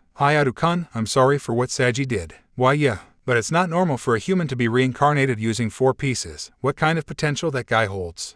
I think that he has a sacred gear, but he's too weak to wake him, it seems. Well, Sona, you came here to discuss about the familiars, I guess. Yes, as you probably know, we can only obtain familiars for our new servants on the night of a full moon, so next week one of us will go to the familiar forest while the other will wait for an entire mouth. Actually, I have Asia that certainly needs a familiar since she's my newest piece. Maybe you could just let us go for this time. It's not too late for you. I knew that you'll answer this, since the ball tournament is for tomorrow, so how about we settle it there? I will not lose, Sona. We will see. For now I'll leave Rias. And don't worry about Razer. I'm sure that it'll be solved in due course. With those last words, Sona and here peerage exited the room. The room was silent until Asia raised her hand and questioned her. But you-san, what's a familiar? Rias, visibly really tired, put her hand on her forehand and answered. Asia, we will talk about it tomorrow. Let's rest a little for now. We deserve it. Are you really all right, Butchu? If you want, I can. Kiba shared his concerns but was interrupted. But Rias, don't worry about it, Hyoudou. I would lie if I said I'm okay, but I would lie too if I said I didn't expected this outcome. Kiba frowned a little while Akino showed a worried expression. All her peerage plus Issei exited the room except for one. Kaneko is still on the couch. Kaneko.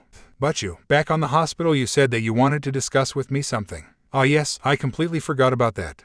So, it's about your sister, Kuroka. Kaneko suddenly shivered when she heard the name, showing some signs of fear like sweating and trembling a little. Rias sighed and said, Don't worry, Kaneko, it's just that I heard something really troubling to say the least, and I thought that maybe since you're the first concerned you should listen to it first before I take any actions regarding that. Kaneko looked at her master with her hazel eyes and nodded, making the crimson-haired princess smile a little. I had a small conversation with Issei-kun back on the medical institute about Senjutsu.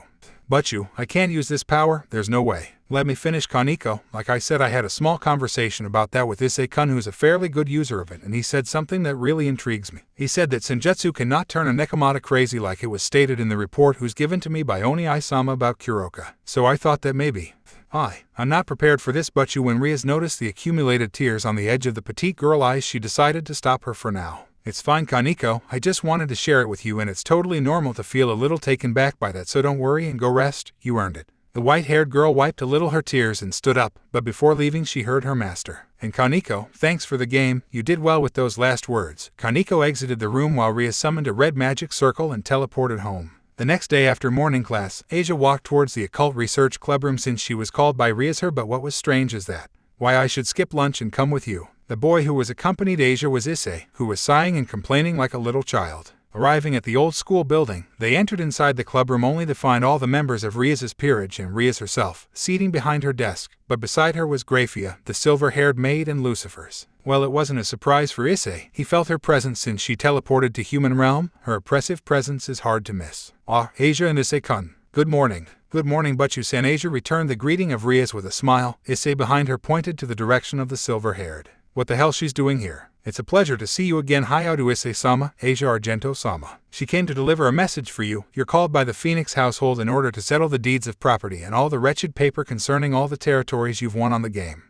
For today. No, Hayadu Issei-sama, I came back only to deliver the message and take your answer. You'll choose the appointment.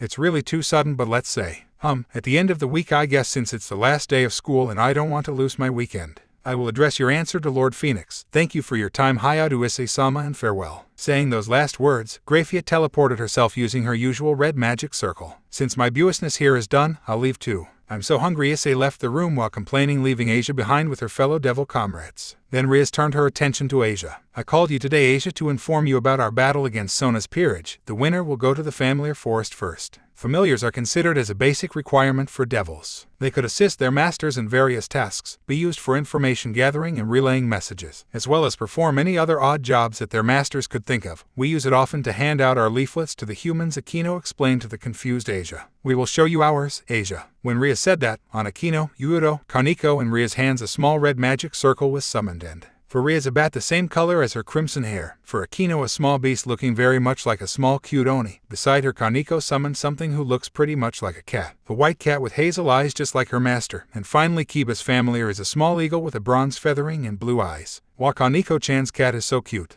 it's Shido. Kaneko introduced him and her cat began to caress the cheek of Asia. Well, those are our familiars, and to obtain yours we must go to the familiar forest, situated in the underworld around the Phoenix's territory on the night of a full moon. So we will fight against Kaichu-san because of me. I can wait for another mouth. Actually, there's no need. We are certainly fighting to get you a familiar, but you fufu are, but you can't accept to lose against Kaichu. When Akino playfully said that, she received a strong glare from Rias. Ara, scary one. Sama. Akino continued to make attempts in teasing her master, who only sighed in annoyance. So that's how it is. Tomorrow we're going to face Tsubaki and Sona in a tennis match. Prepare yourself, Akino. Yufufu, we're going to crush them. Certainly, that's why Asia, from today as well you'll train with us. The tournament will last until the end of the week. Tomorrow we will have tennis. The day after we will have a dodgeball game against Sona's peerage. The one who will win the 2 games, or at least one if the other end up in a tie, will go to the familiar forest first. Hi, I'll do my best. The next day, it was during lunchtime and Issei just exited his classroom after he devoured his bento. The boy couldn't help but hear all the cheerings coming from the group of students who gathered around the tennis court.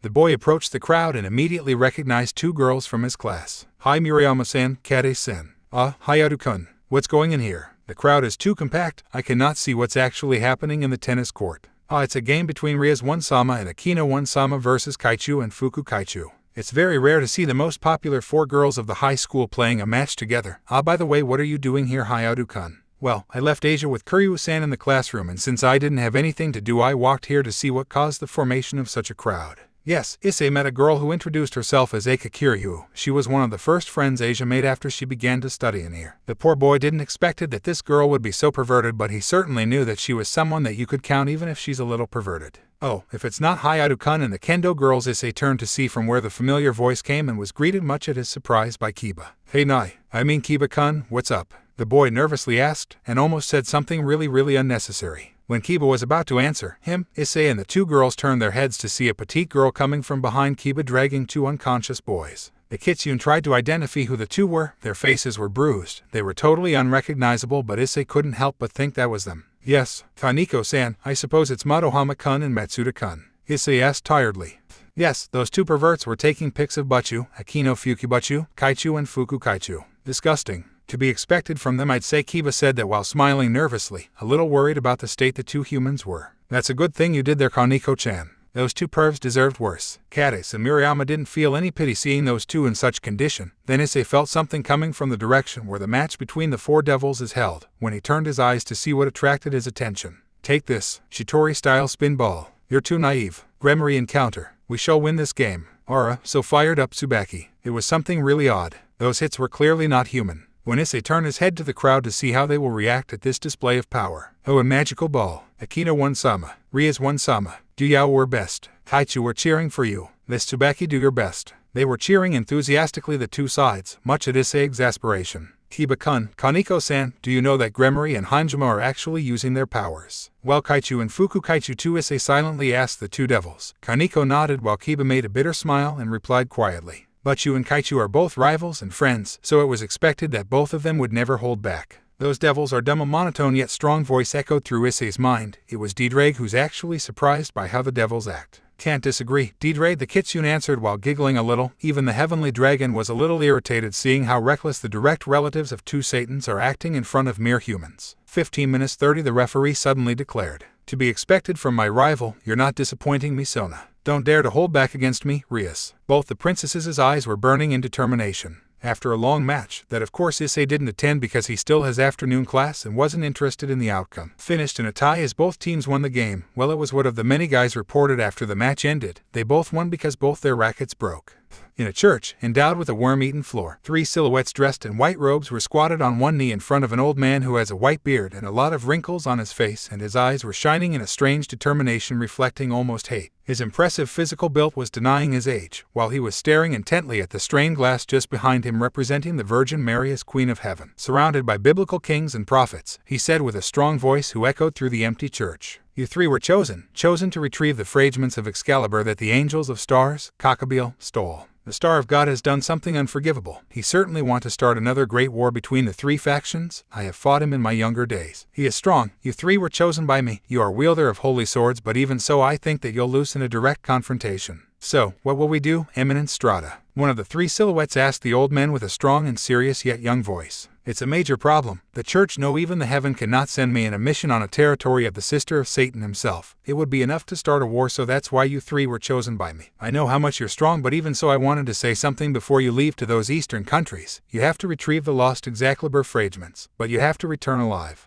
It's not an order from the heaven, not from the church, and not from me as, it's an order from me as Vasco Strata. You have to return alive because you 3 are our future, the future of the church's warrior. And I will send you the little one afterwards. She's in a mission right now, but I'm sure her sacred gear will be very useful." As the old men said those last words, the 3 silhouettes left the church, leaving the old man who was still staring at the glass alone. "You Warminger, you have never changed after all these years. If those youngsters are not able to stop you, I will do it myself, and this time, I will definitely erase you." Kyoto Academy, the Gymnasium. It was the day after the tennis match between Rias and Sona. Today both peerages gathered inside the gym to play a dodgeball game in order to decide finally who will get the chance to get a familiar first. "You didn't have to reduce your numbers in order to fight against us," Rias said to Sona. Both were wearing their PE uniform. "I prefer to play in an honest way, plus it's going to be way more entertaining like that. Winning easily doesn't suit my style," Sona replied with a small confident grin on her face. "You seem to be confident." "Yeah, that's just like Rias said. Sona didn't bring all her peerage with her, and now the student council team are equal in numbers with the Occult Research Club team. For Sona's team there's Sona, of course, Tsubaki, Saji, Yura, and Momo. And for Rias's team there's Rias, Akino, Kaneko, Kiba, and Asia." The terraces of the gymnasium were full of students that especially came to watch the match between those 2 teams. Well, yesterday both Rias's and Sona's team won every match that opposed them to the other clubs, making today's match look almost like a final for the ball tournament. Butchu-san, Issei-san was called by Lord Phoenix-san, right? He will spend all the day on the underworld. Yes, the territories of Razer are really vast and taking a look at it will take a day at least. The Phoenix household is one of the richest pillars of the underworld after all. Yes, this morning Grafia came to the Occult Research Club room in order to bring Issei to the underworld to make an expertise and settle the wretched paper concerning the territories of Razer. After teleporting several times with a magic circle, both Grafia and Issei arrived in front of a castle. "Don't tell me this is," Issei hesitantly said, fearing the truth, but Grafia remained unfazed and said in a calm voice, "Yes, this the main residence of the Phoenix family." The castle's gate suddenly opens while making a heavy sound. After both Grafia and Issei went inside and past the garden of the castle, they arrived at the residential area where the servants and direct descendants of the Phoenix household live. Then someone appeared from nowhere. It was a tall woman with a voluptuous figure. Her blonde hair is up and adorned with expensive-looking accessories. Accompanied by pure green eyes, she gave off a noble aura. A familiar voice echoed through Issei's mind. "Yeah, D-Drag-san and his fetishes." Even Issei couldn't deny that the size of her bust is actually enormous. "Lady Phoenix, it's a pleasure to see you again," Grafia greeted the women properly while Issei was looking suspiciously at her. "Likewise Grafia-sama, so he is the one that defeated Razer ... and Ruval." "Yes, it's indeed him. He is Hayadu Issei-sama. Hello there, I'm Lisa Phoenix, Razer's and Ruval's mother and the wife of the current head of the Phoenix household. Nice to meet you. Can I call you Issei-kun?" "Why yeah, nice to meet you too, Lady Phoenix." "Ara, be at ease, Issei-kun. Don't think that I hold a grudge against you because you have beaten some common sense in my Razer. I'm actually thankful for it." He had actually too much of a pride and confidence on his powers as a phoenix. "Really?" "Yes, and I'm actually very impressed by your performance. Ruval is my strongest son and yet you have succeeded in beating him." Suddenly a small figure appeared behind her. It was a beautiful young girl with long blonde hair tied into twintails and was dressed in a light purple dress. The girl seemed familiar to Issei. "I recognize you. You're the sister of the Yakido, I mean of Razer. Ara, you remember her." "Ravel, introduce yourself." Her mother smiled awkwardly and pushed the young girl to introduce herself. She was blushing a little. "My name is Ravel Phoenix. Pleased to make your acquaintance, Lord Hayadu, and thank you for last time. In your battle against my brother, you didn't hurt me. I'm thankful for it. I don't mention it, and please don't refer to me as Lord. I'm not someone with such position. Though it's important. Yufufu, I'm sorry to cut short to your discussion, both of you, but Issei-kun have some business to settle first with your father. But Ravel, can you show Issei-kun the territories he won afterwards, okay?" Ravel didn't utter a word while her blush still remained. Issei looked towards the direction of Lady Phoenix. Follow me, Issei-kun, and thank you Graphia-sama for bringing him here. The silver-haired maid nodded and teleported herself. Issei followed Lady Phoenix until they arrived in front of a gorgeous-looking door. The Phoenix lady knocked on the door and entered inside the room without hesitation. Issei followed just behind. Inside the room was a gigantic library. On the center was an impressive-looking desk. On that office, a familiar man with blonde hair was preparing a ton of paper. It was Lord Phoenix. Ah, Hayadu Issei-kun. It's nice to see you again, my boy. The old devil greeted Issei with a warm smile that Issei found quite strange in fact. It's a pleasure to meet again, Lord Phoenix. It sure is. Well, I hope you're prepared. Prepared. We have a ton of paper that needs your signing. Aha, the Phoenix proud laugh echoed through the medieval-looking library. 3 hours later, after thousands signatures and a nearly broken hand, Issei finished his business. Saying he was tired is clearly an understatement. Hayadu Issei-kun, now you have acquired quite a lot of territories, but you don't have time to celebrate because you must visit them now. Don't worry, you'll just have to take a small look for now, and I have already prepared the train. A train? Yes, I suppose that you'll need a guide. Lady Phoenix said that your daughter, Lady Ravel, will show me those grounds. Oh, then that's perfect. Lord Phoenix said that with a satisfied smile. It was really though to win against Sona. But you saying you using that kind of method. I agree with Asia-senpai, it's too perverted. But we won. Akino is right, we won and that's the most important. But you, doing that. Saji-kun almost died from his nosebleed. Hyoudou, it's alright. Now we will got the familiar forest and get Asia a familiar. We will teleport there through magic circle, Butchu-san. Yes, I guess the familiar master is already waiting for us. Akino, did you finish the preparations? I just finished. Very well then, let's get going. The magic circle glowed red and all the pieces of the peerage gathered on the center before disappearing in a blinding light. When everyone opened their eyes, what greeted them was a forest. Well, no one was really surprised. It wasn't called the familiar forest for nothing. It's scary. Like Asia fearfully stated, this forest is certainly creepy. There were a lot of gigantic trees growing. The forest sure is dense and not so much sunlight shines through the ground. The purple sky of the underworld is still visible though. Don't worry, Asia, this forest contain only familiars. And there's not a lot of that can pose a threat to us, Rias said in order to reassure her precious until. Well, as long as you don't approach the famous, you'll probably not get yourself killed. An unfamiliar voice came from nowhere then. The group of young devils turned their heads to the direction of the voice, and what was standing there was a young man wearing rough clothing. He has black hair and brown eyes. Hello, I'm Satoji and I will be your guide. Sorry for the wait, Satoji-san. I'm Rias Gremory and this is my peerage. We came today in order to get a familiar to this girl. Rias greeted the young man and pointed her finger towards Asia's direction. Hello, I'm Asia Argento. The former nun introduced herself shyly, making the familiar No, the guide drool. It's a pleasure to meet such a cutie. So you're the familiar master. Rias tried to change the direction of the conversation and switch to another topic. Not quite. I'm an aspirant to be a familiar master, but don't worry, I lived on this forest long enough to be able to guide you. So what the blonde beauty want is a familiar. A strong one. I want a cute one, Asia answered hesitantly. The guide put his hand on his chin and began to mumble. I think there's some cute familiars not far away from here. Okay, follow me. He said the last part energetically. Issei was now inside a train, and unlike the ones in the human realm, that train was gigantic. The inside can't be described by mere words. It was actually in another level of luxury, and beside him was seating the petite girl that will serve him as a guide. Lord Hayadu. Stop it with Lord Hayadu. Calling me Issei is fine. Then Lord Issei. You want to play like that? Okay, I will call you Ravel Aja-sama, or should I call you Lady Ravel? Issei grinned while saying that, but Ravel on the other hand was blushing. It was hard to tell if it was caused by anger or embarrassment. Either way, the reaction is quite cute. No, Ravel is fine. Then call me Issei and I'll call you Ravel. It's simple. I can't. Please, can I call you just Issei-sama? I think that you got a problem with honorifics. Sigh, I guess it's okay. Ravel answered happily, and in the same manner a girl of her age would have done, leaving even her princess attitude. Issei put his hand on his forehead but can't help smiling. He had never thought on his entire life getting along nicely with a devil that he fought. Even getting himself in such a situation was inconceivable 2 months ago. Maybe it was the Red Dragon Emperor trait, attracting the occult. Maybe his quest to find peace is actually a lost hope. After visiting a lot of territories, and a lot of people too. Because those territories, well, not all but a small part is inhabited by devils from low-class and middle-class families. It wasn't a problem since Issei agreed to let them live like they used to. He wasn't going to use those territories anyway. It was just a compensation for the time he lost in fighting that bird brain and his peerage to revenge Asia and to stray him away from her, and indirectly from Rias' side on the same occasion. And yes, Issei couldn't help but be amazed at how much Ravel was good in managing all what concerns business and diplomacy. She gave Issei a complete sightseeing of all his territories in such a short time. Issei-sama, do you have a familiar? You know, those beings used to assist their masters in. I know what a familiar is, but I don't have one. It's a problem, because it's a basic requirement for us, devils.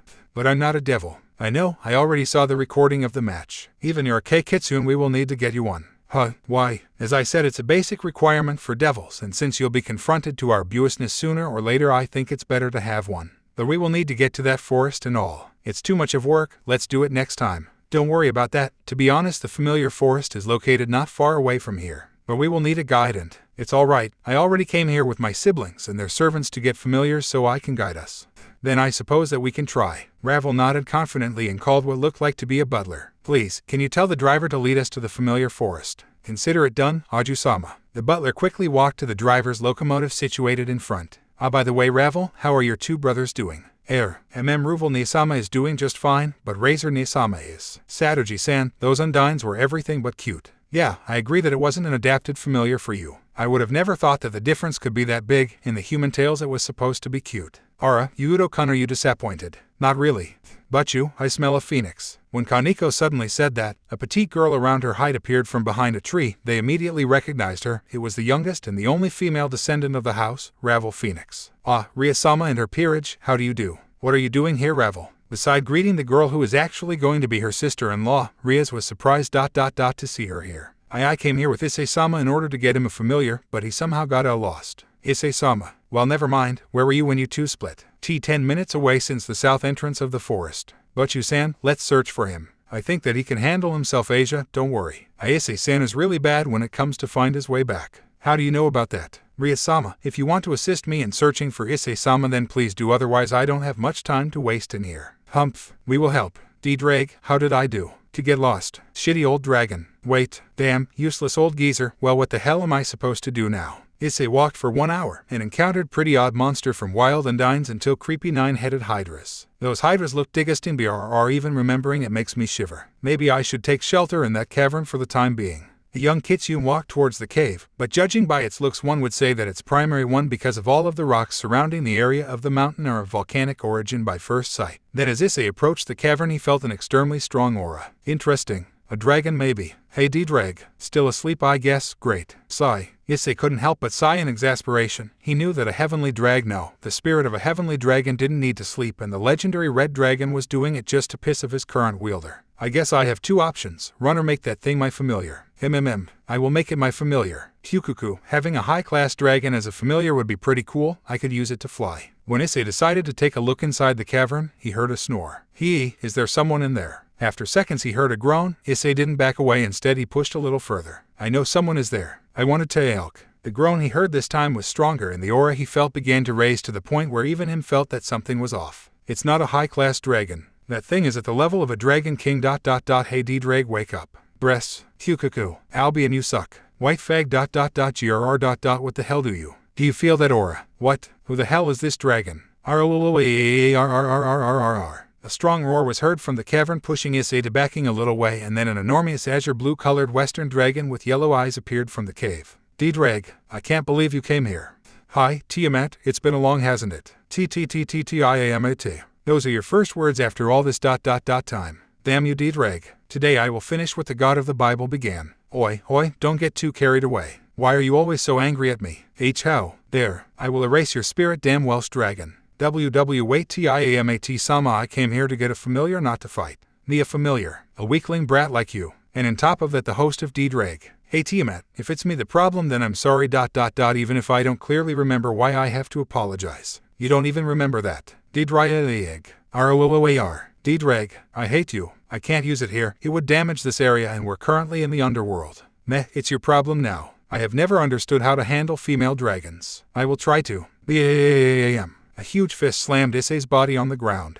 Strong. Issei quickly reacted and retreated back to be out of the direct reach of the menacing dragon. Of course, she's the strongest dragon king, you don't have the choice against her. Don't hold back. I already know that if I don't go all out against her there's no way I will survive, but since I can't use my here then. A huge amount of red tauki began to cover Issei's body, who already transformed on his yokai form. An amount so enormous that even the ground showed cracks under the pressure Issei's aura gave, and a large crater was formed beneath him. Tiamat narrowed her eyes and adopted a defensive stance. Booster gear. Boost. Following Issei's voice, a red gauntlet covered his left arm. Tiamat in the other hand responded by raising her oar. Issei quickly rushed towards her head-on and successfully landed a punch on her face, but was quickly sent flying backwards thanks to a strong and sharp kick of Tiamat. Issei vomited a little of blood and grinned when he saw Tiamat bleeding a little as well. That's quite the punch you have here. Damn you, host of D-Drag. The azure blue dragon's aura began to grow bigger and bigger. Issei widened his eyes at the pressure he could feel emanating from Tiamat. Sheesh, I told you, partner, it's all or nothing. Why yeah.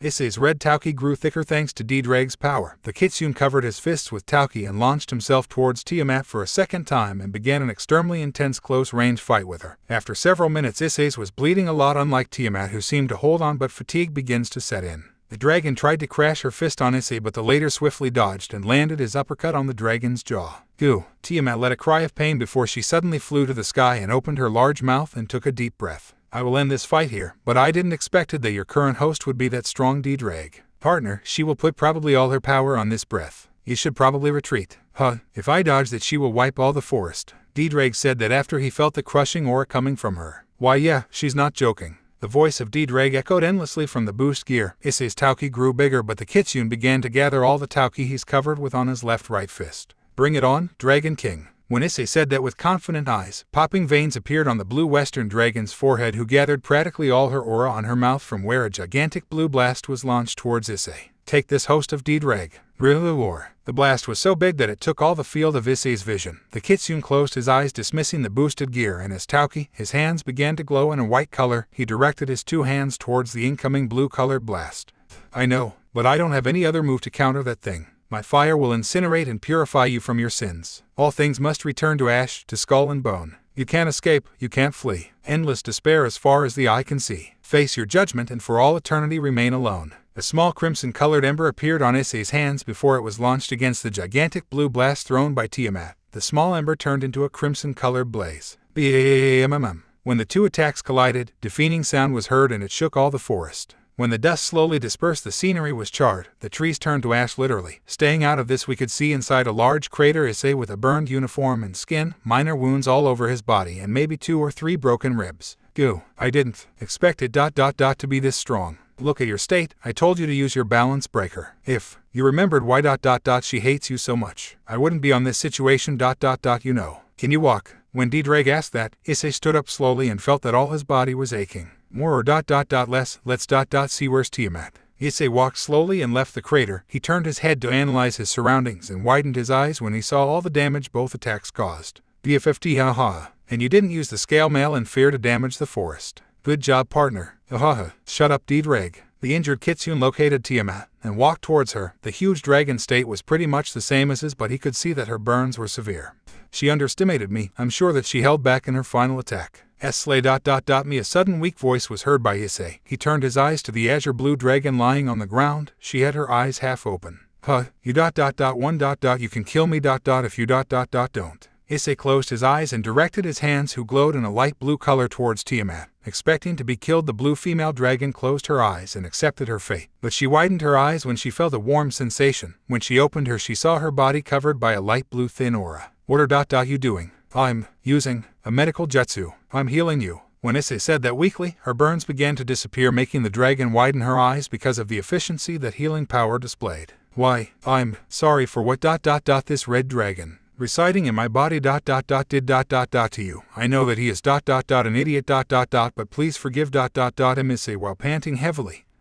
His stamina reserves were already empty. After saying that, the Sekiryude fainted. D-Drag, your current host is really strange. I agree, so I'm forgiven. D-Drag said that with a hopeful voice, but Tiamat growled out and stood up. Her body began to glow, and when the light faded, a woman with a sensual figure stood there. She has long azure blue hair that extends all the way down to her knees with matching eyes. Her outfit consisted in an elegant yet provocative blue dress. She sat down and putted Issei's head on her lap and poked his cheek using her slender finger. Issei responded with a cute purr, making her blush a little. Issei-sama. Issei-san. Tiamat turned her head back and saw a group of devils arriving. It was Rias' group, and Ruval, accompanied of course by Saturji. The blue-haired woman lowered her guard. Asia quickly crouched and began healing Issei's body after she summoned her. The group looked around them and deduced that an intense fight occurred here not long ago. It was quite easy to conclude that, judging by the damage caused. Who are you and what happened here? Ruval was the first to ask Tiamat. She was still giving Issei a lap pillow in front of them. I'm Tiamat, this boy's familiar. Tiamat, The group said simultaneously. Satoji began to shiver. Tiamat. As the deity Dragon King. It's me, and about what happened here. Is that we kinda fought. She said that while blushing a little. Satoji couldn't take it anymore and fainted while the other devils widened their eyes. Expect Asia, who was still healing Issei. Issei-sama fought a Dragon King? Ruval asked, visibly very surprised. It was a normal reaction. After all, a Dragon King is said to stand at a Mao class, and Tiamat were the strongest of them. Issei is his name. Hey Blondie, you should stop healing him, he just ran out of stamina. Asia looked towards Tiamat and nodded before she stood up. Then Rias asked, Issei-kun lost against you? Tiamat narrowed her eyes at the question and replied, instead of asking pointless questions, how about you lead me to this boy's house? He needs rest, and we still didn't perform the ritual. Rias-sama, I shall escort Issei-sama and Tiamat-sama towards the Phoenix Mansion for now. Then we will stick around here a little more to get a familiar for Asia. Ruval nodded and left, following her Tiamat, who picked up Issei in a piggyback ride. Drake said to himself while laughing heartily. Okay, sadly the chapter is over, and if you enjoyed, just leave a like, and subscribe with post notification, so when the next chapter is ready, you will be notified. Okay, see you in the next video. Bye.